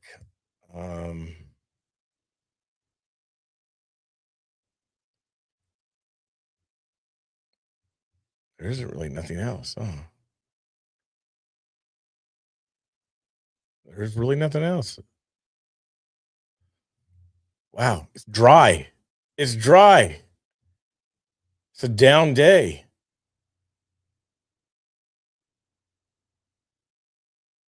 Oh, oh, oh, oh, oh, oh, ah, oh. Oh, you want to see something gross? Y'all want to see something gross?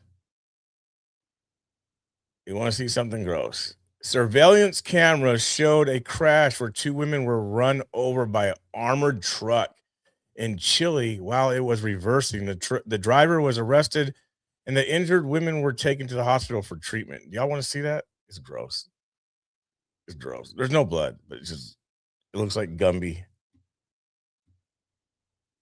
Can you imagine Trump passing all these things to make his administration powerful, but the Dems gain control and have access to all of that power? I'm not sure how it all works, but scary regardless. Yep. Yep. All right, this is gross, y'all. This is it. This is it. There's no sound. Look at this. Look. Ugh. Ooh. No blood. Oh. Oh. Oh. Oh. Oh. Uh, uh, uh, uh.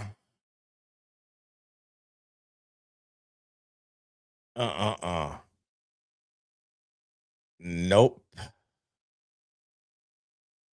Uh-uh.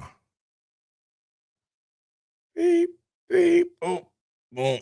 Mm. Oh, and there goes the ear. Oh, ouch, ouch, ouch. Ouch, ouch, ouch. Mm-mm. Not today. Where's it at? The hearing on the media in court is on. The hearing on media is in court is on. What is that regarding to? PMB? 97220. I know where that's at.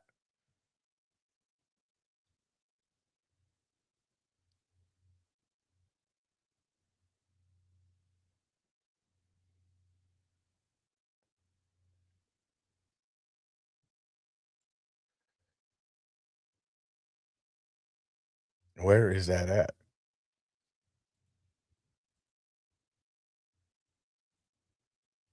Because there's nothing live. So no press is on that's live. So I'm not sure where you're seeing maybe Reuters is. Maybe it's Reuters. No. They're only showing a Strait of Hormuz vessel tracker. Hearing on the media in court is on.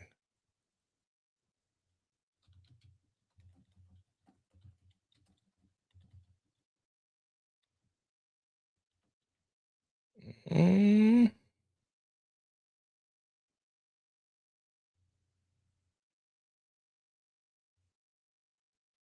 Is Tyler Robinson back on?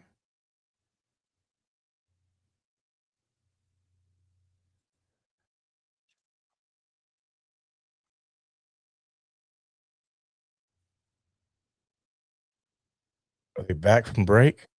Is that what it was? A break?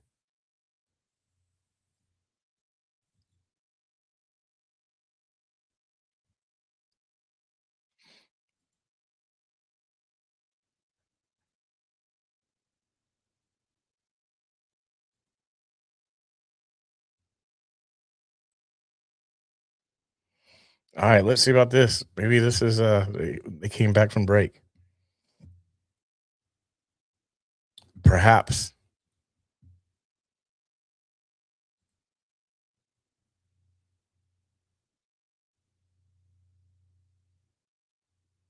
Yeah, it's the same thing. So they must be back from break.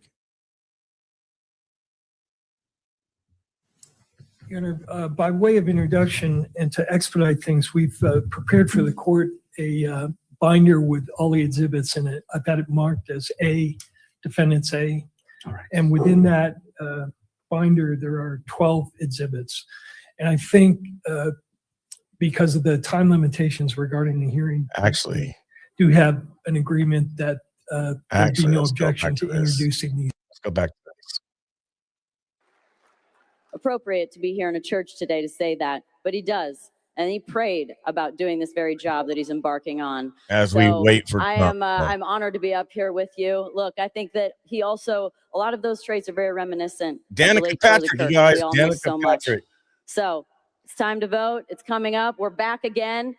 We might not be able to convert people, but I bet we know somebody that hasn't voted before, and that's the person you got to go grab. And there might be more than one of those. So please welcome the great Jay Feely.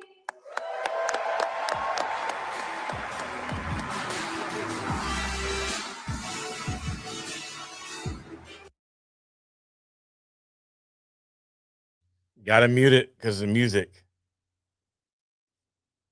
Gotta mute it because of the music. This is where Trump's going to be speaking at 2:00 in about an hour and a half, approximately.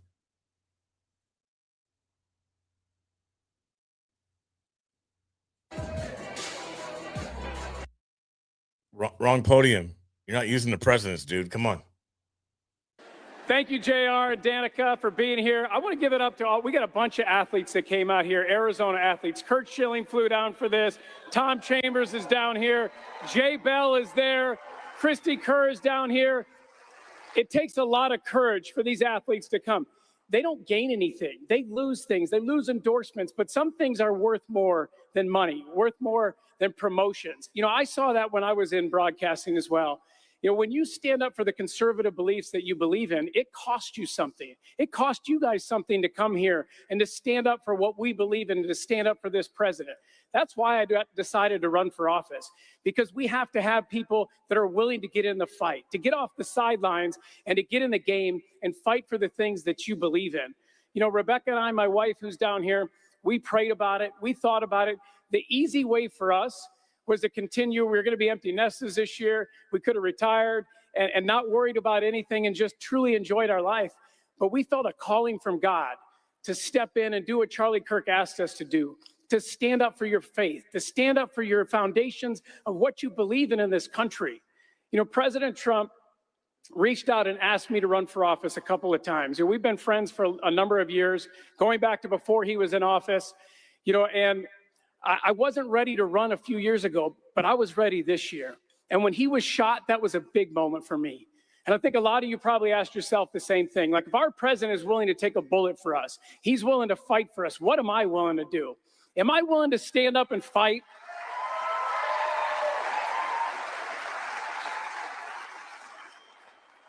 Am I willing to take on the left? Am I willing to take on all the criticism that's going to come? Yes, I am. And that's why I'm standing here today.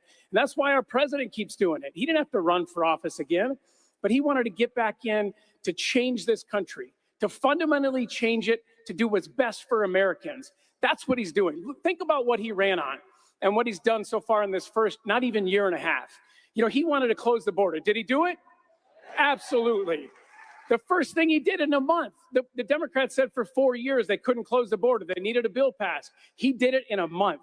He put the protection of American people at the forefront of his mind. He does it all the time. Manufacturing.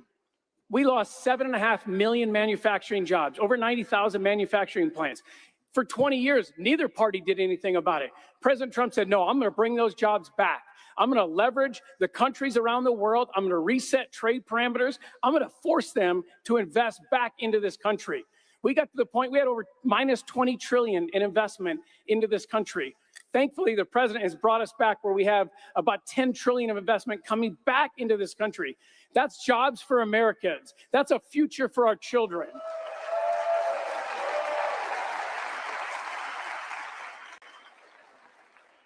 He wanted to get rid of men playing in women's sports, men in women's locker rooms.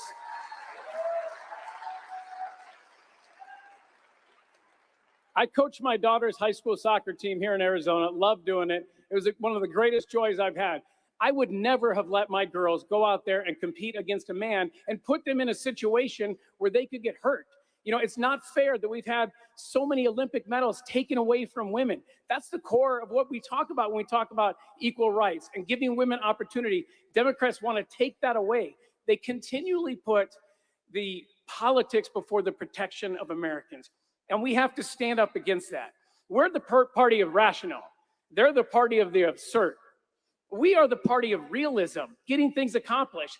They're the party of idealism. They like to talk about what they think they're going to do. Just look at Mondami. He announced yesterday that he was going to open his new grocery store, right? It only costs $30 million, and it's going to be done in 2029. That's socialism at its core. It wastes money, it gets people dependent on the government, and it doesn't accomplish things. So many things right now with the president. You know, they let it in 20. Think about this, too. Abigail Spanberger, the governor of Virginia, she ran as a moderate. You're going to hear this a lot coming up in this election. She ran as a moderate. Now she's governing as an absolute liberal. They just passed a law that they're going to take the electoral votes in Virginia, not give them to the people of Virginia voted for. They're going to give them to whoever the popular vote is. So what's the Democrats' plan? Well, they let in 10 to 20 million illegals. You know, they want to try to win the presidency, the House and the Senate back. Then they are going to get rid of the filibuster. They're going to stack the Supreme Court. These are all things they've said they're going to do. And then they're going to give amnesty to those 10 to 20 million, and then they're going to have a voter bloc that can never be defeated. We have to stand up against that. We cannot allow that to happen. This election, the whole reason I'm running in this race, and the president asked me to run in CD1, and the reason he endorsed me is because this seat is so important. We have to keep this seat. There's 3 to 5 seats in the country that Democrats know we can go, we can try to flip, and if we flip those, then they're going to win the House. This seat is one of those. Juan Ciscomani's seat in Tucson is one of those. We have to make sure that we're supporting Juan and keep him in office.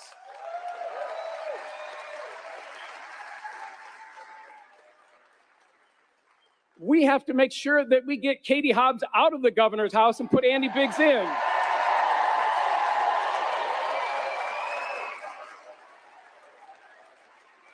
We are a center-right state, and we need to get back to where we belong. It starts with us, though. We have to have the right people running, people that truly want to be the representative of their constituents, that want to go there to serve the people, That's why I wanted to get in office, not to enrich myself like so many people in Congress, but to serve the people of this state.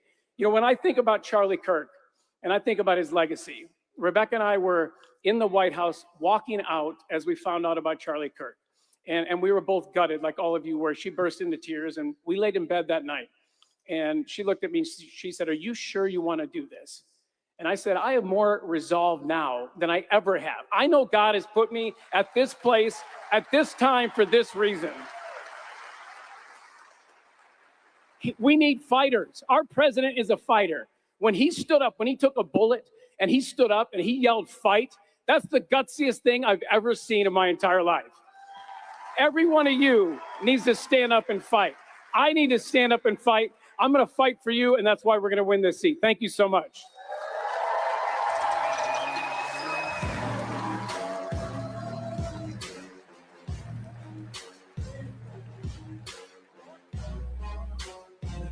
Public servants willing to lay down their lives to their friends or to deal with the swamp that is Washington, D.C. And sadly, we've seen terrible examples of it this past week, whether it was Gonzalez in Texas, Swalwell in California. It happens to both Republican and Democrat members who choose to put their own interests over that of the American people. Be sure to grab that popcorn this afternoon on Friday, April 17th, because we have quite a lineup before President Trump and the main speaker, of course, here at Turning Point Action's Build the Red Wall event here at Dream City Church in Phoenix, Arizona. Live from the Valley.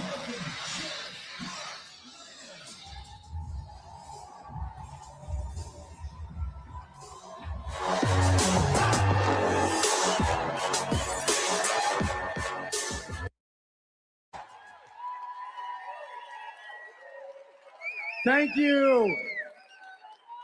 I love seeing all of you here today. Can I get everybody to just put their hands together for the good men and women of law enforcement, especially Phoenix PD?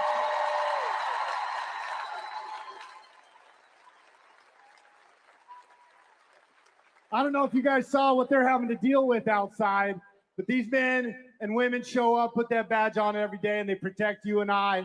They deserve all the thanks we can give them. I want to recognize somebody else who's been a legend in law enforcement. Sheriff Joe Arpaio. Where are you at, Sheriff?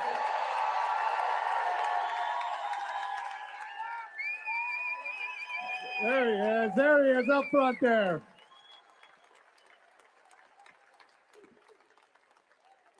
Sheriff Joe might be the guy that gets the most applause in this place, I think. Folks, 10 years ago to this year, 10 years ago in 2016, we had a businessman come down the escalator. A man who wasn't a politician, a man who represented what the average American was thinking, who said the things what a lot of Americans were thinking. And he jumped into that political race, took all the political arrows. And what was the slogan that he used that really mobilized Americans across this country? Make America great. And also build the what? Build the wall. That man went into office, and immediately we saw the benefit of having a president who believed in border security and in building the wall. He got to work. He built that wall. And for 4 years, we had the best years in law enforcement that we had had as it relates to border security, drug trafficking, human trafficking. Unfortunately, that story changed in 2020. Boo is right. Boo is right. The Joe Biden administration came in, and immediately, overnight, we started seeing hundreds of thousands of people, tens of thousands, many thousand coming in a day, sometime exceeding 10,000 people a day. The majority of these men were military-age men from all over the world coming into this country. Many of them didn't love America. And we stood by as our government gave, not only allowed them to come in, but rolled out the red carpet for people that broke our law and came into this country illegally. They stopped building the wall like President Trump had said, what was working. They immediately just gave up and started letting people in. Now what do we have? Crime against Americans. We have fraud from people that probably shouldn't be in this country. We have abuse of our our welfare systems. The list goes on and on and on of the problems that precipitated by opening the border and by not finishing building the wall. We're not any different today, although we have a different proverbial wall. We have got to build a red wall in this state and in this country.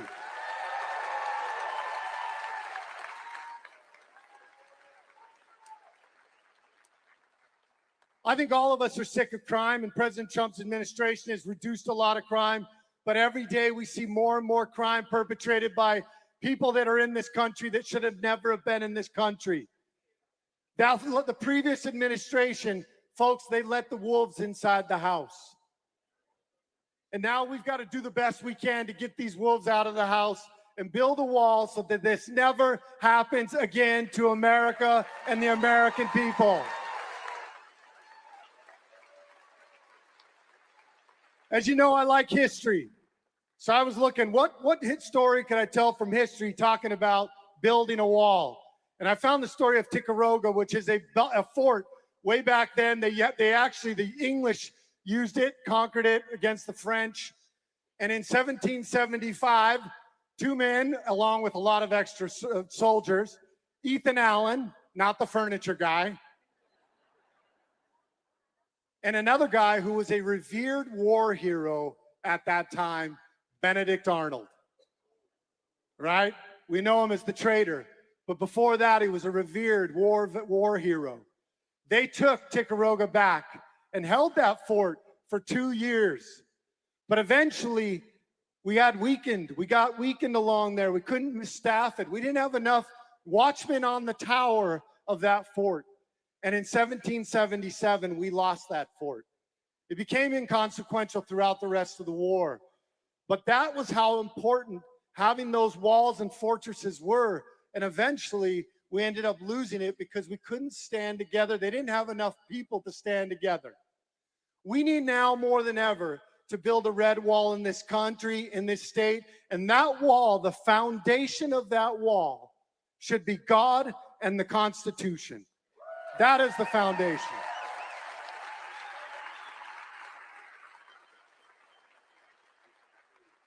And every one of you in here tonight, you'll see some of us up on the stage, but every one of you in here needs to be a piece in that wall, a brick in that wall, a patriot. I would love to be a watchman on the tower for you in Washington, D.C. For you.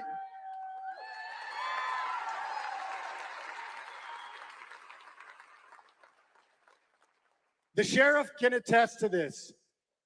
People would say to me, I would critique the government, and people would say, well, Sheriff, you're the government. And I'd say, no, I am your county sheriff. My job is to protect you from the bad guys and from government overreach. I will take that same mentality to Washington, D.C. to protect you, the American people, from increasing government overreach.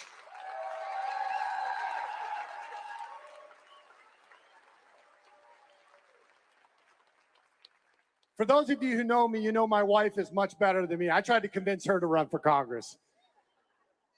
But I was getting ready today, and my wife and I were talking about things, and she brought up a quote, and I love it, and I want to share with you today. She said, if not now, when?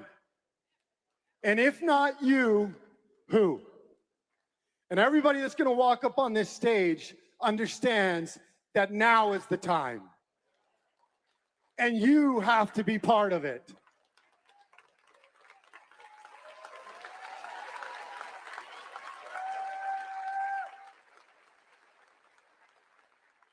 I'm going to tell you a story of patriotism, because not only will you be the bricks in the wall, but this country was built on men and women who had a desire and insatiable love and desire for freedom.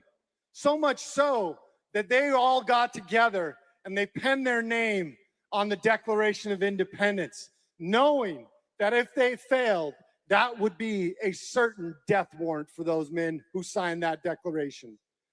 But with courage and with a belief in God that they could achieve freedom, they put their names and their signatures on that letter and sent it to the most powerful country in the world. One of those men who signed that Declaration of Independence was a man named Abraham Clark. He was from New Jersey. He had while he was a lawyer and had done some other things, he was very a common man. He was known. He didn't wear the wigs. He didn't wear all the suits. He was a very common man and stood up for the common people. He eventually, at a late notice, was sent to Philadelphia to be one of the signers to finalize the Declaration of Independence. He signed his name on the Declaration of Independence. We went to war. Abraham Clark had two sons, many kids, but two of his sons were actually taken hostage prisoner by the English. They held those two men, and the only food that they would get was the food that they could squeeze through the hole of the keyhole of the bars that they were in. At one point, the English came to Abraham Clark, and they said to him, if you will recant your signature on the Declaration of Independence, we will give you safe passage to the Tories, and we will give you your two sons back. Any father, any mother in here knows what a difficult decision this must be, to choose between your children or an idea of freedom.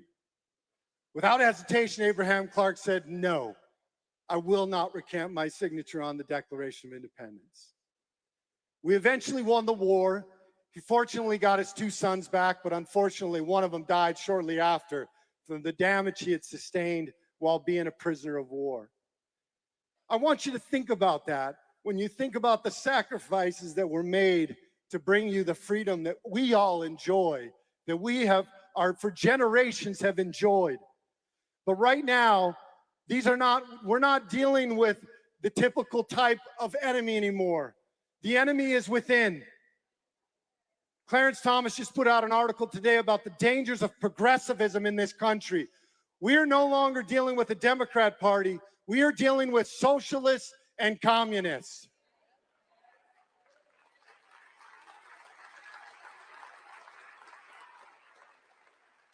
And if you think that's too harsh, I'm sorry.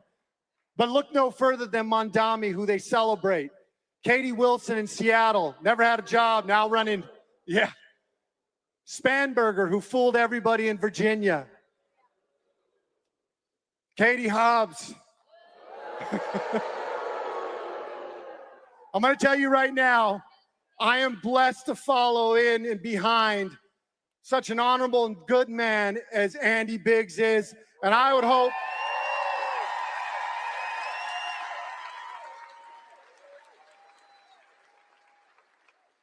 and when we talk about building this red wall, folks, we have to stand together. I can't put a brick in the wall and have another Republican come and take it out as soon as you put it in. If we're going to build a red wall that will withstand the pressures of progressivism and socialism in this country, and even more so in this state, we must stand together as Republicans.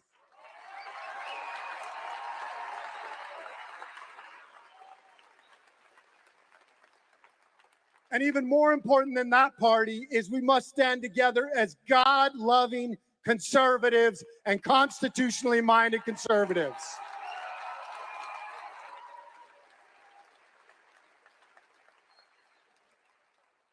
I talk about the Declaration of Independence and what it took, the courage that it took to sign their name on the bottom of the Declaration of Independence.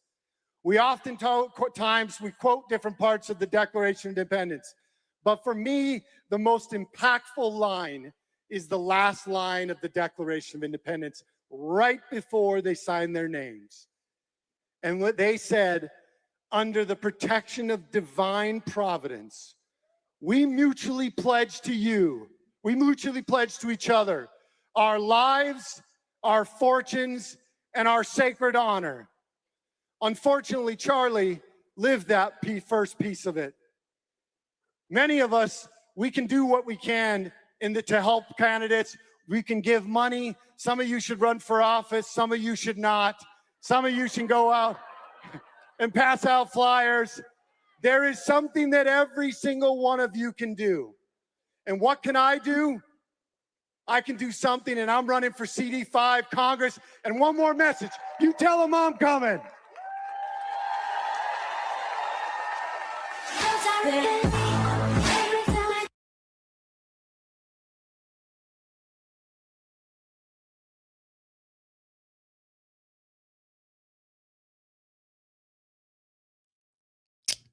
Yepers. Yeah, we are watching Mr. Bill. I don't know what Mr. Bill is doing. You know, all these little guys that come in here and just kind of like spy and dip and run, trying to hold something with Mr. Bill last night, and he couldn't even stay in and handle the heat. Hello, everyone. This is a great crowd. It's an honor to be with all of you here. All these patriots gathered in one place to celebrate what we stand for. So give yourselves a big round of applause for being here today.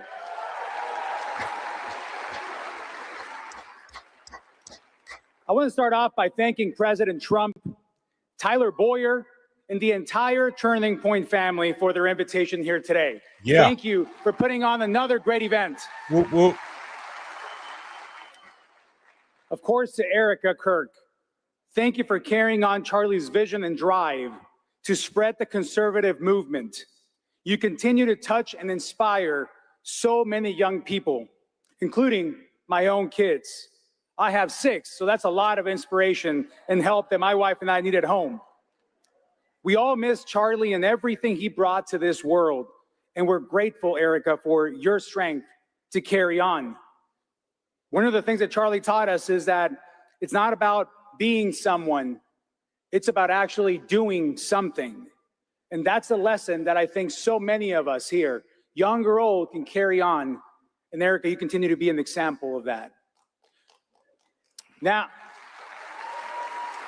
to all of you, I'm kicking off the Arizona delegation remarks right after you heard from 2 amazing candidates, Jay Feely running for CD1 and Mark Lamb running for CD5. We have to elect both of these gentlemen to the United States House of Representatives, and we can go out there and fight together. Now, I'm kicking off the delegation speeches here, so I get to be the first one to thank all of you for all the work that you've put in to help elect conservative Republicans all through the state, my race included. Your work matters. Your work is absolutely noticed, and it continues to make a tremendous difference and impact in every race across this state. So please keep it up, keep grinding, and keep working at that. And now, I have the honor and the distinct honor of serving as the United States representative of the 6th District in Congress, working with my Arizona colleagues that you're about to hear from right now. And of course, working with President Trump, who has a strong hand on the wheel, putting America first, delivering real results for our state and our country.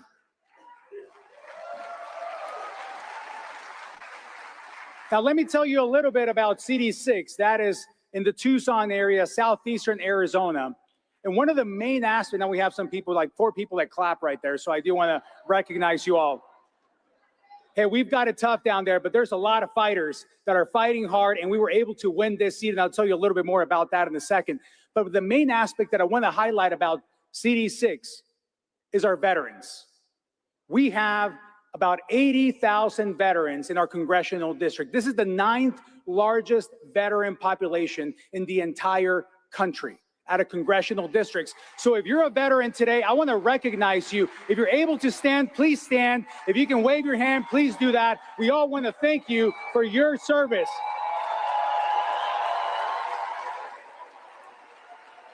Thank you. Thank you. Thank you. Thank you.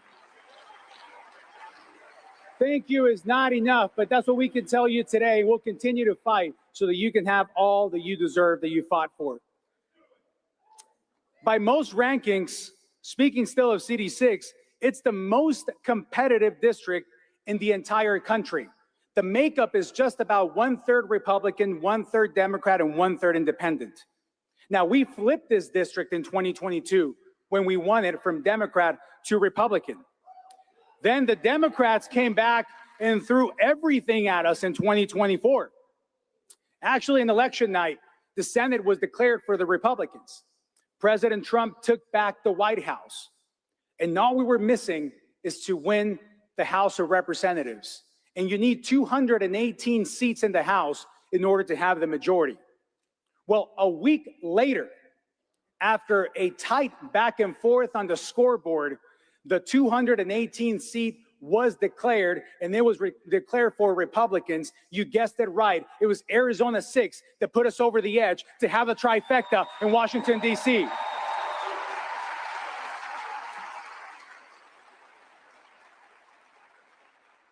So this seat is now called the majority maker. I'm known as the majority maker in Washington. And friends, that is exactly how you become the Democrats' top target in the nation, by being called the majority maker. Now, they're not giving up. They're coming for this district again. They want it back.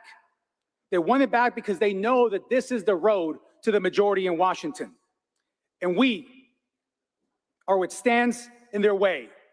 You and I, we're standing in the way of that happening. They can't have it. And we will deliver another victory for our state and for our country here in November. And I know that we can count on each other to go fight together on that.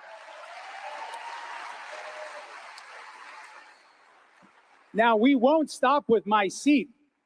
So let me ask you, are you ready to take back our entire state in November? Are you ready to fire Chris Mason and send her back to the private sector? And are you ready to make Katie Hobbs a one-term governor? Because I don't know about you, but I'm not tired of winning. And with your help, we're going to do this again. Now, let me be clear, and let's be wide-eyed about this. The Democrats are not going away, and they're not going to leave any race uncontested. It's only April, and they've already dumped over $6 million in my race, and they continue to funnel even more money to my opponent to defeat us. And what about Arizona's 2 senators?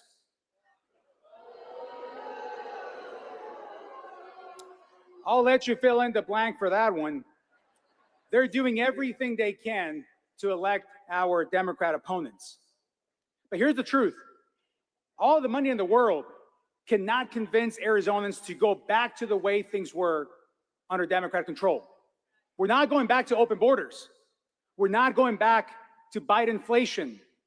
We're not going back to being an embarrassment in the world stage. And we're not going back to weakening our military.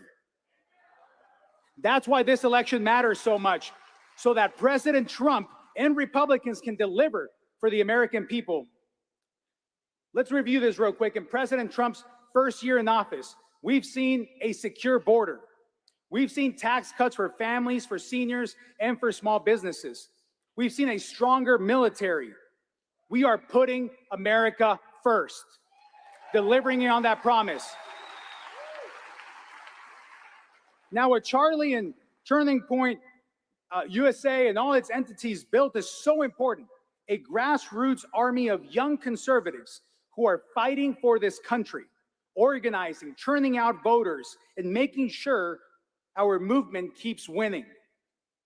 There's never been a more important time to get involved as it is right now. So I'm so proud of seeing every single one of you filling every seat in this place, knowing that we're fired up to go win in November.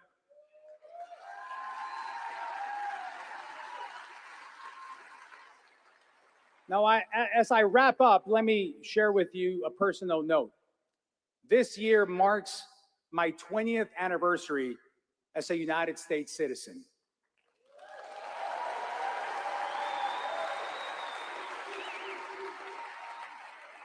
I was born in Mexico. I immigrated with my family when I was 11 years old. I became a U.S. citizen in 2006, and 16 years later, I was elected to the United States Congress as the first immigrant from Mexico in Arizona's history to be elected to any federal office. And I was elected as a Republican, and I am proud of that.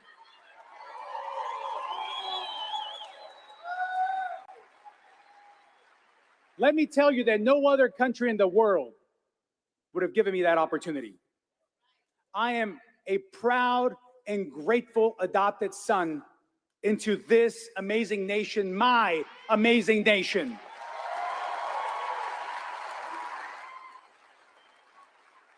Let me tell you about a conversation that I had with my dad the week before I launched my first campaign.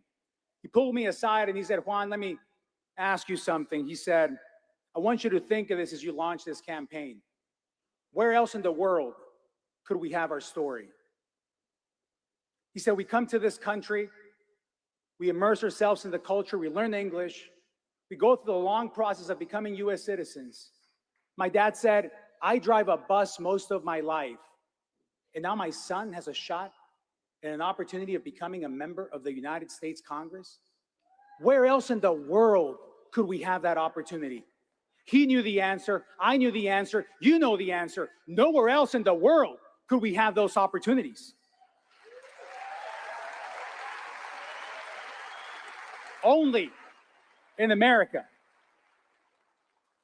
See, I believe that the American dream is alive. I believe in it because I've seen it manifested in my own life, and I see it manifested in millions of people's lives, and I believe it because I see it here in all of you today.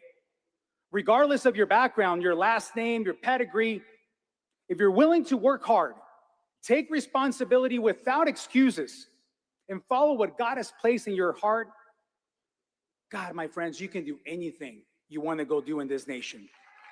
And Turning Point is a great example of that. Look at where it started, look at how it grew, and look at where it is today and the lives that it's touched because one person was willing to do exactly that. Work hard, take responsibility without excuses, and believe what God placed in his heart. And that was Charlie Kirk that built this. And now look at where we're all standing.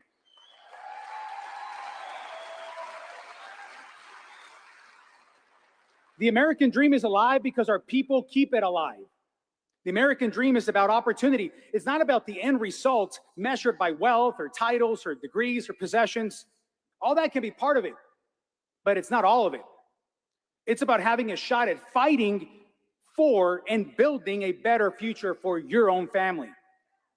And we should be free to do that without the undue interference of the government. It's our job.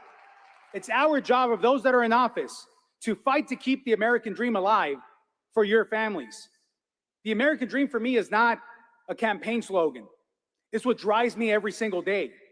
And I know that it's what drives President Trump to fight for us. And I know that it's what drives Turning Point to fight for us as well. So let's get to work. Let's win in November, and let's keep this American dream alive. God bless you. God bless Arizona. God bless President Trump, and God bless the United States of America.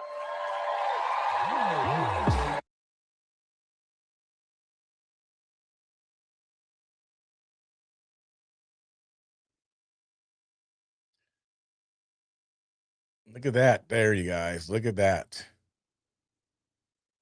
That was weird.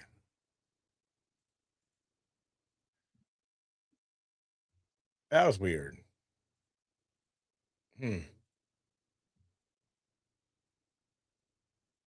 Boy, look at this group. I think you're all waiting for somebody like by the name of Donald J. Trump, right? Now, that was pretty weak. I need to hear better. We need better welcoming for Donald J. Trump. Yeah, that's what I'm talking about.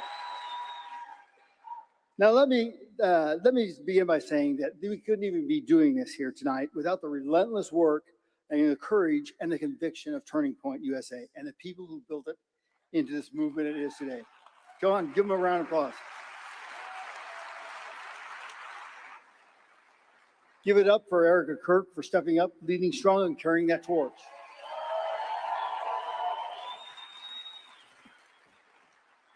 We miss Charlie, but his legacy is alive in every single one of us. And I want to thank Tyler Boyer for helping build this powerhouse from the ground up and staying strong through the thick and thin.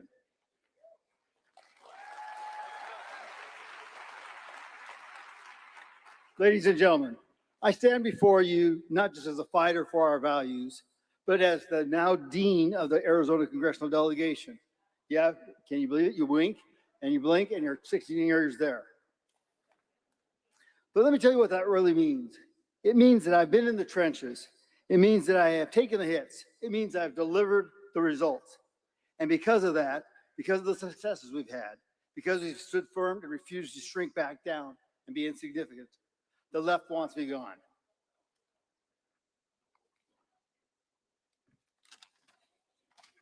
They want to silence me, you, us. They want to replace us with our strengths to submission. They want us to erase everything we fought for. We can't let that happen because this country is at a crossroads. We've got a president who reminds me of Atlas. He carries this country on his back. While the Democrats, yes, I thought it was pretty good, similarity. Well, the Democrats, the elites, the fake news, and the leftist political classes try to tear him down every single day. But he keeps standing, he keeps fighting, and so must we, because we believe in something simple, something powerful.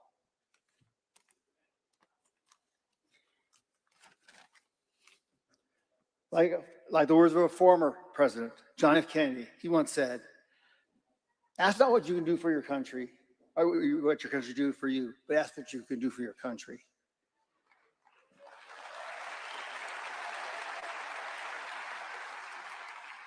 Well, let me tell you, there's something you can do.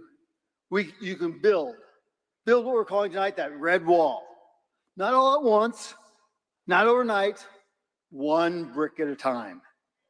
One voter at a time, one conversation at a time, one neighborhood at a time, one campus on time, one community at a time.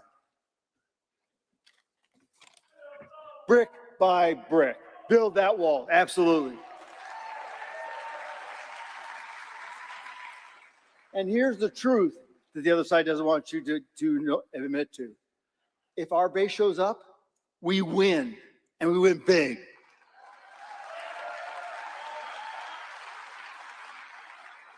And it's just that simple. If our people get out and our people vote, we win. No gimmicks, no excuses. Turnout equals victory. So I'm not just here to give a speech. I'm here to issue a challenge to every single one of you and to the people who are not here. Do not just cheer. Sticky papers. Don't just post. Don't just talk. Deliver votes. Bring 5 friends. Bring 10 neighbors. Bring your family. Well, mine I might not do. For those who don't know, I have 7 communists for sisters and brothers. But that makes me a professional, right? Bring your family, your co-workers, everyone. We just don't want to win seats. We want to change the direction of this country. We secure that border. We restore law and order. We defend freedom. We protect our values. And yes, we'll send a message when we're ready to elect my great friend, Andy Biggs, for new governor of Arizona.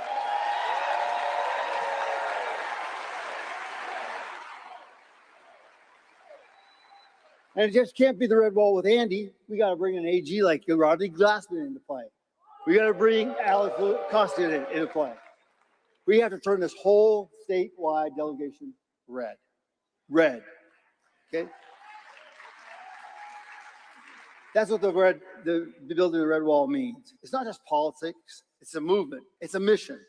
It's a responsibility. So I ask you one more time. Are you ready to build this wall?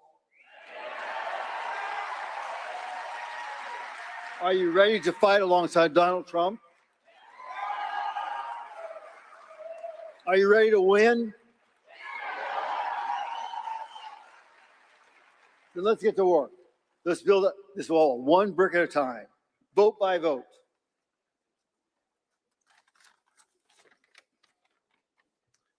It results in victory in November.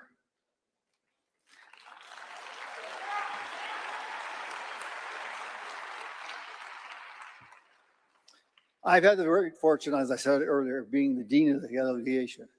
You got to see one of them, Juan Ciscomani, one of the new breeds, one of the new voices out there.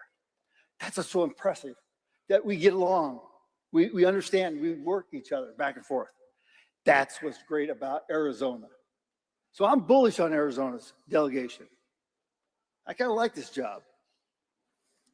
I'll tell you one thing I don't like about it is our 2 senators.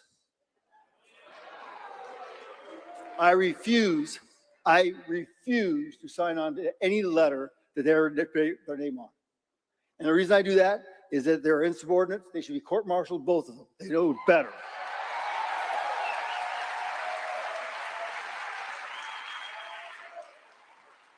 How's the old adage go? Keep it simple. Keep it simple, stupid. Well, that's what my bill yesterday, we dodged day before yesterday, about one of my former colleagues on the Democratic side who's running for governor of California. No slush fund and referrals to the DOJ for criminal indictment.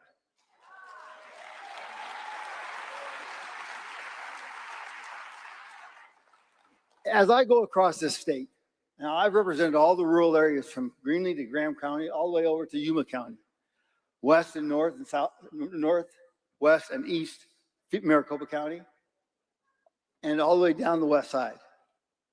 Do you know what the number one thing is?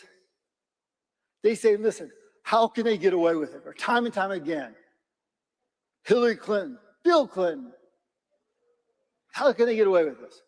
Well, we're going to show them by Eric Swalwell, because if he did the crime, he's got to do the time.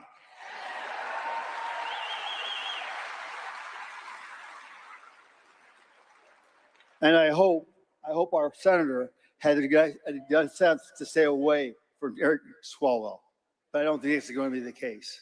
Not going to be the case. So we got our opening here. We got a great opportunity here to go forward and win.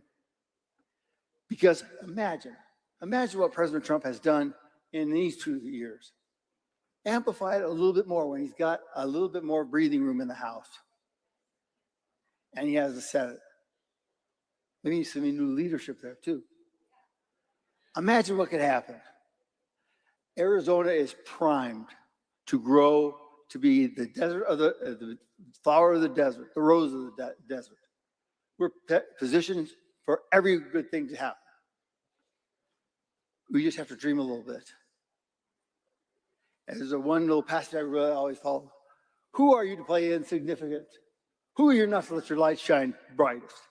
It's your light that scares you more than anything else. But your light liberates others around you.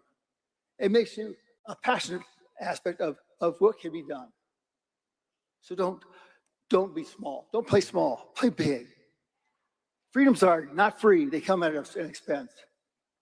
And we're watching one of the great presidents doing it by himself right now. So let's get him some help. God bless you. God bless Arizona. God bless Donald J. Trump. And God bless the USA. Thank you.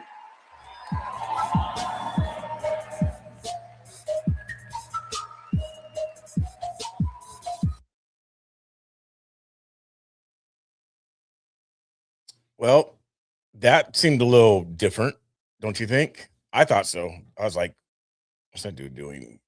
His papers were sticking together and everything else. So, who's up next? Congressman Abe Ahmed. Who's this? All right, I guess we'll find out. Arizona, I'm so proud of you. He's proud of you, Arizona. He's proud of you.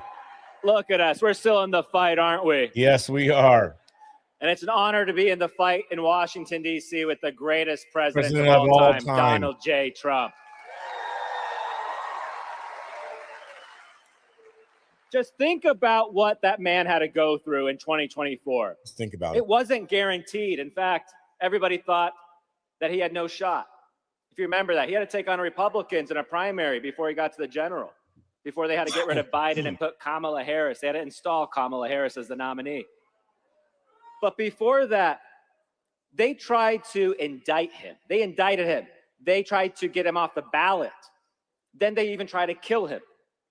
And despite all of that, he stood strong and he still fights for us every single day.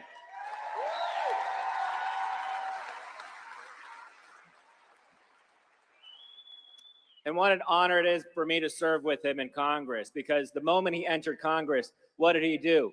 Within a few weeks, he secured our southern border, and all of us here in Arizona understood what that meant.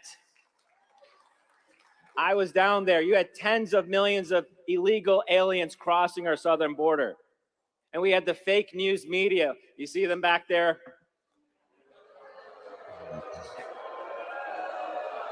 Can you believe those They try to call me a racist for saying that our southern border was an invasion. Think about that. Think about their mentality. And yet they don't give him any credit for securing our southern border. Nobody even talks about it anymore. That's how much of a good job he did in a matter of a few weeks. But besides our southern border that he fixed, look at crime.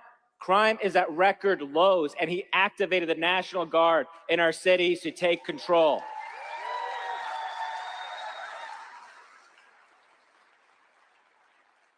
And now we love our law enforcement, don't we? We always got to back the blue, because remember those times when they try to demonize our brave law enforcement officers. They try to pit them against each other. Now they're trying to do that with our immigration and custom enforcement, our ICE officers, and we can never let them do it. We support ICE.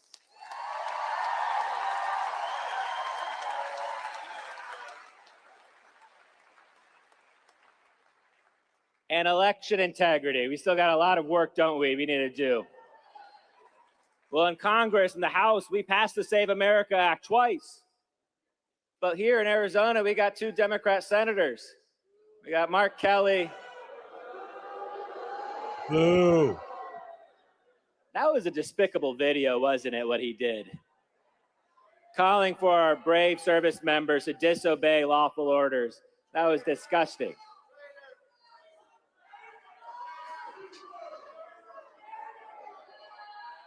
I don't know who's worse. It could be Ruben Gallego. You just saw him this week.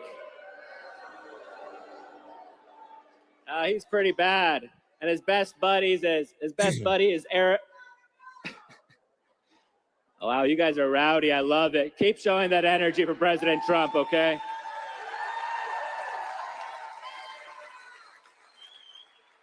But did you watch that press conference, that press huddle Ruben Gallego did with Eric Swalwell after trying to defend himself?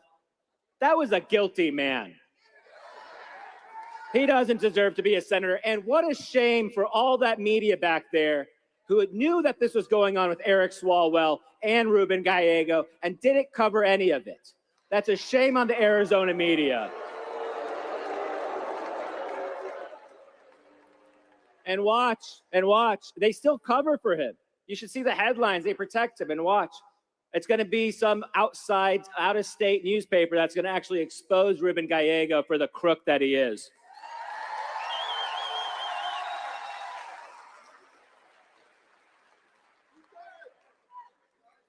Now, President Trump, he won in a historic landslide in November of 2024. But he didn't do it alone. It was all of you that had his back. And this year is very special. This is our country's 250th anniversary.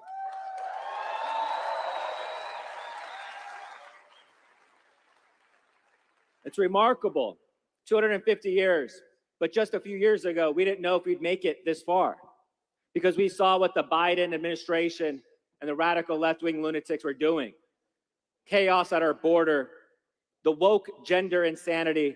Isn't it amazing? We have to talk about the most simple things, that boys are boys, girls are girls.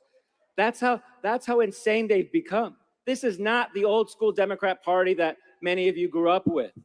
These people are truly communists.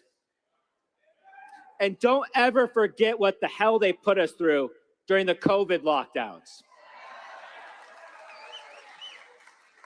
They shut down churches just like this.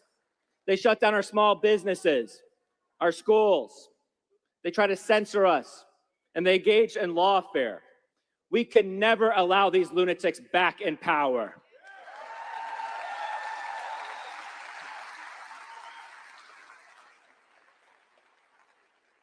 And that's why we have to recommit right here, right now, that we are going to stay and fight this November. Right.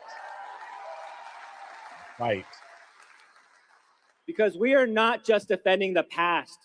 We are securing the future for another 250 years, especially here in State 48.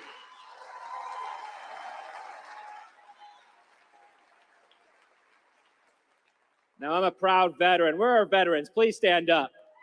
Stand up, veterans.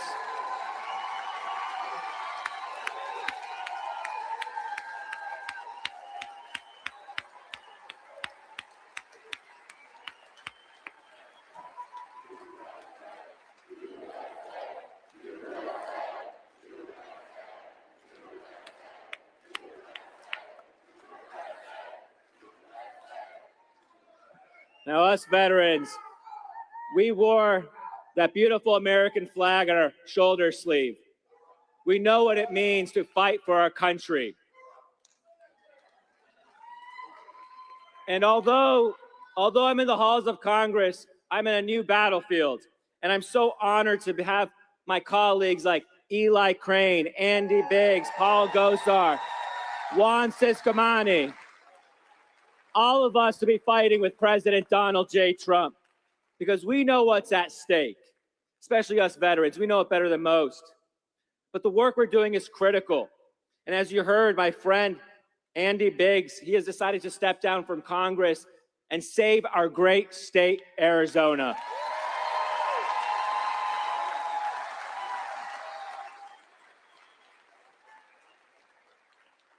Now, since the 2022 stolen election, that was a stolen race, wasn't it? 60% of the machines going down. Amazing, amazing what they try to do, but they couldn't steal it from President Trump because it was too big to rig. And that's what we got to do for Andy Biggs. But Arizona has been captured by the radical left. Look we have a cartel lawyer as Secretary of State. We have an illegitimate climate activist parading around as an attorney general. She's awful. And we've got a crooked disaster holding us back, Katie Hobbs. I don't know if she's crooked, because honestly, I think she's too stupid to be crooked.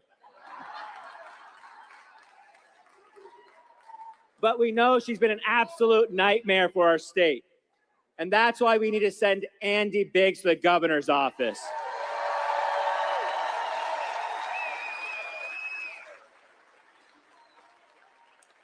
So Andy, you have my endorsement, but he has two more special endorsements. He's got the endorsement of our Commander-in-Chief, President Donald Trump.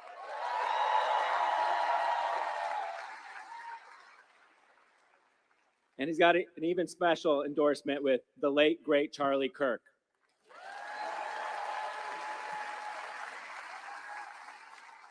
Now, Charlie, he came here a lot, and he's someone who meant a lot to us. It's not like other places in the country. We knew him in a more intimate level.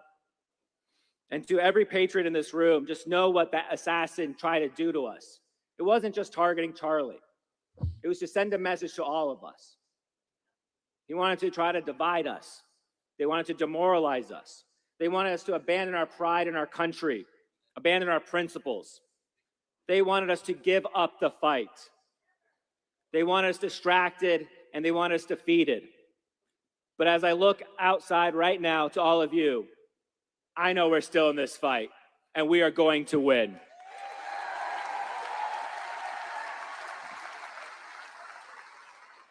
And we are not going to stop fighting until President Trump's America First agenda keeps on rolling, until Andy Biggs is sitting in the governor's office, until we give our kids and our grandkids an America that our founding fathers and that Charlie Kirk would be proud of.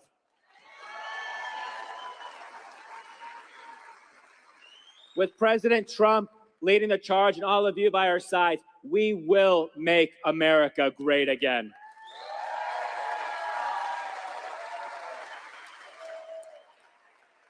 We are not backing down. We are not quitting. We will never surrender. We are fighting for America. We are fighting for Arizona, because ultimately we are happy warriors and we love this country.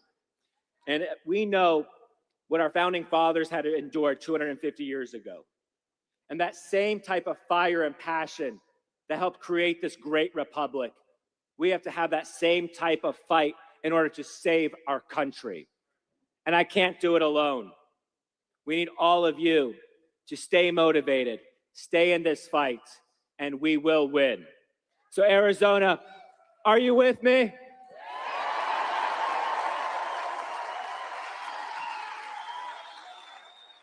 Arizona, are you with Andy Biggs?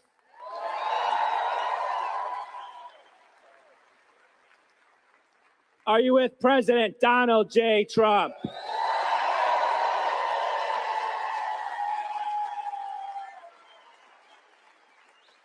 and we are with you now and forever. God bless you. God bless Arizona, and may God bless the United States of America. Thank you. Who's doing? I didn't even do nothing.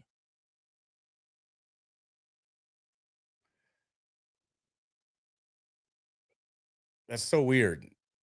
Like I didn't push.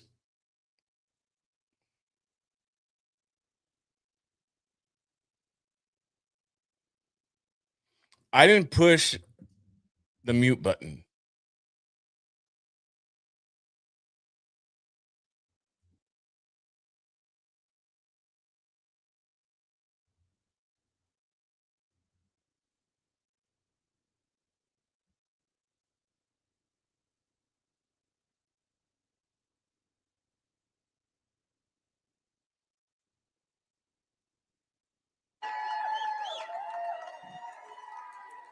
Thank you guys for coming out.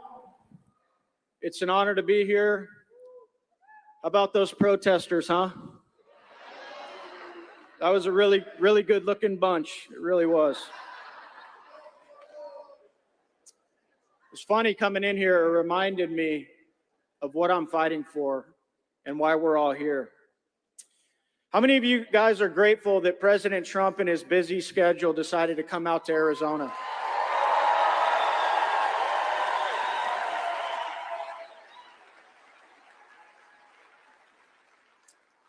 I also want to acknowledge this great organization, Turning Point USA.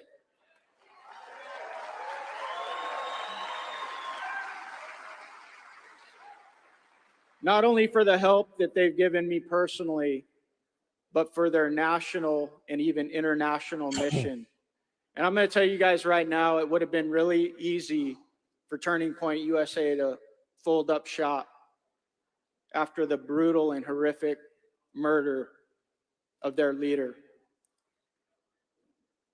Charlie Kirk was a friend to many of us, and he was a mentor to me.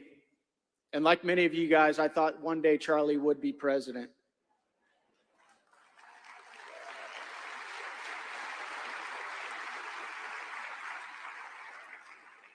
But I am grateful to see that so many of the leaders stepped up and are keeping this going. And it's pretty clear being in this room today that Turning Point USA is alive and well.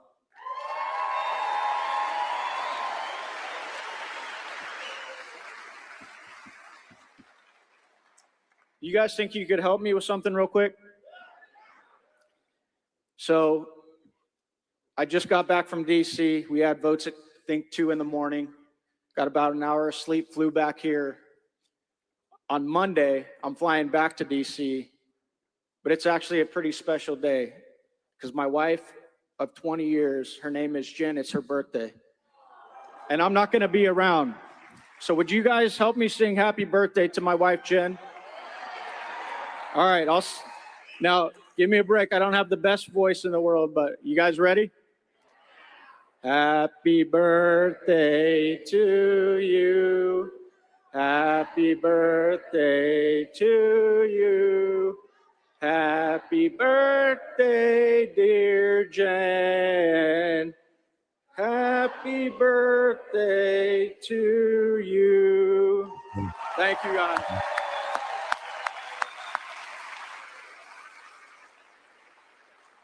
Thank you so much for doing that.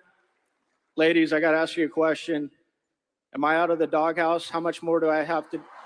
You know where I'm going with that. What do you guys think? What should I get her? What? Okay. All right. I got some ideas.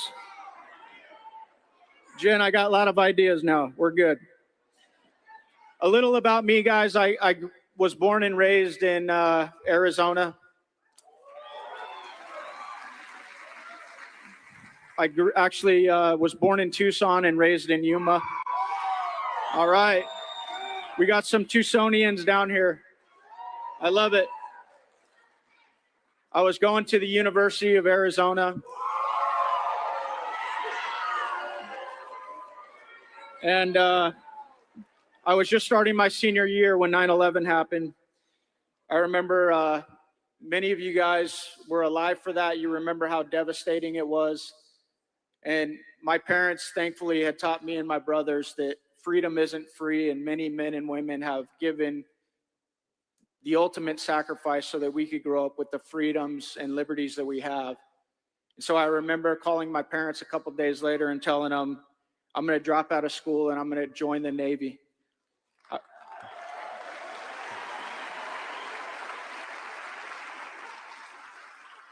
I really wanted to be a Navy SEAL. Unfortunately, I didn't make it through SEAL training my first time.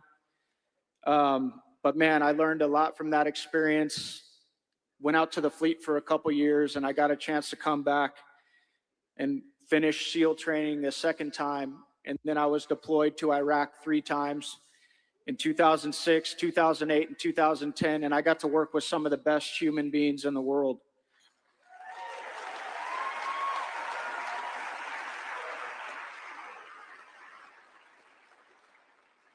I can't help but I know there's a Marine over here somewhere. I keep hearing him yell.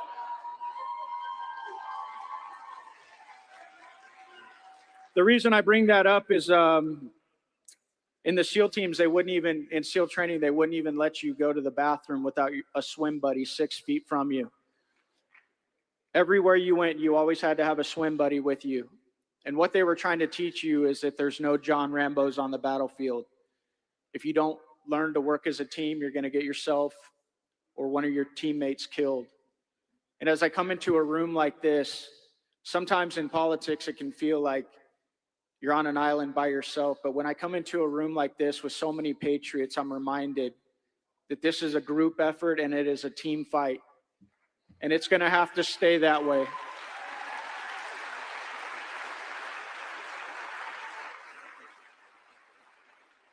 When I left the SEAL teams in 2014, I honestly thought I was done fighting. I had a bit of the I've done my part bug, and I wanted to live the American dream. My wife and I, Jen, we started a small business in our 1-car garage in Point Loma, San Diego. We moved the business out here to Tucson, here in Arizona. And you know what? As I was watching the direction that this country was headed, I just couldn't stay out of the fight. I've got 2 daughters. I've got an 18-year-old and a 14-year-old daughter. And I feel so blessed that I got to grow up in this country with all the freedoms and opportunities that many of us, all of us, have grown up with. And I know for a fact, if that falls, if these youngsters over here don't grow up with the same amounts of freedom and opportunity that we did, that's on us. And that's why this is so important.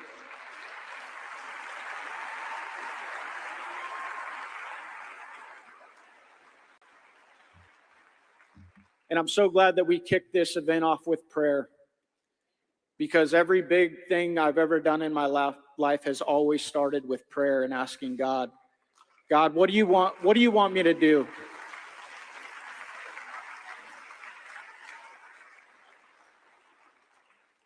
And honestly, I tell people all the time, I think the reason this country is in so much trouble is because we've allowed God to be pushed out of everything. Some of you guys that read your Bibles and know Scripture know really well that when a people push God out, He removes His hand of favor. It's one of the reasons I love Turning Point so much, because they make faith such a heavy part of their mission and what they do.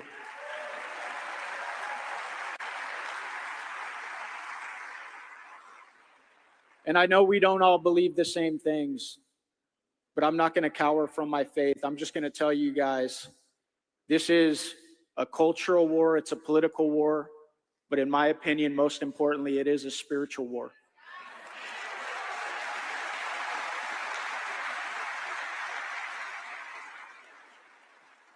Now, we've got some midterms coming up, and I'm going to tell you guys right now something you already know. Republicans are not the solution to all of your problems, but Democrats are pretty much the cause of all of your problems.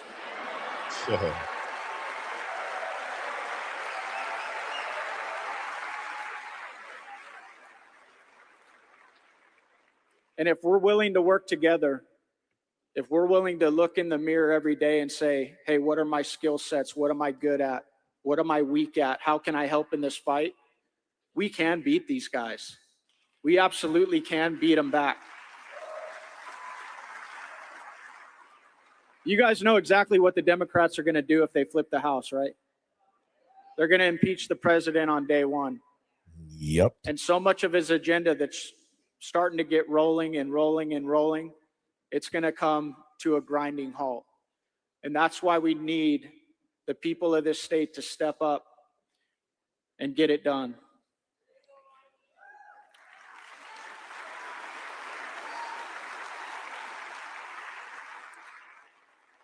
True.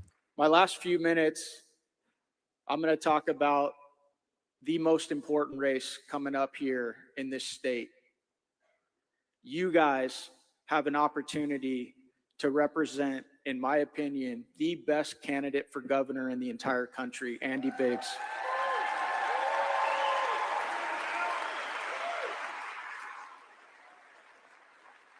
Andy Biggs is not only a friend of mine, but he's a mentor as well.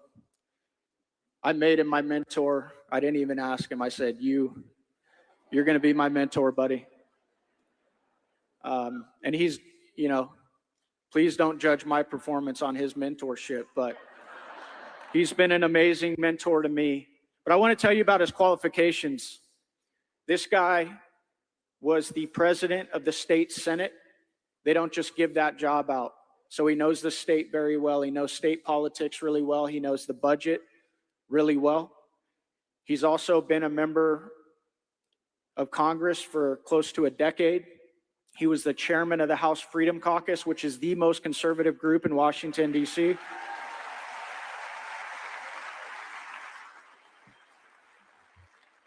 But in my opinion, more importantly than all that, and I tell people this all the time, the number one thing missing in Washington, D.C.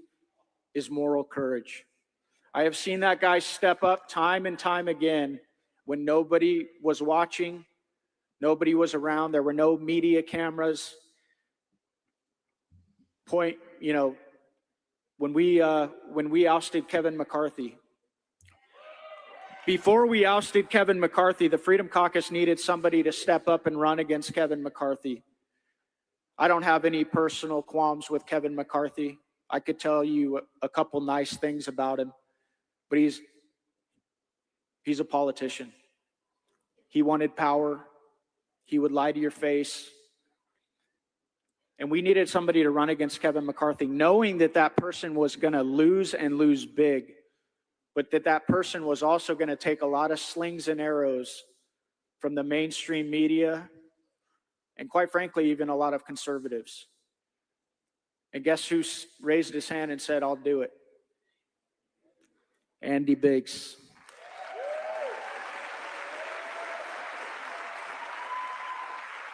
You see, a lot of politicians don't want to step out and put their political career on the line. And that was the time I saw Andy Biggs do it in a big way. That fight that we had on Capitol Hill about 3.5 years ago, that hadn't happened in 150 years in this country. And then when we fired Kevin McCarthy a couple months later, that had never happened in our country. And Andy Biggs was right there in that mix.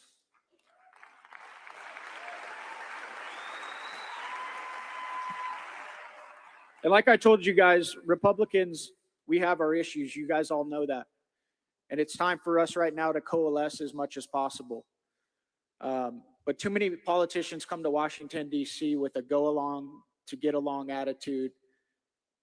They come there and they say, okay, what does leadership want me to do? Fox News ran an article probably about 4 months ago, and it ranked members of Congress that were most likely, or not most likely, but actually voted against their party more than anybody else. And in the top 10, I was number 10. Andy Biggs, I'm ashamed to say, actually beat me in that ranking. And then we had Chip Roy, Eric Burleson, and Thomas Massey in that group. And I bring that up because, again, Andy Biggs is not a go along to get along guy. He's the type of guy that when our party is going off off the rails and not representing you guys properly, which happens a lot, he's willing to vote against our own party over and over again.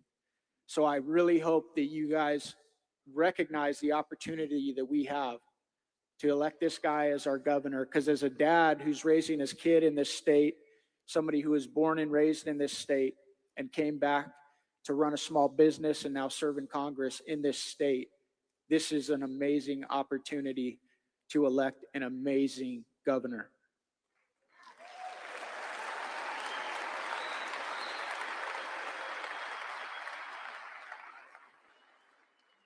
I'll leave you guys with one final quote.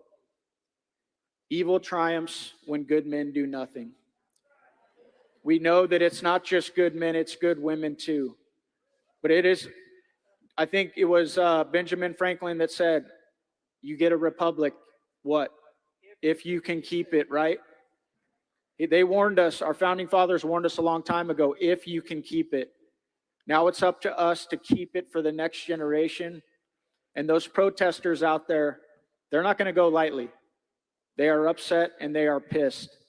But if we work together, we can get this done. We can make sure that President Trump is not impeached in a couple months, and we can keep this agenda rolling. So thank you guys so much. God bless you.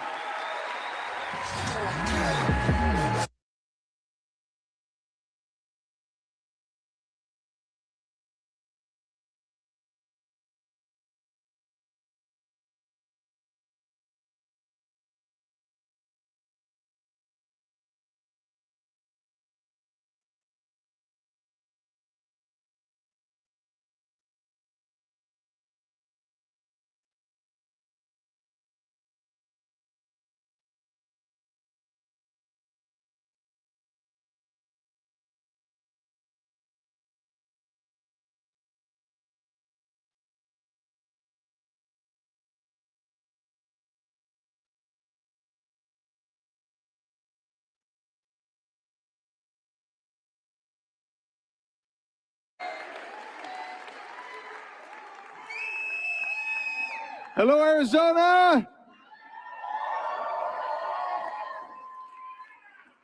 Just got back from DC.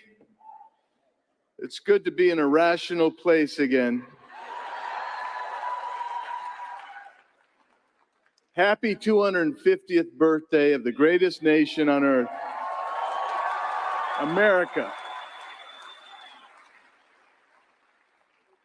Are you excited that President Trump's going to be here in just a little bit? Yeah. Me too. Me too. So when we think about President Trump, the forces of evil have attacked that man and his family and his friends and his associates and his followers not because they want to enrich people's lives, but because they want to control people's lives. It took incredible courage by President Trump, unbelievable courage to get out there every day. He's taming the world, trying to bring peace to the world and prosperity to America. That's Donald Trump. He is a true believer in the greatness of this country. So I am grateful that almost to the day, I got a call from President Trump last year, almost exactly this day. It might have been the day. And I answered the phone. Hello, Andy.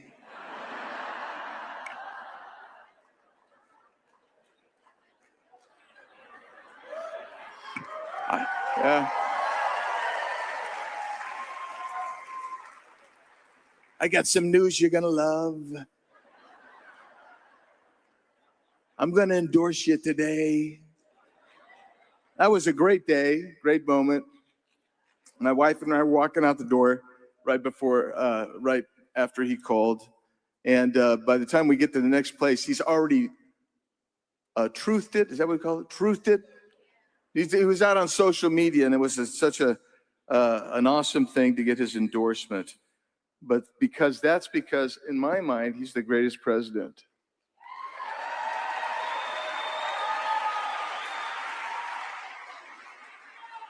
So some of the stuff that we've done together. So I just asked, because I know I was talking to a lady beforehand. She told me that she had gotten this massive tax refund she had not expected. How many got a better tax refund than you thought you were going to get?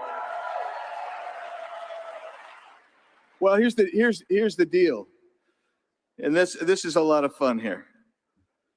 Democrat governors like, I don't know, Katie Hobbs, Gavin Newsom, Abigail Spanberger. They fought that stuff. They don't want you to keep your money. They want to take it.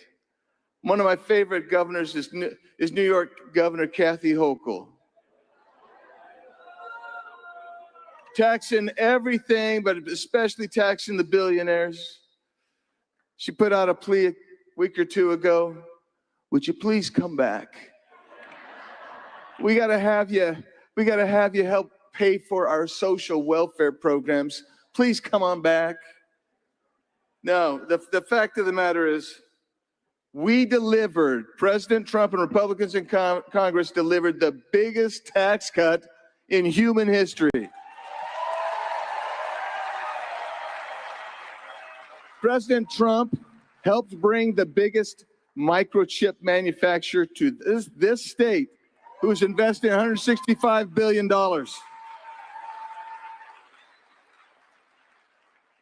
Because of President Trump, and with the help from our members of Congress, we've secured the border like no time in the history of our country. Hey, how many of you remember literally millions of people crossing our border every year? Art Del Cueto led the pledge. He remembers. We all remember that. I'll tell you what, we now feel safer. We are safer, all because of President Trump coming in. We didn't need new laws. We just need someone to say, we're going to enforce the laws.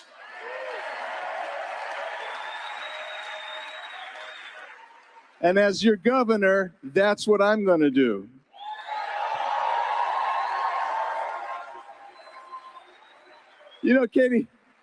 Katie Hobbs, the first thing she did on day one, no kidding, she disbanded the Border Security Task Force. She started tearing down barriers that the previous Governor Ducey had put up.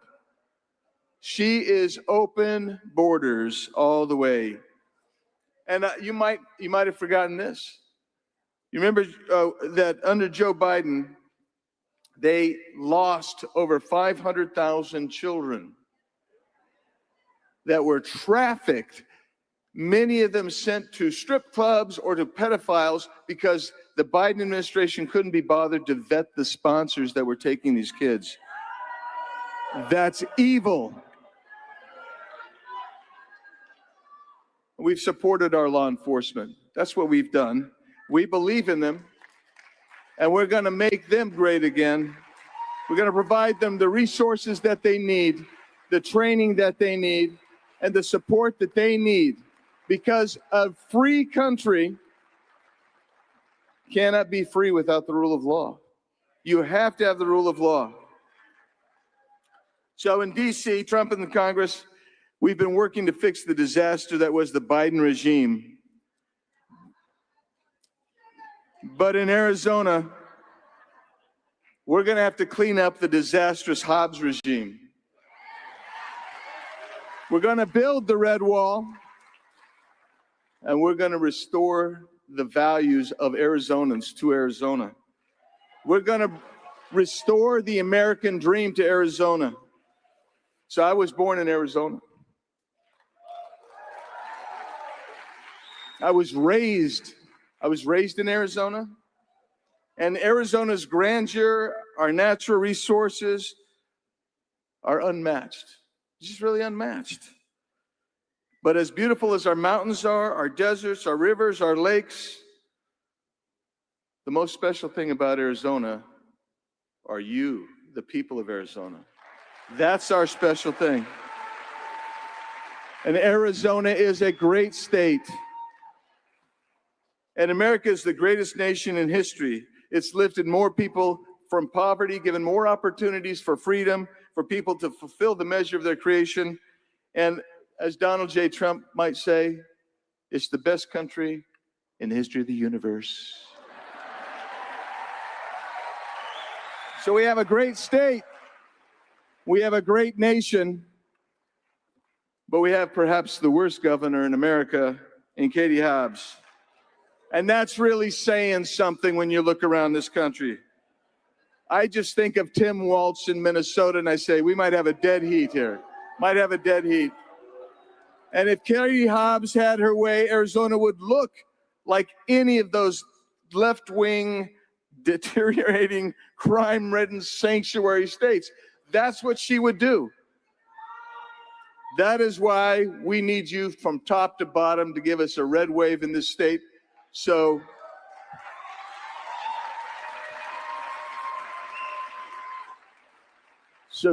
Katie can retire and go back to social work, but I think that's probably a good thing for her.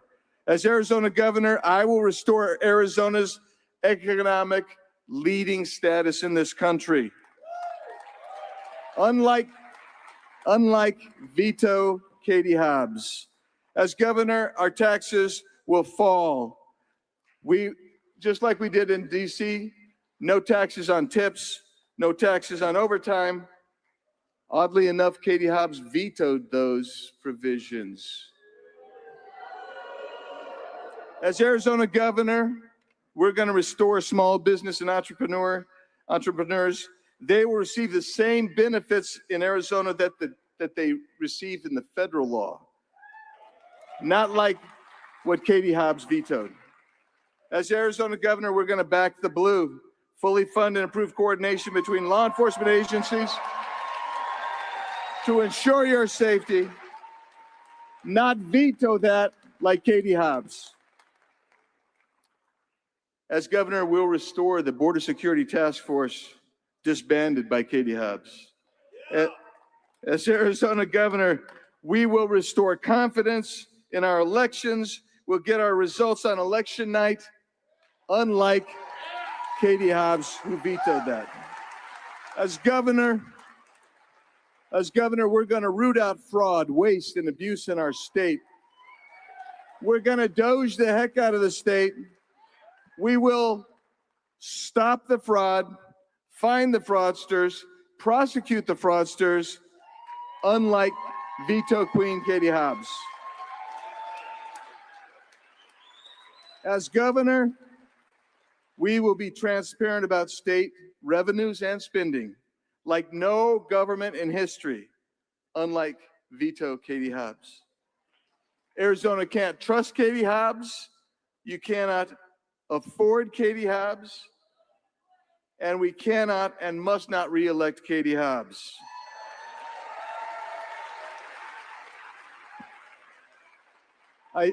I thank you for your past support.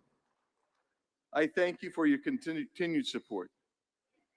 And I stand before you now and I ask for your vote to be Arizona's next governor.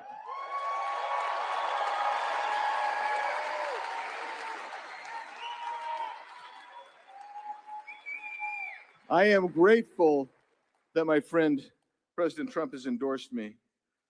My wife says I should always tell Donald Trump stories. I will just tell you one. I was at an event and while I was talking, my phone started vibrating. And I thought, well, wouldn't that be funny if it was President Trump? But I kept talking and the event was over. We're in the car. It's 8:30 at night. And I called him up and it's 11:30, but I'd never known him to retire that early. Who is this? David Schweikert. That's not true. That part's not true. We had a nice conversation. I told him, hey, look, Mr. President, let's talk tomorrow, which we did. I am so honored to have the endorsement of my friend, the martyred Charlie Kirk, and his wonderful, wonderful wife, Erica. To have the endorsement of people I serve with now, like Eli Crane, Paul Gosar, and Abe Hamida, and a bunch of other members of Congress, as well as 40 current or former state legislators that I have served with. I'm honored because they've seen me serve. I think they want us to get in there and get the work done. I'm also endorsed by people all over the state at every level of government and from law enforcement.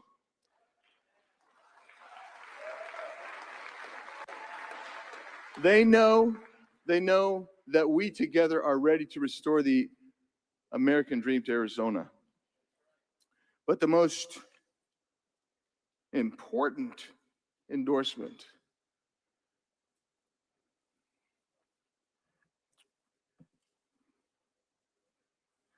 is that of my beautiful wife,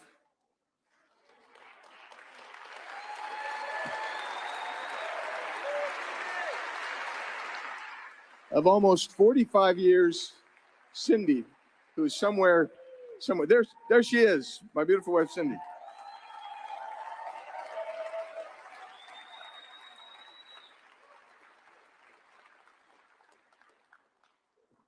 I couldn't do what I do without her.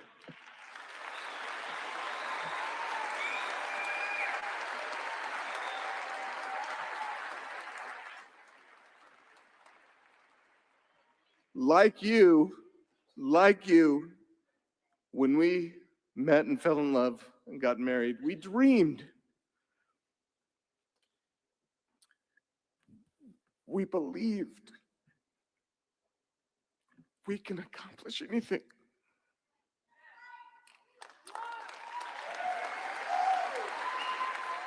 And we believed this state was the place that gave us the best opportunity to do that. We didn't want to try anywhere else. We knew this was the place.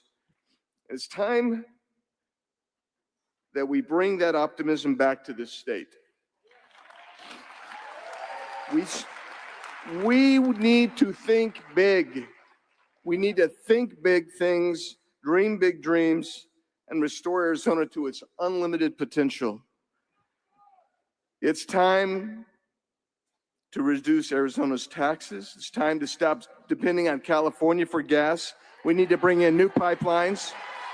We need to reform.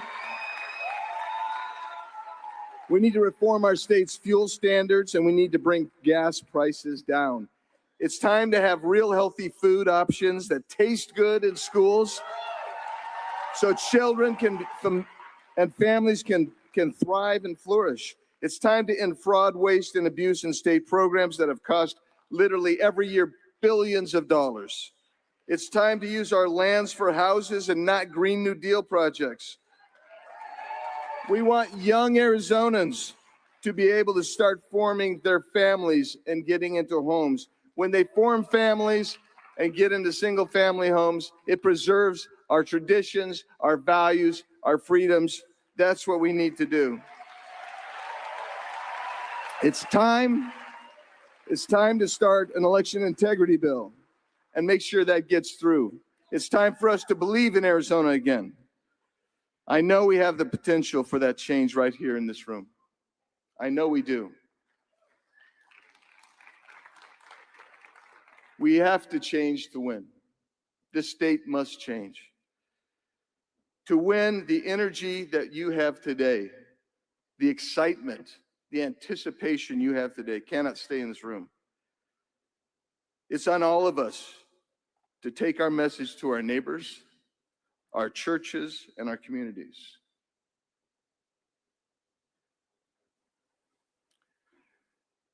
We're going to build the red wall. We're going to build the red wall. And we're going to take Arizona back. Arizona is the fulcrum of national politics. You may not know that, but it is. All the nation looks to Arizona right now because the Democrats think they can turn the state permanently blue. But I'm here to tell you that's not going to happen. It's not going to happen.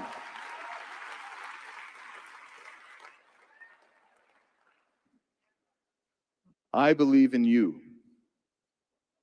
Will you help me? Will you help me turn this state red? Will you help me? I promise you tireless effort. I know that you want freedom for now, yourselves, you want opportunities for yourselves, but you want it for generations to come.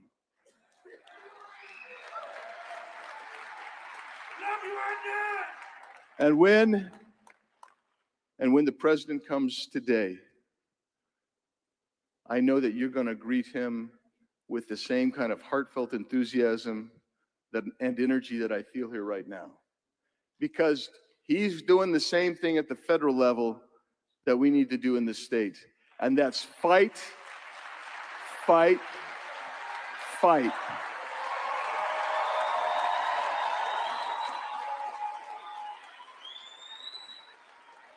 God bless you. God bless this great state of Arizona. And I have every confidence he's not done with America. God bless America. God bless you. Thank you so much. Let's win. Let's fight. Let's go.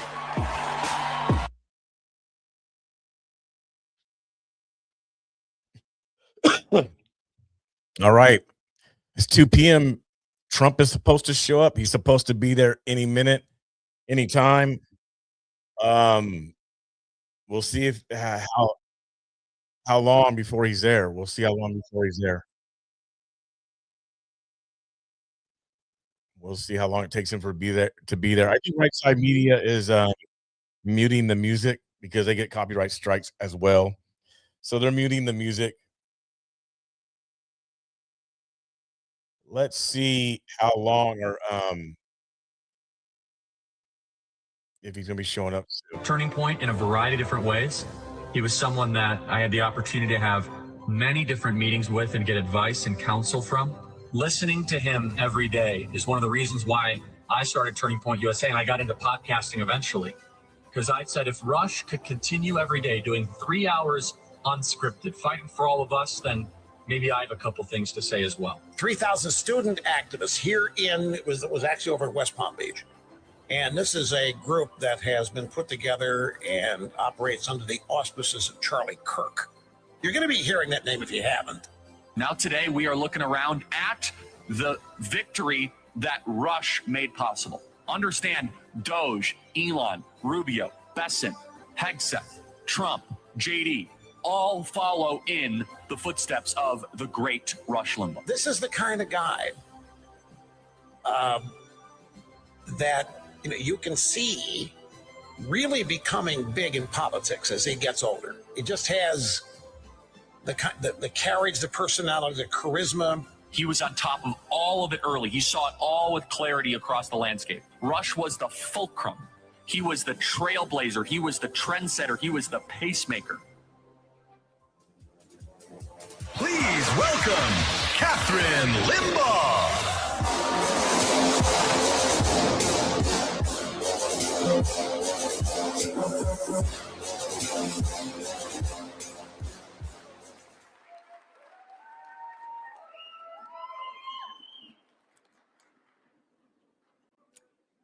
Hello, everyone.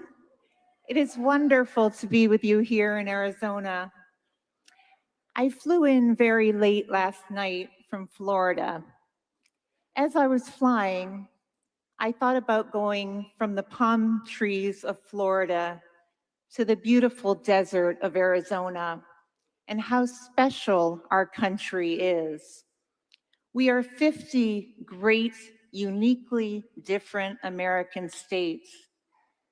This country established 250 years ago by our founding fathers, is a place we should all be proud of. The American flag represents our American family, one nation under God. As we all know, like with any family, some you get along with better than others. I'd like to say I get along with Arizona well.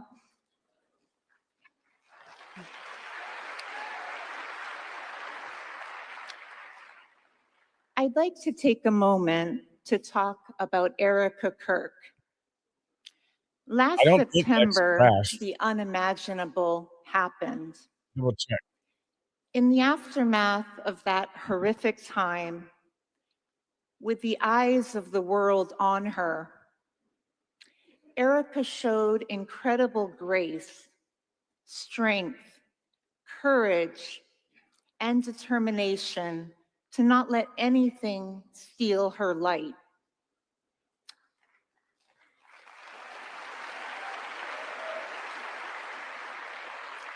Not only is she raising a young family in a way she didn't dream of, she is continuing Charlie's mission and bringing many young No, it didn't crash. students It's still up along on with X. her. Oh, wait. Anyone who criticizes Erica for how she grieves or how she moves forward should pause and think for a minute about the humanity of that. Many people claim to be caring and compassionate, when in fact they are Seemed to happen on X. incredibly judgmental. So many loved our friend Charlie. Interesting. And so many love Erica. Goodness will always outshine the darkness.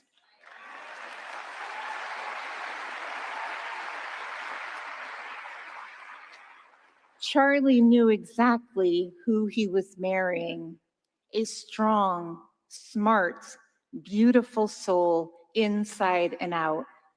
I know he is immensely proud of Erica and how she is carrying on.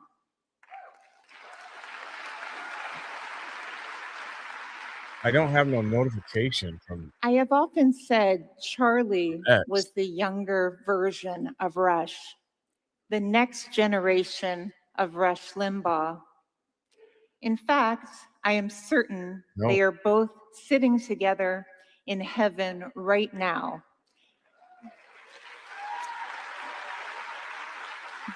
engaged in a deep conversation about Iran and our incredible United States military, the greatest fighting force for peace in the world.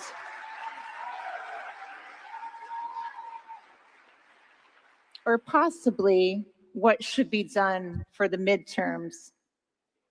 They are also likely working on a better radio deal in heaven.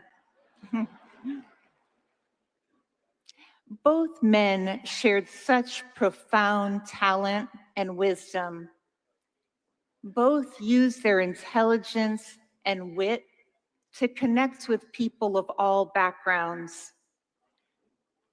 Among the many things that made Charlie and Rush unique was their ability to talk to you and not at you. They encouraged everyone who would listen to think for themselves. They presented facts so that you could form your own opinions. Both loved this country with all of their hearts. They stood for freedom and freedom of speech. Charlie and Rush are simply irreplaceable, but their lessons live on through all of us. We must continue to share these lessons with as many as possible. Both Charlie and Rush wanted young Americans to know how miraculous our country is. They wanted to explain to those who agreed and those who didn't, some of whom were outside on my way in. They needed better signs, by the way, but we'll work on that for them.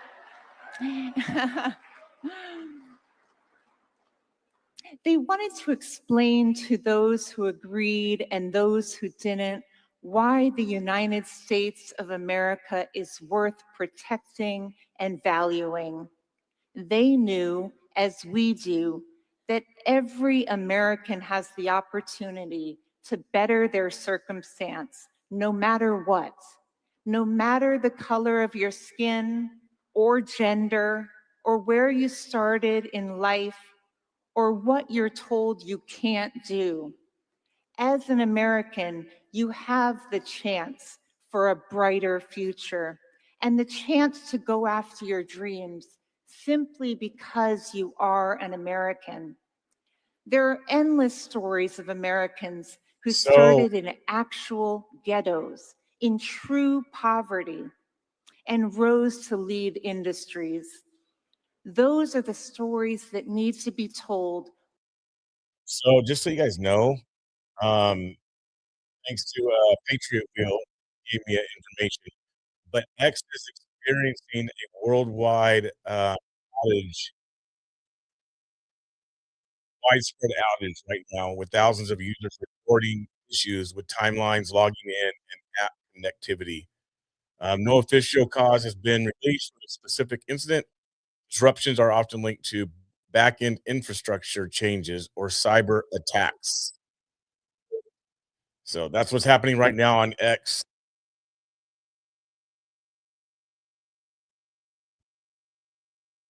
That's what's happening on X right now. And just so you guys would know.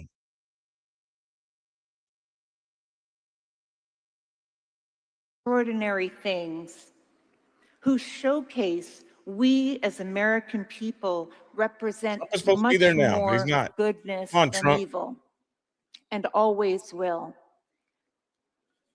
It is Let's important go, Donald that we Trump. hold on to the principles that Charlie and Rush stood for. At the very base of that is freedom of speech. I encourage you all to use your minds, especially the young people.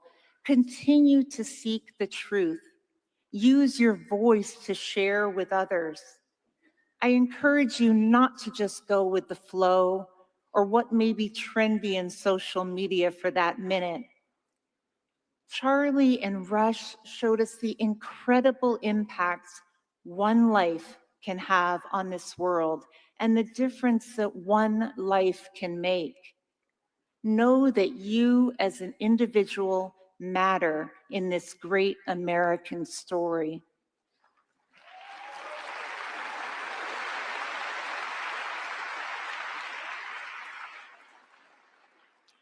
I know President Trump will be here shortly. President Trump doesn't have to do anything that he does.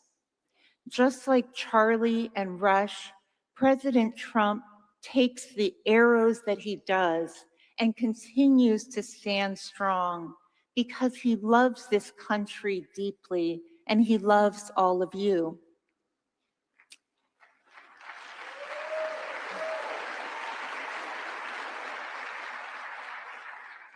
He doesn't have to work tirelessly as he does. He could have led a very content private life. But President Trump fights daily for all of us, for the younger generations, because he wants the United States to remain the most miraculous country on earth, where there is opportunity for all of us. He runs our country with a business mind and a father's heart. Exactly what is needed.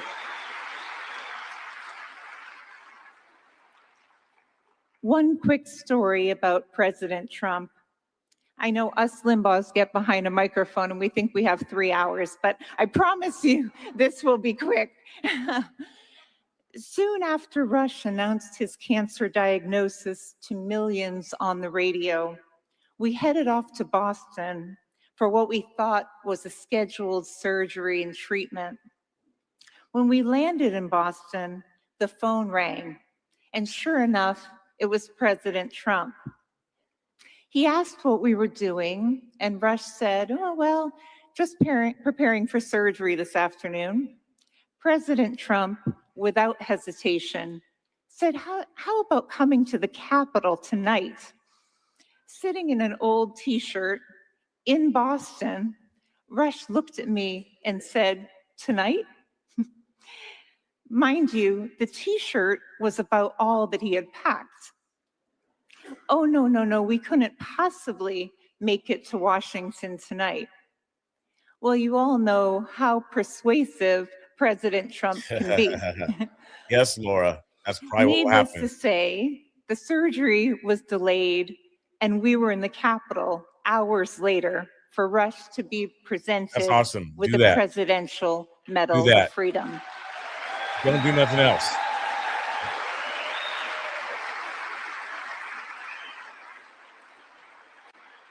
It was a night we will never forget. Every few days, President Trump would take time out of his very busy day to call Rush just to check in. No agenda, just simply, how are you holding up? President Trump is a great man who cares for our country so deeply, and Americans in that very same way.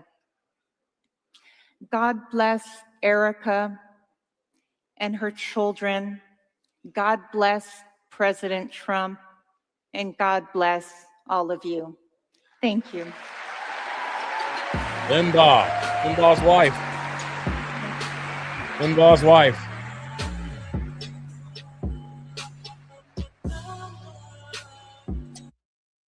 Limbaugh's wife. He was good. I like Limbaugh.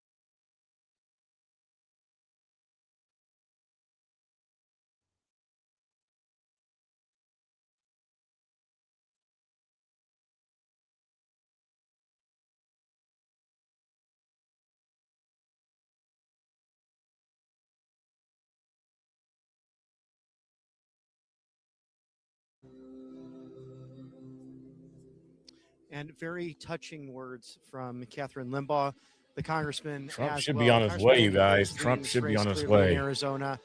A very emotional day celebrating the life of Charlie Kirk, preparing for President Trump. We're grateful for our sponsors here at Right Side Broadcasting Network, especially Birch Gold Group. Think about tax-sheltered IRA in this moment, because what you have here is 2 decades of the dollar X is going back down on. and gold going up over 700% during that time. Yep, So it think is. about diversification Sure is. at that moment, where you have a tax shelter IRA or 401k that can make all the difference with Birch Gold Group. Truly the best in the business. You have Dr. Ron Paul. Trump has also arrived in Stephen Phoenix Bannon, 15 and minutes Ray ago-ish. Travis Buck Sexton, to so many others So endorsing Trump has arrived, this wonderful making group. his way Alvarez, to the to talk through place.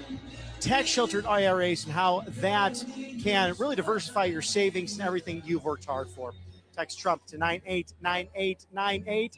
It's the Birch Gold Group, the best in the business. We're grateful for the sponsorship here at Right Side Broadcasting Network. And is it not true that with an event like this, the good congressman, the delegation here, Paul Gosar, the dean of the Arizona congregation, and also the outstanding Eli Crane, to Abe Ahmadad. I mean, an amazing group of people that are just absolutely fantastic. We love them dearly here in Arizona and across the country, as they reminded us, not so much having the title, but what you do. Charlie reminded us of that. As we're also grateful for All Family Pharmacy here at Right Side Broadcasting Network. So important to think about your health and how staying up to date on your maintenance medications can literally save your life. Forget all the long lines in urgent care and forget seeing the doctor at the last minute when you're sick, dealing with cold and flu, or dealing with ailments. From diabetes to thyroid issues to metabolism, the maintenance medications available at All Family Pharmacy will be absolutely outstanding for you to have on hand. With over 400 options, and especially things like ivermectin, hydrochloroquine, NAD+, methylene blue, outstanding to have on hand when you do get sick, including nasal sprays and also Tamiflu during this time of year. So go to allfamilypharmacy.com/RSBN. There you can use code RSBN10, RSBN10 to have 10% off of your entire order. Let me walk you through how it works as well for those unfamiliar. Your doctor reaches out to their U.S. licensed doctor, reviews the order on the other end. No insurance, no red tape, no hassle. Simply a pharmaceutical note for you and the prescriptions you need. Again, 400 options from this literal life-saving allfamilypharmacy.com/RSBN. We're grateful for them at Right Side Broadcasting Network, and we're grateful for you, the good people. Check it out now, allfamilypharmacy.com/RSBN. And some of the immediate highlights of this great event today, the high notes, the low notes in the sense of just reflecting upon how much we miss Charlie's presence. No one can fill his shoes, but we are reminded that we can all do something in this movement, in this 2026 midterm, to help make America great again, to prevent the House Democrats from impeaching and then the Senate from ultimately removing President Trump if the Democrats do get the majority in this year's midterm elections. I was just checking those numbers again, 218 to 213 right now with the vacancies in place. 4 vacancies currently, with New Jersey 11 going a new direction, and that new Congresswoman-elect to be sworn in the coming days or even weeks. So these are the most narrow of majorities. And as we highlighted today, you have moments where a Democrat, they stay united and remain united in those votes. For example, the TPS issue with illegal Haitian migrants, and 10 Republicans joining their ranks in that moment to vote along with that. We'll see where the Senate takes all of that ultimately. Seems to be dead on arrival. That could change next week. And ultimately, of course, President Trump against that with the America First issues that are at hand in that argument. 20 Republicans also joining Democrats in the FISA issue in Section 702. We'll watch that as that has a 10-day extension right now. And where will that continue to go as President Trump has called? He'll be here momentarily.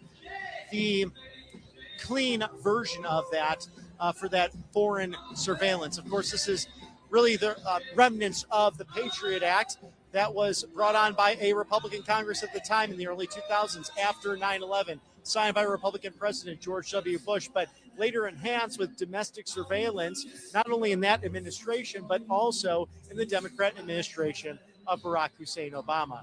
President Trump really scaling back at it to see where it would only be appropriate when it comes to overseas espionage and foreign intelligence specifically, not the surveillance of American citizens. So we'll watch all of that closely as Catherine Limbaugh reminded us we have a big family, a big tent in Republican ranks, and there are disagreements. There's some that you like more than others, as she mentioned being from Florida and leaving the palm trees of Florida to the desert and some palm trees here in State 48, that Arizona loves her and she loves Arizona. So what a wonderful speech from Catherine Limbaugh regarding Rush and Charlie, that they're probably together in heaven talking about all of the issues going around right now, and even probably planning for a new radio show or blessing someone with the opportunity to pick up the mic, as we knew from the last Turning Point tour, and as it continues, pick up the mic for Charlie and for your community, for your country. As we bring you unbridled access here at Right Side Broadcasting Network of the 45th and 47th President of the United States, the 50th Vice President of the United States, and also the 119th Congress. These midterms perhaps the most consequential in American history, and we talk a lot about that. Politicians will always promise you this moment, the most important election. But think about how things would have gone if 2024 went the other direction. Think again how things would happen if the Democrats gained the majorities in Congress, as Congressman Eli Crane, a former Navy SEAL of SEAL Team 3, reminded us, hey, there's plenty to criticize in the Republican Party, but the Democrats will bring you down a bad, dark road. And they are in place simply for themselves and for power. They have proven it time and again, as this president coming down that golden escalator back in 2015 as truly a private citizen to make this country great again. We're honored to bring you this unbridled access here at Right Side Broadcasting Network, because we ultimately, as the Arizona delegation reminded us today, want you to make up your mind. That is what's all about in American politics, that you take the information and dissect it and make up your mind in that one vote, that private institution that is so cherished. And we can remember back with the Kennedy Center Awards and those amazing American-loving artists that received that award from President Trump, including Kiss and the great Gene Simmons, who mentioned it to the reporter when asked about his approval or disapproval of certain policies from the president. And he mentioned, what do you care? There was once a time in this country when it was one person, one vote, and people did not base relationships simply on who they voted for or who they did not support in the process. Of course, back then, you had that curtain to close behind you as you would punch or take that vote into place. Now, different machines, or even by that hand ballot, that paper ballot that we might have as a difference in jurisdictions and specifically states as we gear up for the November 3rd election in 2026. So big highlights here today. Congressman Andy Biggs really seems very popular with the Turning Point crowd, endorsed by Turning Point Action, endorsed by President Trump. Of course, David Schweikert, in his own right, a great conservative congressman who is pursuing that race as well as others. But some people are standing out in that process, especially showing that Trump endorsement really comes through and really makes a powerful argument for those in the primary leading up to the November 3rd general election. So for those who might want to sit on the sideline or say, oh, I'll vote in the general, you can really shape the future of the country with so many of these races, especially in the 7 swing states that have potential different directions to go as a result of many key retirements, as well, or simply term limits. We're seeing that in the Southeast, especially in the peach state of Georgia, the Yellowhammer state of Alabama, and also the free sunshine state of Florida, the Carolinas, as well as Tennessee, where we'll have new faces in those governor roles to attorney generals and secretaries of state. And we will go back now to 5, 6, 7, 8, 9, 10. Okay. And that was just a test, so I'll keep on talking for you as we await the CEO of Turning Point USA, Erica Kirk, and Catherine Limbaugh so eloquently stating how she has been through so much in her own right since September. So many of us have, as personal friends of Charlie's, and those who worked with him as colleagues and those who knew him as a boss.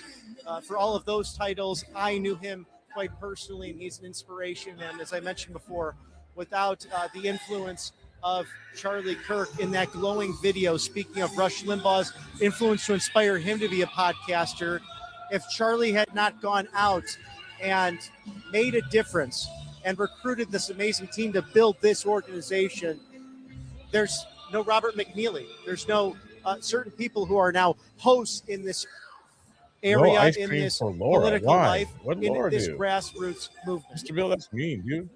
And You know, it's like so 10 very minutes true ago, that but we that's are mean. reminded today that one person can make an extraordinary difference by just stepping out of their comfort zone and by trying to save this country. And Charlie lived every sense of that at a very young age, as we were reminded that he lost his life in his 30s, just like our Lord and Savior did. An amazing thing to reflect upon during this Easter season. Thank you to our sponsors here on Right Side Broadcasting Network, mypillow.com/RSBN. We know Mike Lindell going through his race in Minnesota himself, really going to be an outstanding one in a state that desperately needs new leadership and new change, as State 48 does in Arizona with the failed leadership and failed management of Katie Hobbs. So you look at Minnesota, not only with that governor's race, but a man who has really defied the odds. And his, Come on, Trump. bared See again, his guys, he's soul late. and Trump his is heart always on late. his sleeve. Mike Lindell bringing you an amazing American products, 2,000 in Trump fact, is late you can again. choose from select at mypillow.com/RSBN. The Giza Dream Sheets, outstanding. They're from the Mediterranean, made here in America. Also the My Slippers, the My Pillow 1.0, the My Pillow 2.0, and the My Coffee, one of my personal favorites. So if you want a better night's rest or a better day to start the morning, an amazing way to get it started with mypillow.com/RSBN. Thank you to Mike Lindell, our dear friend from Minnesota. And again, all of his products made in America in the great state of Minnesota. Wishing him very well in that race, which will be taking place later on this year. A lot of the focus from yesterday as well, President Trump in Las Vegas, the no tax on tips issue becoming a huge staple as people are getting big refunds on those taxes where they just filed a tax deadline on April 15th. And by the White House, this tax day, Americans keeping more of what they earn, stating that via email. That thanks to President Trump's signature Working Families Tax Cut Act, I secretly which clap every single time Trump Democrat in speaks. Congress No, not at voted all. against. Millions of hardworking Americans are seeing bigger No, refunds sorry. and lower tax bills this tax day. We'll take it back to... We're about to resume the show here with Erica Kirk, the CEO of Turning Point USA and also the 45th and 47th President of the United States. With many outlets, right, left, and center, from ABC News to CNBC, News Nation, and the Washington Post, all talking about the average tax refund at $3,400, an 11% increase from the last calendar year. Here's how the Working Family Tax Cuts Act is delivering real results for the American people. Bigger refunds. Now, the average refund this filing season is over $3,400, 11% higher than the average return over the prior 4 years.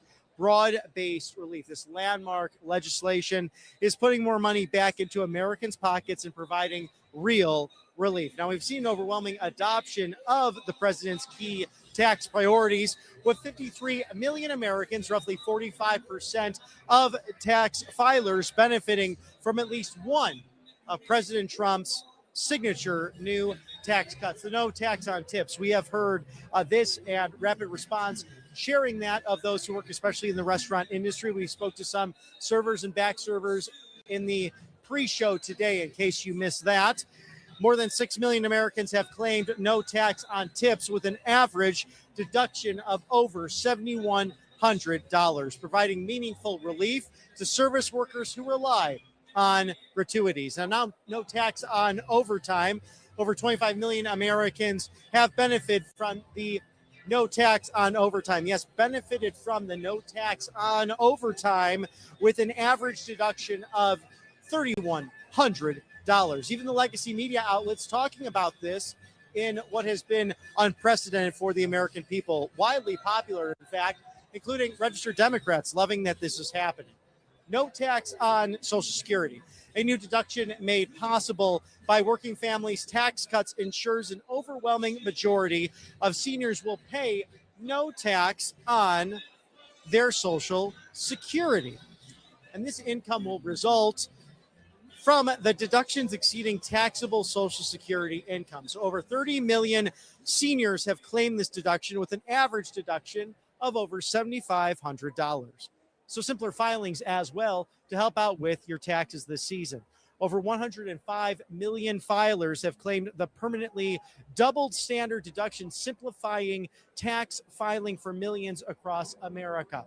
Small business relief. Nearly 12 million small business owners are seeing an average tax reduction of nearly $7,000, while the permanent extension of the 20% qualified business income deduction is delivering $4,600 in average relief to 8 million entrepreneurs. Now, investing in the next generation, parents of nearly 5 million children have claimed the Trump accounts on their returns. Tax advantage savings that give the next generation a jumpstart on those savings, enhancing the child tax cut credit as well. Over 34 million families have claimed the enhanced child tax credit, which is permanently doubled and expanded by the Working Families Tax Cut. Now, Made in America tax breaks. More than 1 million Americans have benefited from this and claim the no tax on car loan interest, with an average deduction helping with $1,800 back in the pocket. Yes, $1,800 back in the pocket with that help. This deduction is assisting families afford reliable transportation while boosting United States auto jobs. We've seen that manufacturing happening through the Southeast and, of course, the Motor City of Detroit, Michigan. Now, as we ensure tax dollars benefit Americans and not illegals, the Working Families Tax Cuts Act ensures American taxpayers are no longer funding benefits for illegal aliens while fueling business investment.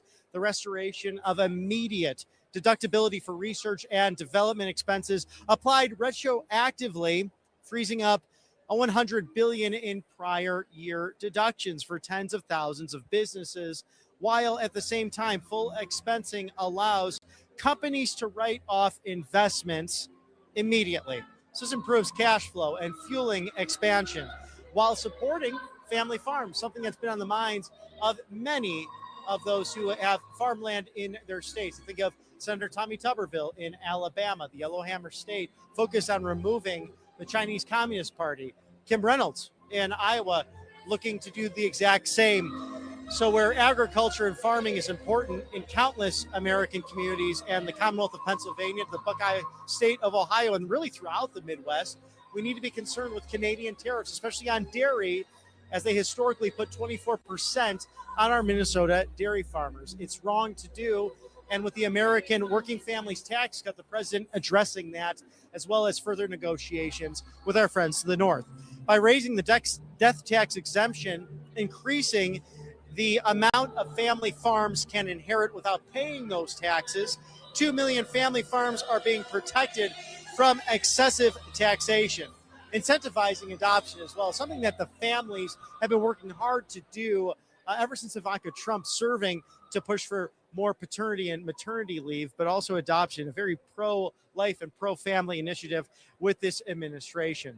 The Working Families Tax Cuts Act significantly boosted tax incentives for families adopting from foster care and making up to $5,000 of the adoption tax credit refundable. Now, improved housing affordability, the expanded low-income housing tax credit is incentivizing the construction of affordable homes for American families. While every Democrat voted to raise your taxes, President Trump, who we'll see moments from now, voted to cut your taxes. And that will be a huge motivator, as many see it, for these 2026 elections. Now, whether you are a server who depends on tips, a factory worker earning overtime, or a senior on fixed income, the working family tax cuts are putting more money back in your pocket where it belongs. President Trump rewarding hard work and not punishing it, as we are hearing his soundtrack behind us and the great Michael Crawford, who won the Kennedy Center Award as a result of those great nominations from the president himself and that committee led by Rick Grinnell, and the arts being revamped and revitalized right here in America. We're also very grateful for Tax Network USA Did you miss the April 15th deadline, or do you owe back taxes or have unfiled tax returns? Or have you been owing some for some period of time now? Did you retire and suddenly get hit with a tax bill you did not expect? Or did you open a business and those filings, those messy books, those balances, not being able to afford it all at the moment? Maybe you pulled money from the 401k or the IRA early, and now the IRS wants its share. Now, however your tax issue started, the outcome is the same. Your balance not going down, penalties going up, interest compounds, and many of you are about to owe again for this upcoming tax year with no plan in place. So stop what you're doing, take a breath for a moment, and call the great Patriot experts at Tax Network USA. The IRS won't wait. They will enforce collections through wage garnishments, bank levies, property seizures. They can even file for you without your consent. So this is where Tax Network USA comes in. Many of these Patriot experts, having worked for the IRS or expert CPAs, or also in the accountancy firms. This is where Tax Network can make a big difference for you. Over 15 years of business, and there has never been a tax case they haven't seen or solved. They have an A+ Business Bureau, Better Business Bureau rating, in fact, and they specialize in tax controversies, helping taxpayers settle those back taxes nationwide, getting them back on track. Whether you owe $10,000 or hundreds of millions, their team has resolved for over $1 billion in debt. Yes, $1 billion with a B in tax debt across the country. They could do the same for you. 877-479-6503. Call today. Do not delay. 877-479-6503. It is tnusa.com/RSBN. Tax Network USA, always fighting for you on your side. As we cover the latest from the Trump White House, and President Trump was just in Nevada, touched down roughly an hour ago here in State 48. Not a long trip from Las Vegas to Phoenix Sky Harbor, or even the Air Force Base not far away, and the Air National Guard home to Phoenix Sky Harbor as well. So when you fly into this airport, if you have not, you might see some big B-52s among other just waiting American for Trump. aircraft It's actually protecting been us in our skies, especially over it's been kind of a boring day for me. Arizona. There's not really a lot now in going Nevada, on, President Trump really celebrating that no tax on tips, as I spoke to earlier, delivering real money to American workers. Today, the White House stating that President Donald J. Trump returned yesterday to the birthplace of his signature no tax on tips policy. I apologize, guys. I apologize. Success. And we were there on the ground in 2024 during the election, if you remember those rallies out west. Now, standing with workers in Las Vegas, President Trump showcased how his groundbreaking reforms are putting more and more money. He hasn't donated any. The bank accounts and pockets of the American worker. To me. Relief every single Democrat in Congress voted against. He hasn't donated any puppet to me. Article 1 in Washington, D.C. Now, over 53 million Americans have claimed at least one of President Trump's new tax cuts, nothing including happening. 6 million filers who have claimed no tax on tips for an average. Trump now landed 40 minutes ago, and over 25 million which would have been 5 o'clock, no tax or excuse me, which would have been 2 o'clock, and he still isn't. $100. Las Vegas workers feeling this still isn't there. firsthand, and that impact. A local resident stating the following: I have received the largest tax return in my life this year alone, all because my tips were not being okay. Looks like he might arrive 6 minutes ago. President, here we got a little something, you guys, a little something. Tremendously, honestly. So I'm super grateful. We got a little something. He's arrived. And we'll head over to Erica Kirk. Okay, he's already arrived. I was getting ready to show you, but Erica Kirk's coming out.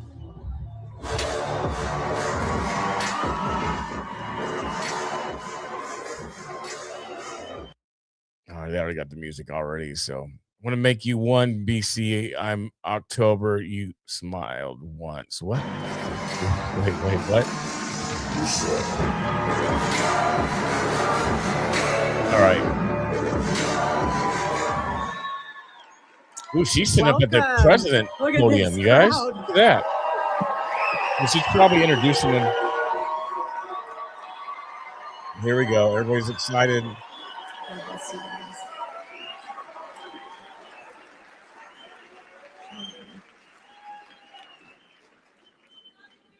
Love you guys. They got a lot of protesters out there in Phoenix against Over the past opposing. 7 months, I have seen the worst of humanity, but I've also seen the best of it.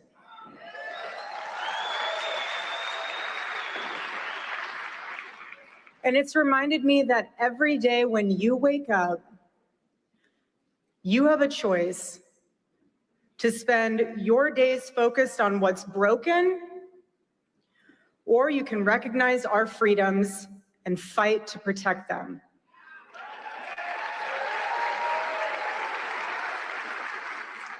As Americans, we are all privileged to live in the greatest country in the world.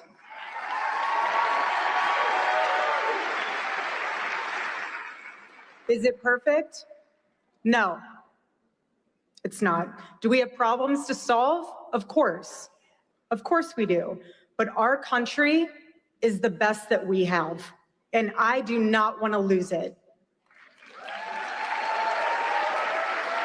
If you look around the world right now, Europe has surrendered itself to third world criminals, and under the Biden administration, we were on track for that for ourselves. But President Trump came in and course corrected.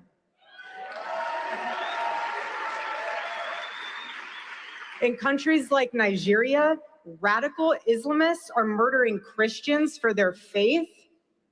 In Canada, they'll tell you you're better off getting medically assisted suicide than believing in the sanctity of life. While in America, we understand that a free life is worth living. But there is nowhere else on earth like the United States of America. There is not. And with this powerful combination of freedom, the ability to live your life with your faith openly, and the chance to build a life, nowhere else like it. And nowhere else I would want to be, and I'm sure you guys feel the same exact way.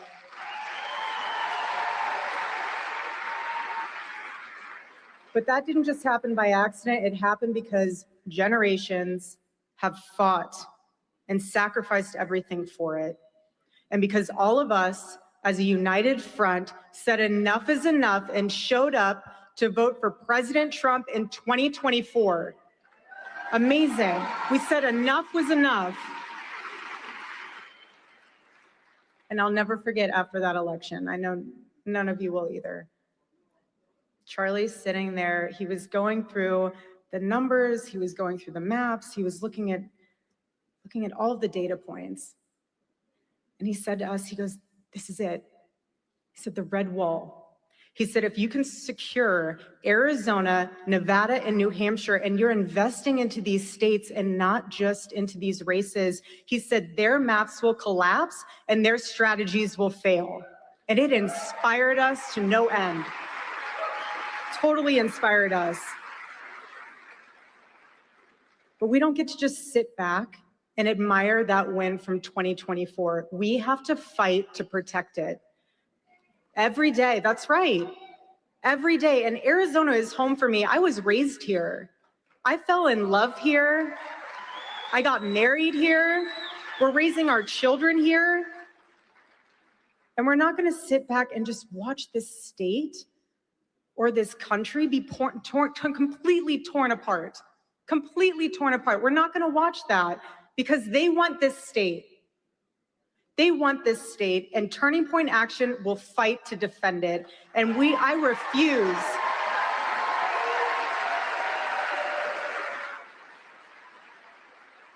I refuse to let California become Arizona. Not happening. Not happening. We don't want Arizona to elect people like Eric Swalwell. No, we don't. No, we won't. But I will say, unfortunately, we do have his best friend, Ruben Gallego, here, so we have some work to do. We have some work to do. But seriously though, I do not want a country to look like the protesters outside who are celebrating the murder of my husband. I do not want a country like that. So let's not forget how quickly things can go in the wrong direction. We just lived through 4 years of corruption dressed up as compassion. 4 years of that. You remember when we had Christian pro-life activists being persecuted for their beliefs?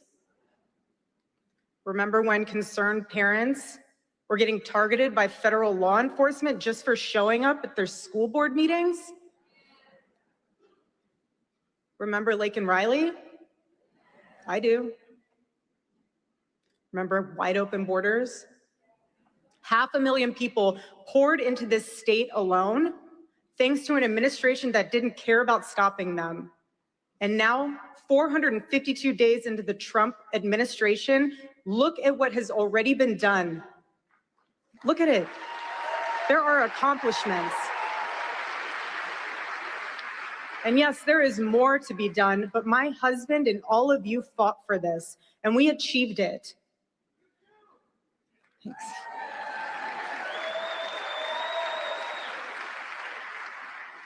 And now we have to show up again with 80 to 90% voter turnout in the midterms and fortify the red wall for the next decade. That's what we need to do.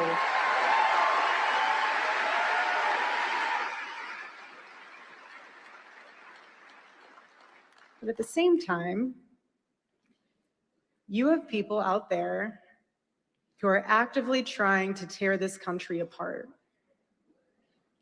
They love to start fights, dividing us all against each other, spreading negativity, all to get clicks and influence the algorithm to maximize profits.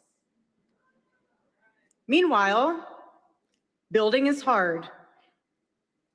Getting out the vote, talking to real people, spiritual revival, that's actual work. That is actual work. And my husband, Charlie, gave his life for that work. And what gets built lasts for generations long after the noise has run out of one-liners.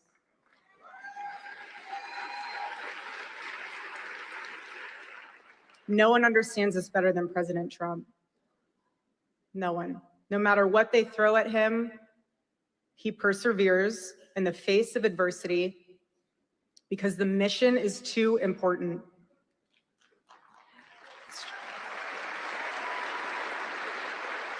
Because this country is worth fighting for, and he is not alone in this fight. And we are blessed to be Americans, and we are going to fight like it. And ladies and gentlemen, there is no one else I'd rather have on our side than President Donald J. Trump. God bless you guys.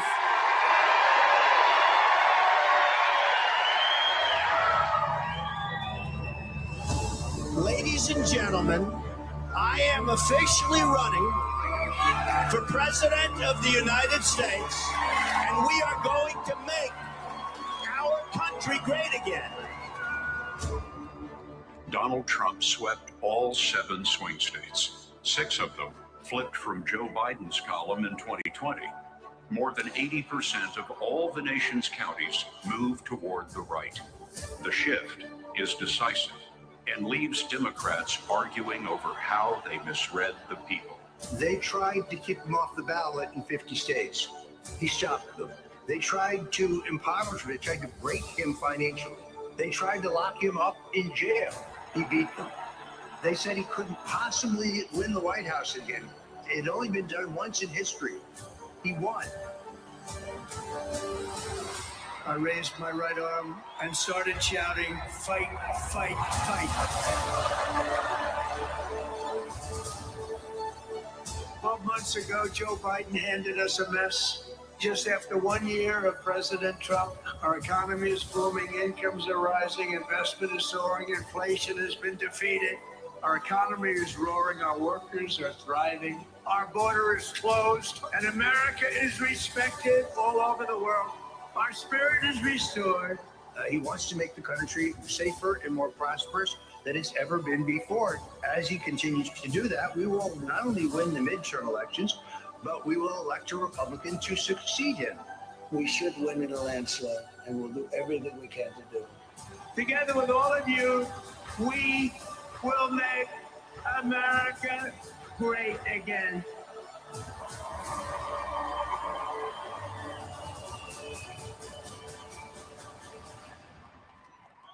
Ladies and gentlemen, now welcome to the stage the 45th and 47th President of the United States of America, Donald J. Trump.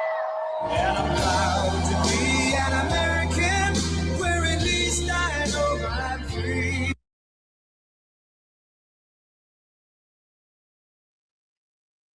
Had to do it just in case. Why does Mr. Bill always try to gaslight DCP? Does he really? I don't notice it. He ain't gaslighting. He don't gaslight. He's just bored. I bet you most of the time Mr. Bill's just watching like the ICE protests and Tommy and follows Tommy around. That's what Mr. Bill does most of the time. So I think he just gets bored. Then he like wants to say stuff, smart off, things like that. But that's all.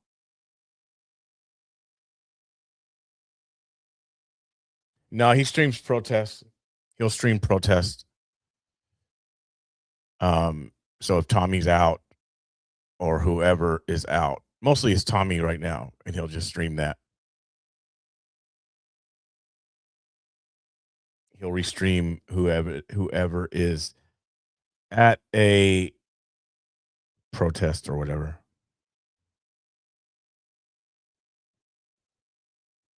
All right, come on with the sound. He's still up there.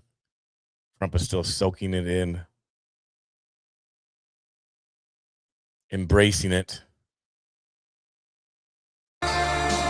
Yep. I wonder if that gets uncomfortable. I mean, because it's not your song, right? And so you're up there just kind of like, he just kind of rocks and stands there, but he's swaying a little bit. That's what Michael Jackson used to do, but it's Michael Jackson's music.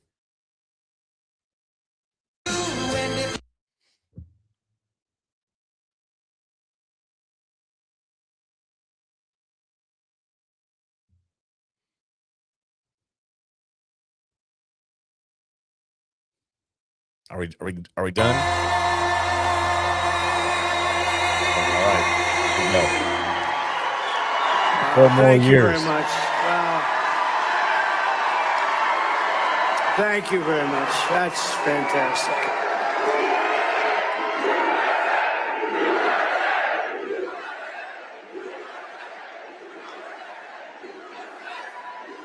Well, I want to thank all those seniors, but I want to thank all the young people. I've never seen so many young people in my life. And I want to say a special hello to Phoenix. We had a big win in Phoenix and a big win in Arizona and a big win all over the country. I'm thrilled to be back in the great state of Arizona with the hardworking, God-fearing patriots of Turning Point Action and Turning Point USA. 7 months ago, our country lost a fearless warrior, my friend, for freedom, and he was just an amazing man. He was an amazing person. Charlie Kirk, just an amazing guy. Charlie was murdered by a cruel and vicious assassin who believed that by silencing his voice, he could kill an entire giant movement. But standing here today, it's clear to see that Charlie's voice is not silenced. It's roaring and roaring back, louder, frankly, than ever before. His message is unstoppable. His mission is totally unstoppable. And his movement is forget it. It's not going to happen any other way but success. It's amazing what he's done. He was such a great friend of mine. We talked all the time. We'd speak all the time. Talked about politics. We talked about God. We talked about everything you can talk about. He was a special person. And I want to just thank Erica. She was put into a rough situation. Don't kid yourself. That's a rough situation. Those people think it's easy. I told her, not so easy, Erica. But she loved that man more than anything else, and she's done a really terrific job. I want to thank her on behalf of all of us.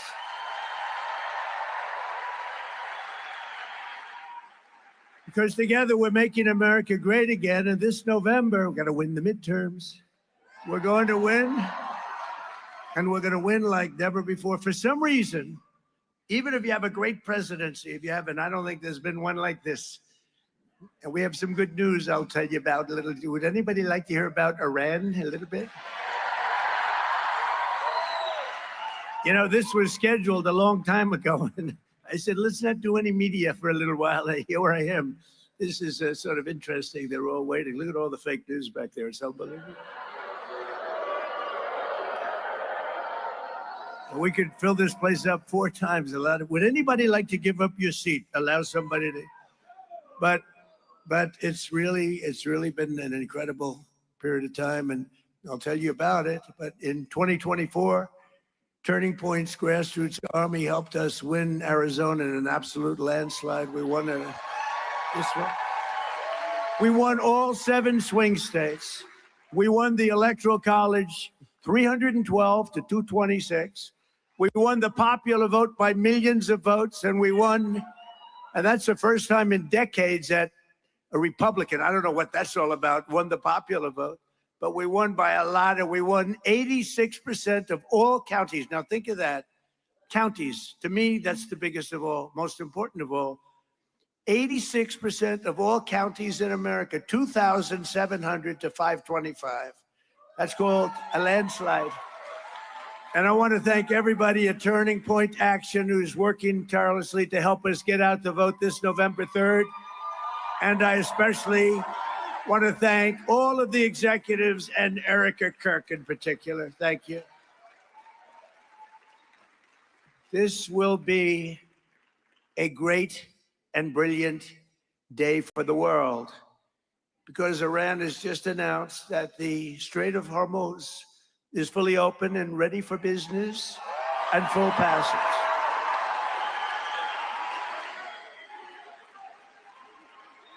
But the naval blockade, with the greatest Navy in the world, from the greatest military the world has ever seen, we built it during my first term. We built it. They said I was crazy. We weren't so crazy, were we?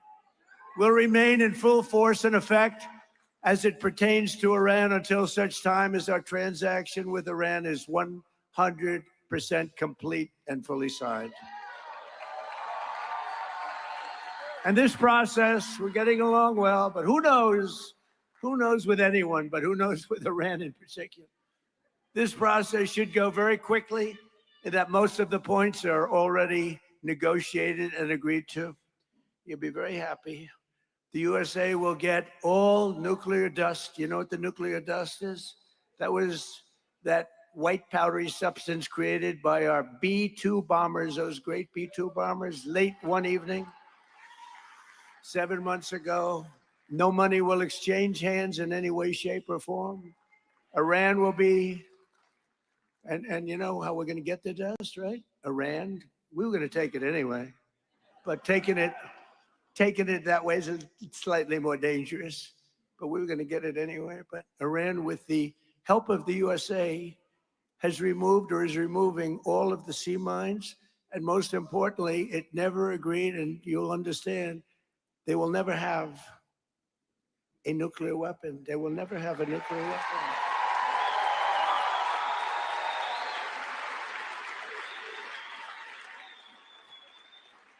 And somebody said, how are we going to get the nuclear dust? We're going to get it by going in with Iran, with lots of excavators, because the B-2s, remember when fake news CNN said, well, maybe obliteration is too strong a word. Obliteration. That's so deep. We need the biggest excavators you can imagine, but we're going to go in together with Iran. We're going to get it. And we're going to take it back home to the USA. Very simple. And now that the Hormuz Strait situation is almost over, I received a call from NATO asking if we would like some help. Thank you very much, NATO. And I told them I would have liked your help 2 months ago, but now I really don't want your help anymore. Because they were absolutely useless when we needed them. But actually, we never needed them.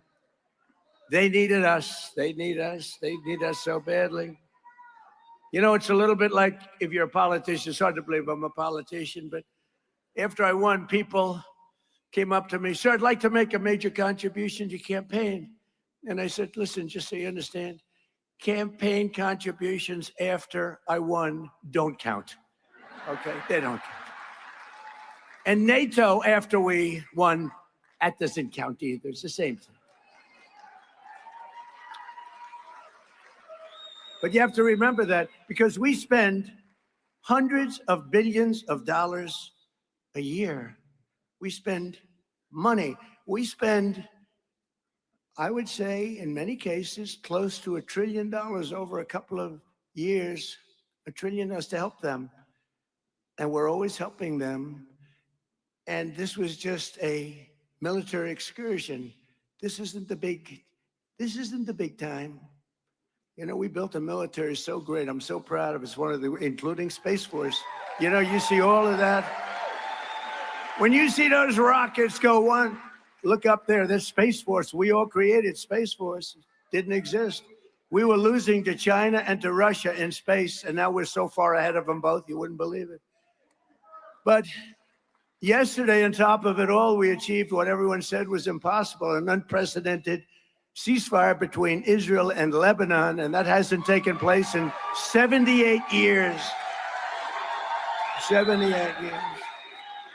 Our deal with Iran is not in any way tied to Lebanon, but we will make Lebanon great again. I mean, it's about time we did so. We've sort of, the world has forgotten them, and they're good people who have lived like hell for a long period of time. And hopefully the situation with Hezbollah will get straightened out quickly.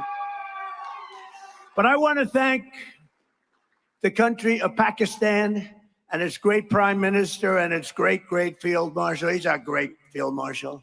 Two fantastic people for helping. They really are terrific people. And I also want to thank Saudi Arabia, Qatar, UAE, Bahrain, Kuwait. They've been amazing. They've all helped tremendously, tremendously.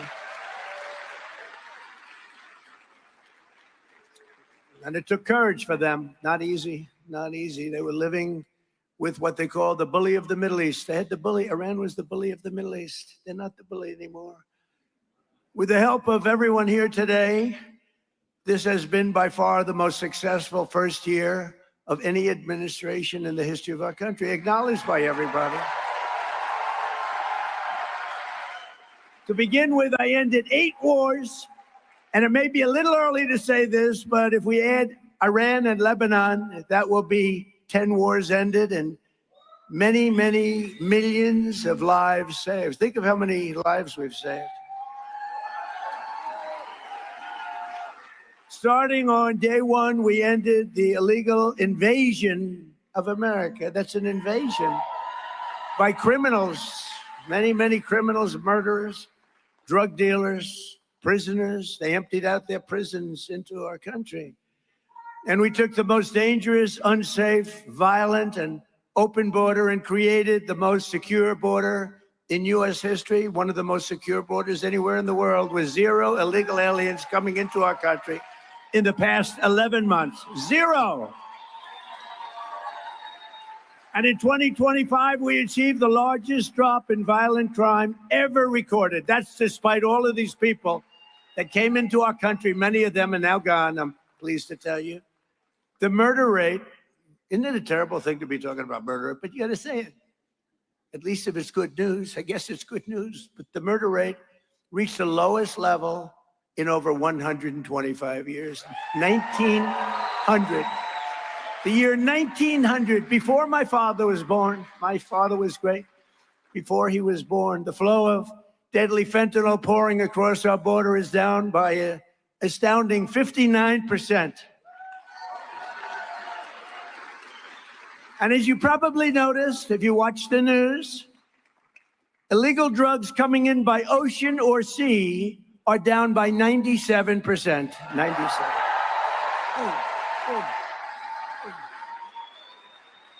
And we're trying to find out who the 3% is, because I consider them to be perhaps the bravest people anywhere in the world. Boom. Or they don't watch television or something. We passed the largest tax cuts in American history, the largest spending cuts in American history, the largest regulation cuts in American history, and the largest investment in border security in the history of our country. And starting my first day in office, we banned the transgender mutilation of our children.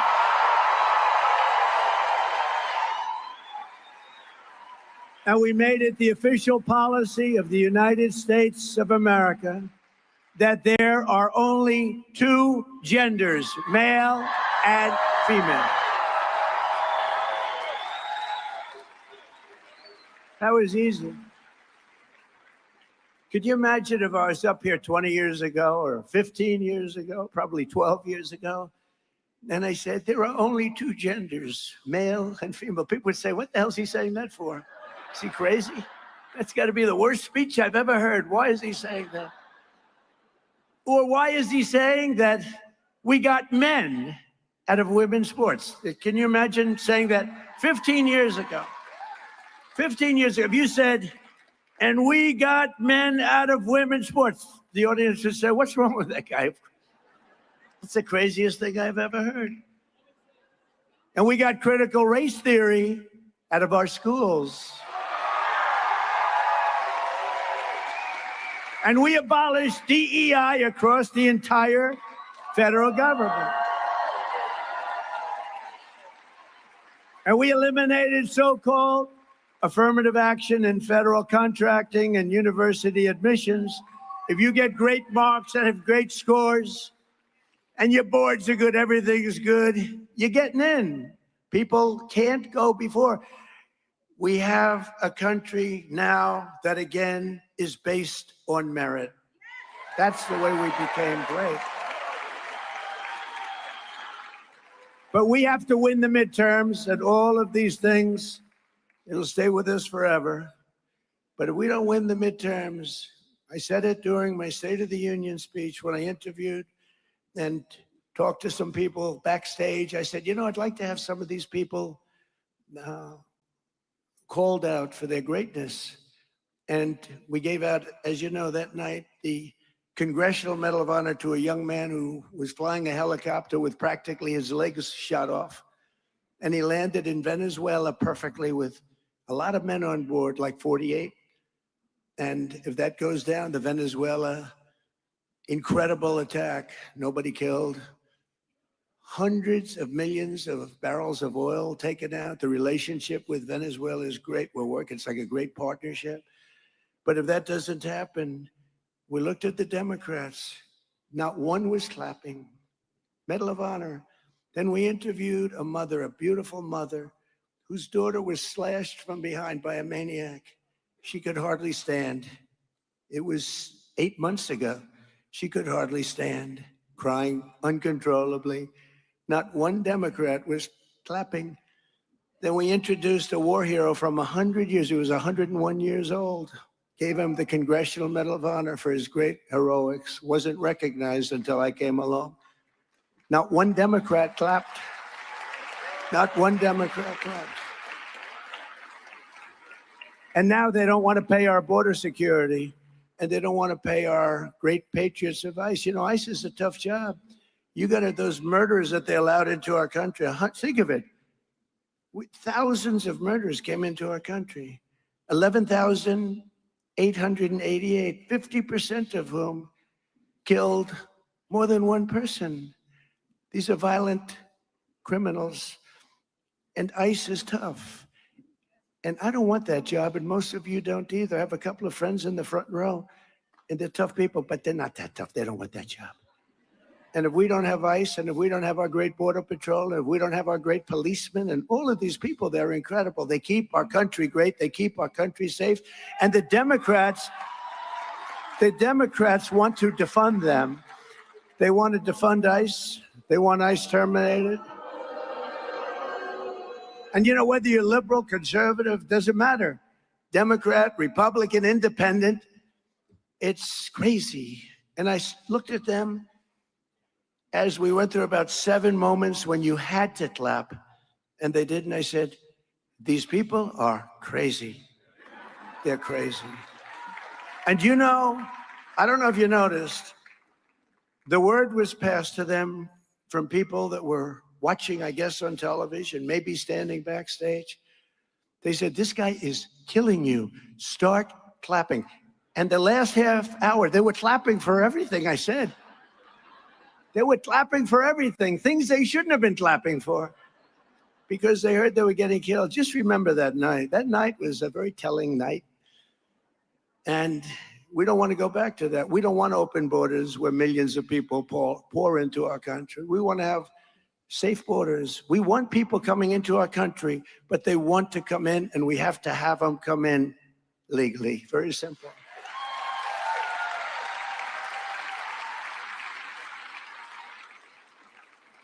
So I signed a historic executive order starting the process of shutting down the Federal Department of Education and sending education back to the states. Thank you, Linda McMahon. Linda McMahon. You know, education, move back to the states where it should be. You don't want to have a bureaucrat from Washington who couldn't care less about your community telling you how to educate your child. You have your local boards and your parent groups. One thing I know, you love your children. I'm not sure that they do. But we've largely removed education. We just did it. Just move them back. You know, we're supposed to go through a long process. Thank you, by the way, to Linda McMahon. She's been fantastic. Been fantastic. And we removed over 300,000 bureaucrats from federal payrolls. They had sometimes 10, 11, 12 people to do one job, and they just sit there. And you know what? I have a lot of respect for whatever. But you can't run a country like that. You can't, as the expression goes, has anyone ever heard of it? Make America great again. You can't make America great again when you do that. So we've done that, and you know, many of those people are very happy because right now more people are working in the United States than at any time in the history of our country. And many of those people that had these boring, lousy jobs where they weren't even jobs. Federal government, they went out, they got jobs in the private sector because we have the most people working that we've ever had before. And they're making more money and enjoying their job. It's sort of an amazing phenomenon. After decades of other countries stealing our jobs and plundering our wealth, thanks to our strong policy on tariffs, we cut our gaping trade deficit. Now, if you do 1%, you're considered like a genius. If you do 2 or 3%, it's unheard of.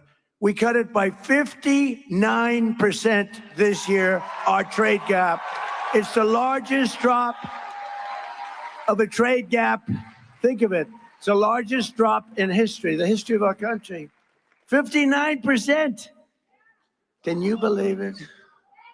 So if you're a genius with 1%, and really a super genius at 3. What are you with 59? I don't know.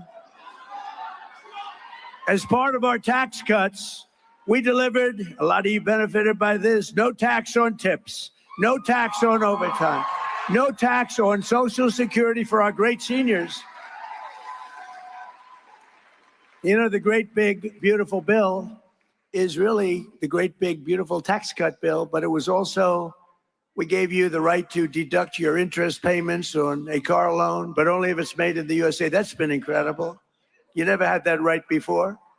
And this week, millions of Americans received the largest tax refunds of their lives. The average is more than $4,000 per filer. Think of that. So nobody knew this was going to happen, but now they're getting their refunds back, and they're much larger than I said. In other words, I under-exaggerated, which is good. And in 4 long years, Sleepy Joe Biden, have you heard of him? What a president, what a disaster. But the whole party, it was the party. He didn't run the country. The people surrounding the Resolute desk in the Oval Office, they ran the party. Radical left lunatics. But in 4 long years, Sleepy Joe Biden got less than $1 trillion invested in our country, much less. And in 12 months, so think of it, 4 years, ours is 12 months, and it's actually 11 because we haven't gotten the last month. So in 11 months versus, think of that, versus 4 years, they did less than $1 trillion. In 11 months, we did $18 trillion of new investments coming into our country. And that's a record for any country anywhere in the world by a lot. And the king of Saudi Arabia told me when I was in Saudi Arabia, they invested $2 trillion in our country. But he looked at me, he said, you know, Mr. President, a short time ago, we viewed the United States as a dead country. We thought it was dead. And now you have the hottest country anywhere in the world. And he's right, the hottest country anywhere in the world. For years before I took office, people thought that America was in decline, that our best days were in the past, and that the sun was setting on American power. But no one thinks that anymore because we are indeed the strongest, the hottest, the best country anywhere in the world. And you know what? Nobody laughs at us anymore. They were laughing. They thought we were a laughing mess. Under this administration, America is on the march and America is on the rise like we haven't seen maybe ever before. We are respected again as a country, and we're respected at levels that nobody thought possible. Unlike past leaders, this administration does not apologize for American power. We are not ashamed of American might, and we do not hesitate to defend the American people, which is what we've been doing for the last 2 months, because Iran cannot have a nuclear weapon. It's very simple.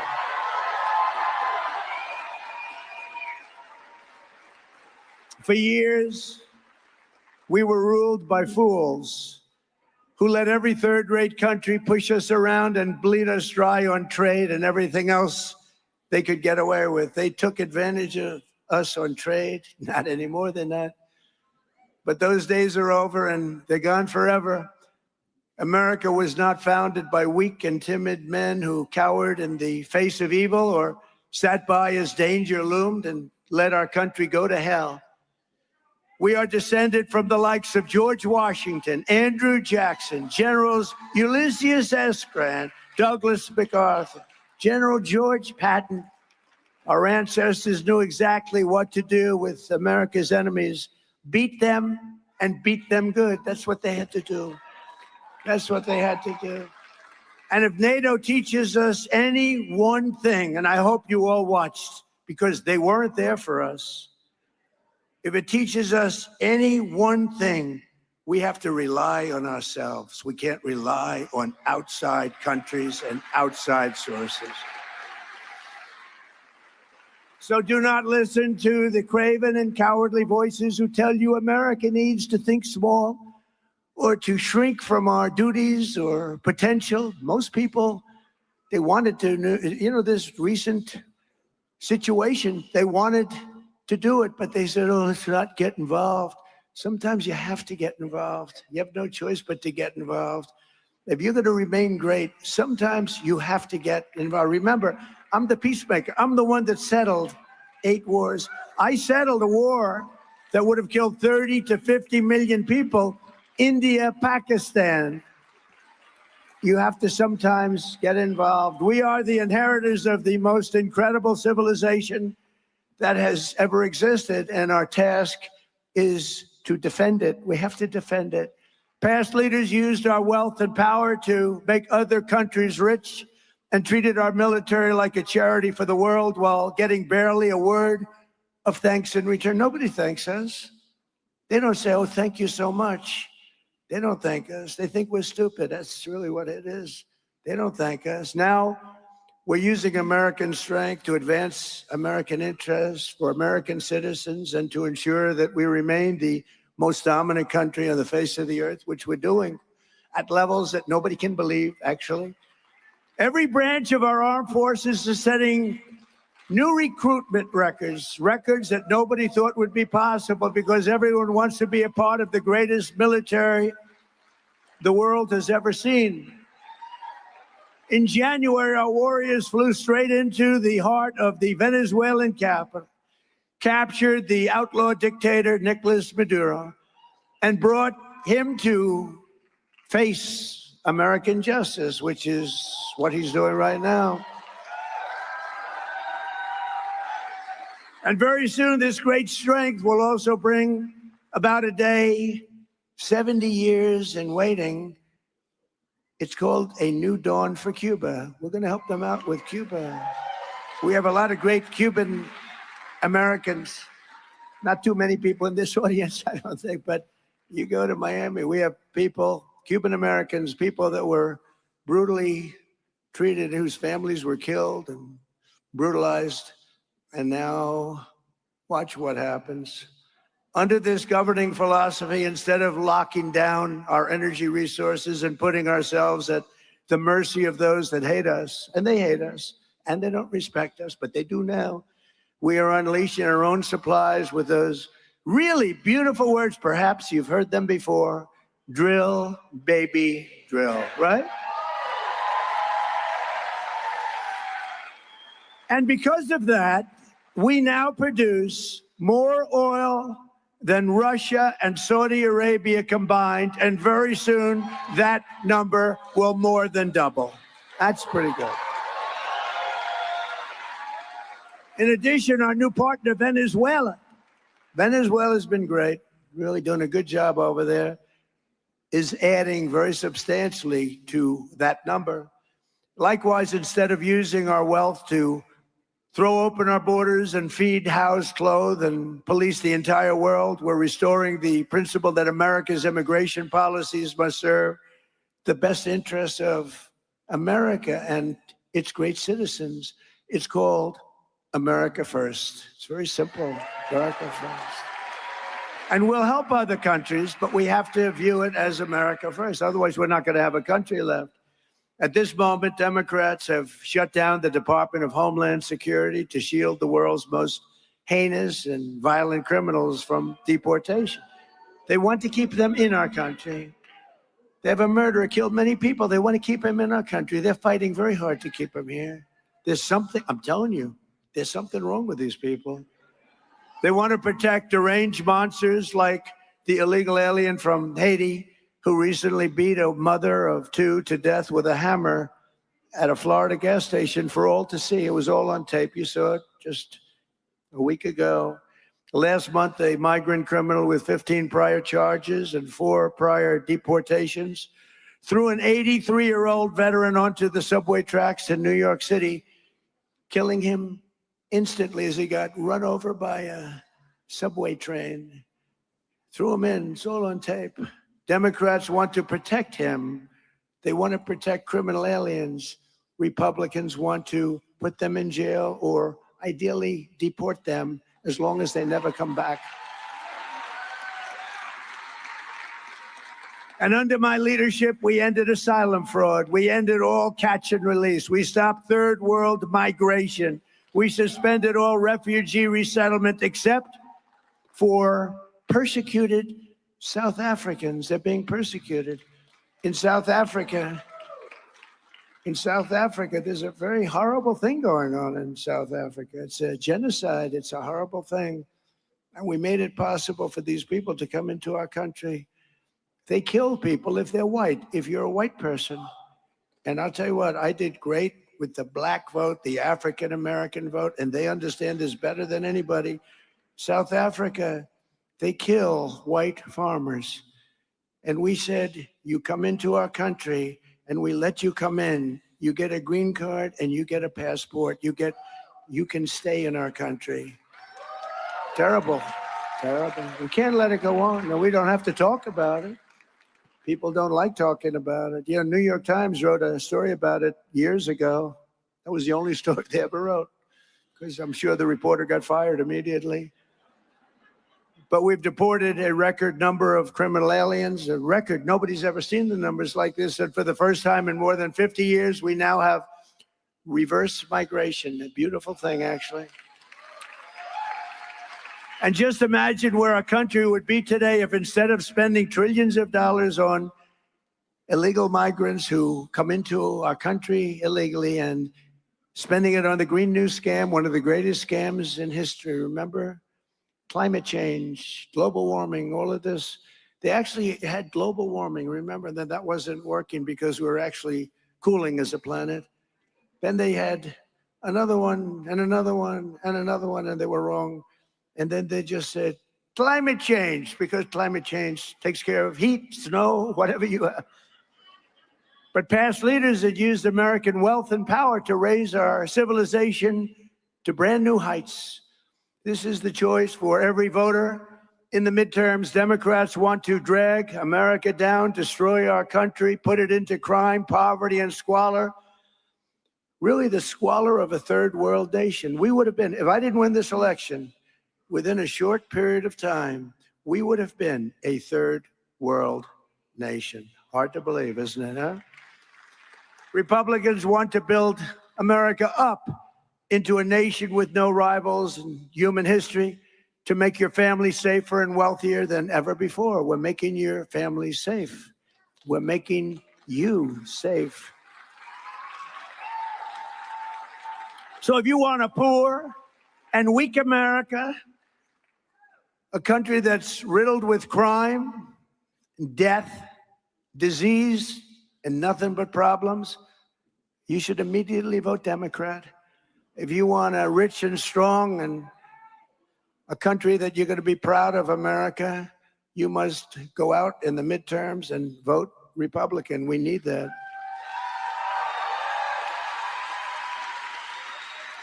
And I was going to say that when a president wins, Republican or Democrat, for some reason they lose the midterms often, most of the time. It doesn't make sense. Even if you have a president who's doing a good job, and I think I'm doing the best job of anybody, really, I do. But when you add it all up, when you add it all up, nobody's done what we've done. But for some reason, a president, Republican, Democrat, the party does poorly in the midterms. It doesn't make sense. I'm still trying to figure it out. We'll go out, I think probably hire a couple of psychiatrists. What the hell is going on in your mind? How does that happen? Because it should be the opposite. We're doing well. We're doing our job. We're ending wars all over the place. By the way, with the exception of our little excursion, and wait till you see prices fall. Did you see oil is down today and prices are down today? But we inherited the highest prices in the history of our country. We inherited that, and then we worked on it, and what a job we've done, and we took inflation way down. We inherited the worst inflation in history, and what a job. But we had to put out that flame. We had to put out that horrible fire, really, that was taking place in Iran. We had to do it. Otherwise, you want to see a problem? Give them a nuclear weapon. They'd use it the first day. You want to see a problem? They would use it the first day. It's not going to happen. So we're thrilled to be joined today by many incredible Arizona leaders who will help achieve this victory, including candidates for Congress, a lot of great athletes running. I don't know what this is. Jay Feely, great kicker, great athlete. Where's Jay? Jay Feely. Where's Jay? Wherever you are, Jay. Hi, Jay. Great athletes. A sheriff who I've been friends with for a long time, Sheriff Mark Lamb. Sheriff. Good to see you, Sheriff. Got the look, right? I want to get one of those hats, Sheriff. Tell me where. Tell me where you got it. I wouldn't have to worry about my hair. I could just put that. I hear you're doing great in the polls, Sheriff, too. Representatives Juan Ciscomani, Paul Gosar, Abe Hamadeh, Eli Crane,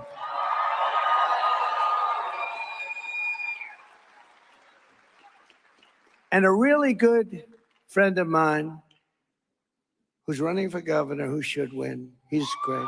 Andy Biggs. Where's Andy? You better win, Andy. I hate to lose him from Congress. You want to know? You know, I'm sort of torn with Andy. I hate to lose him, but he'll be a great governor. Arizona GOP Chair Sergio Moreno. Sergio. Thank you, Sergio. Great job you're doing. Thank you. Thank you for all the help. Arizona Senate President Warren Peterson. Warren. Thank you, Warren. Thank you. Popular, Warren. Very popular. Treasurer Kimberly Yee. Thank you, Kimberly. Good job. State Representative Alex Collodin. Thank you. Thank you, Alex. Oh, look at this guy. Oh, I can't believe it. I love this guy. So popular. A man, he's probably in his 50s, early 50s, but he's been around a long time, much longer than that. He's a special person. There was no border problem when he was here. Sheriff Joe Arpaio. Where are you? Sheriff Joe. Where's Sheriff Joe?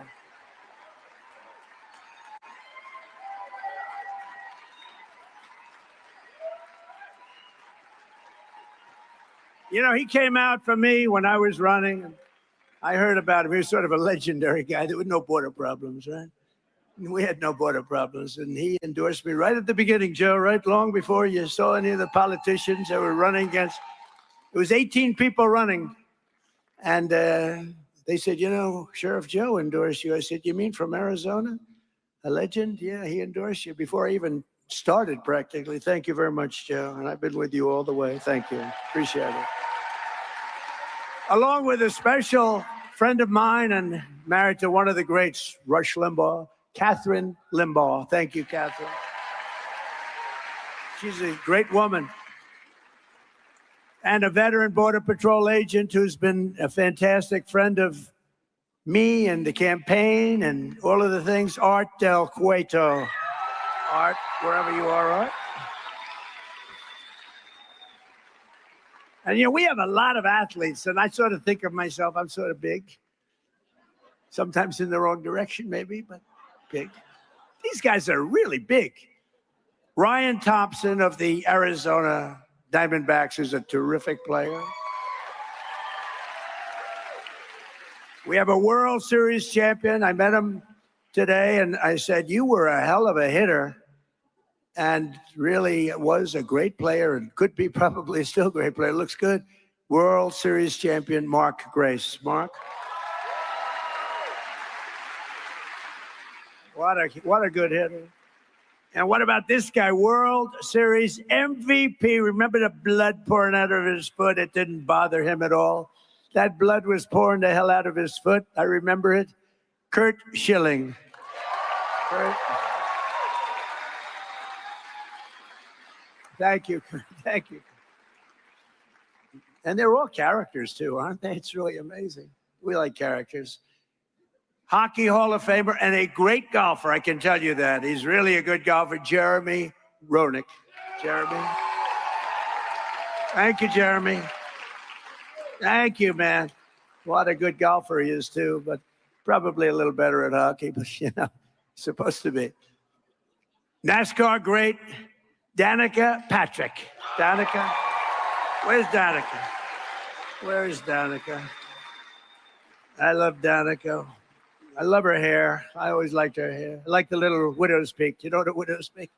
Danica, where are you, Danica? So great. Thank you, darling. What a job you've done. What a job you did. Former NBA All-Star, Tom Chambers. Tom, there's a big guy. I didn't want my picture next to him. He stood up. I said, is that Tom Chambers? Yeah. I said, well, let's take it. I'll stand on this side of the room. Tom, stand up. What a job you've done. Great job, Tom. Everyone loves you, too. Arizona sports legend, John Gambadoro. John Gambadoro.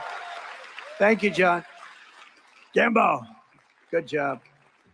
and a lot more. We have a lot of celebrities here, but with your help, we'll continue to deliver on our mandate from the American people like no president has ever delivered before. That's what we're doing. We have a mandate, you know.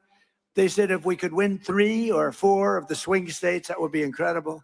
Because it's a little harder for a Republican for some reason. I'll tell you what the reason is: they cheat. That's actually the reason. They cheat like hell. Remember, I got out, I said, make it too big to rig, right? Too big to rig. Don't believe the polls. The polls had us way up. Don't believe the polls. Too big to rig. We made it too big to rig. Just keep going. If no matter what you see, go out and vote. And we made it too big to rig. But they say if I won 3 or 4 of the swing states, that should do it. And we won all 7, right? All 7 of the swing states. As you remember, I recently directed the Secretary of War. How good is Pete Hegseth doing, by the way?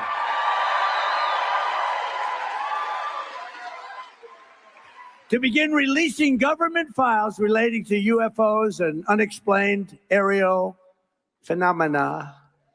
And I figured this was a good crowd because I know you people, you're really into that. I don't know if I am, but so I'm pleased to report today. I thought I'd save it for this crowd because you're a little bit out there, you know, a little bit. That this process is well underway, and we found many very interesting documents, I must say. And the first releases will begin very, very soon. So you can go out and see if that phenomena is correct. You'll figure it out. Let me know. Let me know. But we've had a lot of questions. It's something that really captivates the mind. There's no question about it. With your support, we will crush violent crime, impose harsh new penalties for repeat offenders. I mean, we have people that have been taken in 28 times. We have some 28 times, and they let them go out 2 days later. Crack down on Marxist prosecutors and rogue judges. The judges are horrible. End deadly sanctuary cities in our country and end no cash bail, which really started it all. No cash bail is a disaster. Somebody shoots somebody, they go in, they just let them out. Then they go shoot somebody else the same day. We will stop the radical left Democrats' rampant looting of your taxpayer dollars, and we will win the war on fraud, which is being headed by our great Vice President, J.D. Vance. We're going to win it. We're going to win it. I said, J.D., I want that job. I want that job. It's so bad. You look at Minnesota, you look at California, you look at some of these states, it's so bad. Maine, believe it or not, is terrible. Maine, who would think Maine so bad? But we're right on their ass. We're right on their ass. And we will pass the great health care plan. We call it the great health care plan to stop all payments to big insurance companies and give the money. What we want to do is this. We want the insurance companies to be cut out. We want our government not to pay trillions of dollars to insurance companies, to pay that same amount of money directly to the people, directly, and you go out and buy your own health care. And everybody likes it. The problem is the Democrats don't like it because they're owned by the insurance companies. So they vote no, no. But we're going to get it done one way or the other. We will make most favored nation discounts on drug prices permanent law. So I got you drug reductions on prescription drugs, most favored nation. You know what that means? That means we pay the lowest of any nation in the world. When I got into office, we paid the highest of any nation in the world. I got the nations to agree because I threatened them with tariffs if they don't do it. And I got the insurance companies, I got the drug companies to do it. So your drug prices are going to be reduced by 60, 70, 80, and in some cases even more than 80%. Nobody has ever done that. And that alone should win us the midterm, but it won't. Because nobody wants to write. The fake news doesn't want to write about it. It's unbelievable. With the help of our Secretary, Robert F. Kennedy Jr., we will make America healthy again. MAHA. Has anyone ever heard of MAHA? We will make America healthy again. He's doing a great job, Bobby. And Dr. Oz is doing a great job. Already we eliminated petroleum-based food dyes, reformed the vaccine schedule, and introduced the Real Food pyramid. We're cleaning up the whole mess. It's a mess. And to help young people afford a house, we will permanently ban Wall Street from buying up thousands and thousands of single-family homes and taking them off the plate. And we will pass the Save America Act to protect our sacred American election. Where all voters must show voter ID, little things like that. All voters must show proof of citizenship. How about that? Who would think? It's a 97% issue, and the Democrats are holding it back. 97. It's 87% with Republicans and Democrats. So even Democrats want it, but the politicians don't want Democrats, because when you have policy as bad as they have, like men playing in women's sports, transgender for everybody, open borders where people come in totally unvetted, just walk into our country, and criminals all over the world. When you have the only way you can win is to cheat. Really, I really believe that. So they don't want to have voter ID. They don't want to have proof of citizenship. But we'll get it. We're going to get it. And no mail-in ballots except for illness, disability, military, or travel. Mail-in ballots are a big fraud. It's a big fraud. The mail-in vote is a big fraud. And we will also add into permanent statutes a very simple thing called no men in women's sports. And no transgender mutilization surgery for your children. We're putting that in. We're putting that in because I call them best of. You know what best of? Best of Trump. Can you believe it? Best of Trump. Men can. Did you ever see the weightlifting records? For 18 years, the record stood, held by a young woman who was quite strong. It was like 212 pounds. That's a lot. It stood for 18 years. And then a young man decided to go the opposite route. And he wanted to become a young woman. And he transitioned. And he was a failed weightlifter in the men's division. But as a woman, he was brutal. And he broke the record. Remember, this is a record that stood for 18 years. They'd put an eighth of an ounce here, an eighth of an ounce here. For 18 years, they couldn't quite do it. He broke the record by 112 pounds. Or the swimming records, or the long distance running records. You could go short distance also. Did you see recently there was a long distance race? It went on forever. One of these triathlete type races that top men, top women. The man won by 5 hours, 18 minutes, and 57 seconds. In fact, he went home and took a nap before getting his award. He slept for exactly 5 hours. Then he got up and picked up his award. It's very demeaning to women. It's very unfair to women. But together we will defend our cherished American heritage. We will defeat America's enemies. We will unshackle our magnificent destiny. We will return American astronauts to the moon, and we will plant our flag someday soon on Mars. For almost 250 years, our nation has stood as an inspiration to humanity and proof of what American faith and courage can achieve. It's amazing what's happened, especially what's happened over the last year. Our ancestors won our independence, vanquished foreign armies, and conquered wild frontiers. They fought perilous battles, crossed jagged mountains, and in the middle of empty deserts, they built gleaming cities like Phoenix, Arizona. Have you heard of it? Right from a desert, generations before us poured out their blood, sweat, and tears to make America into the most exceptional nation the world has ever known. And today we are making it more exceptional than ever thought possible, than ever before. With your support in these midterms, we will continue this momentum and achieve total and ultimate victory for America. We will fight, fight, fight, and win, win, win.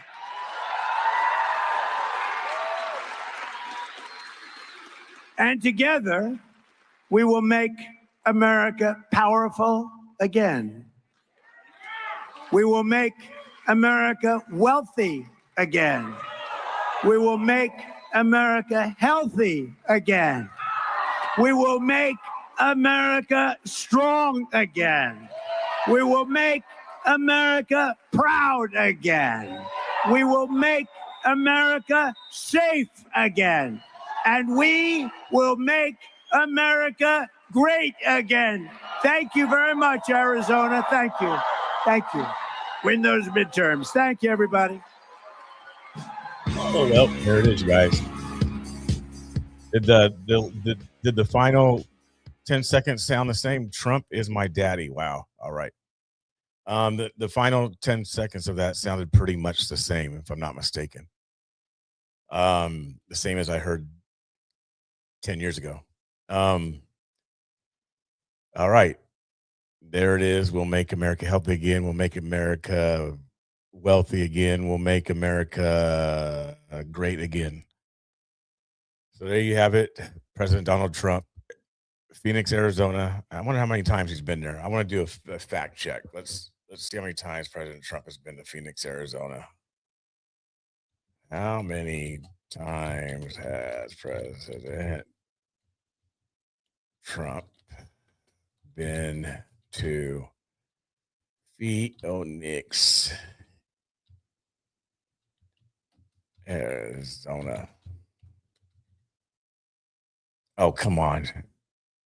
It's not going to give me just a plain AI type of thing.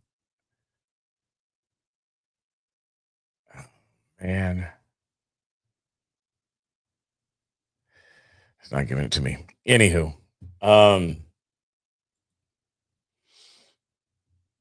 that's that. I know kind of a chill day, not a lot going on. He's announced that the Strait of Hormuz is now open. I was looking at something that Alex Jones put up. I guess Trump went after Alex Jones again today. But it was interesting because in this tweet that Alex Jones put up, he says that, is this the one? Yeah. He says the evidence is overwhelming. President Trump is committing political suicide on purpose and has made a deal to sabotage midterms.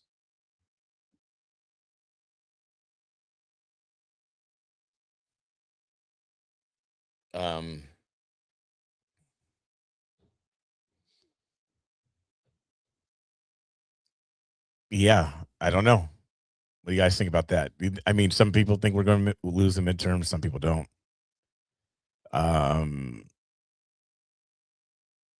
He says he can't completely support the new Trump. He was praying for Trump. He wants the Trump back. He's been mega, was behind mega, is mega, but he doesn't believe that Trump is mega. And just because it's Trump doesn't mean it's mega, because stuff can happen. Again, there's things that go on that we don't know about. So, yeah, that's what he kind of said. So, anywho, I'm going to get off. Been on almost 8 hours with nothing really going on, just airtime for the most part. So I'm gonna get off and chill. I might be back on later tonight. If I'm not on tonight, I might do a little live stream tomorrow over the weekend. We'll see what's up. We'll see what's up. So, all right, you guys. I want to get off here. Thank you guys for tuning in. Thank you guys for being here. I'll be back on probably. All right. God bless. I'll talk to you guys later.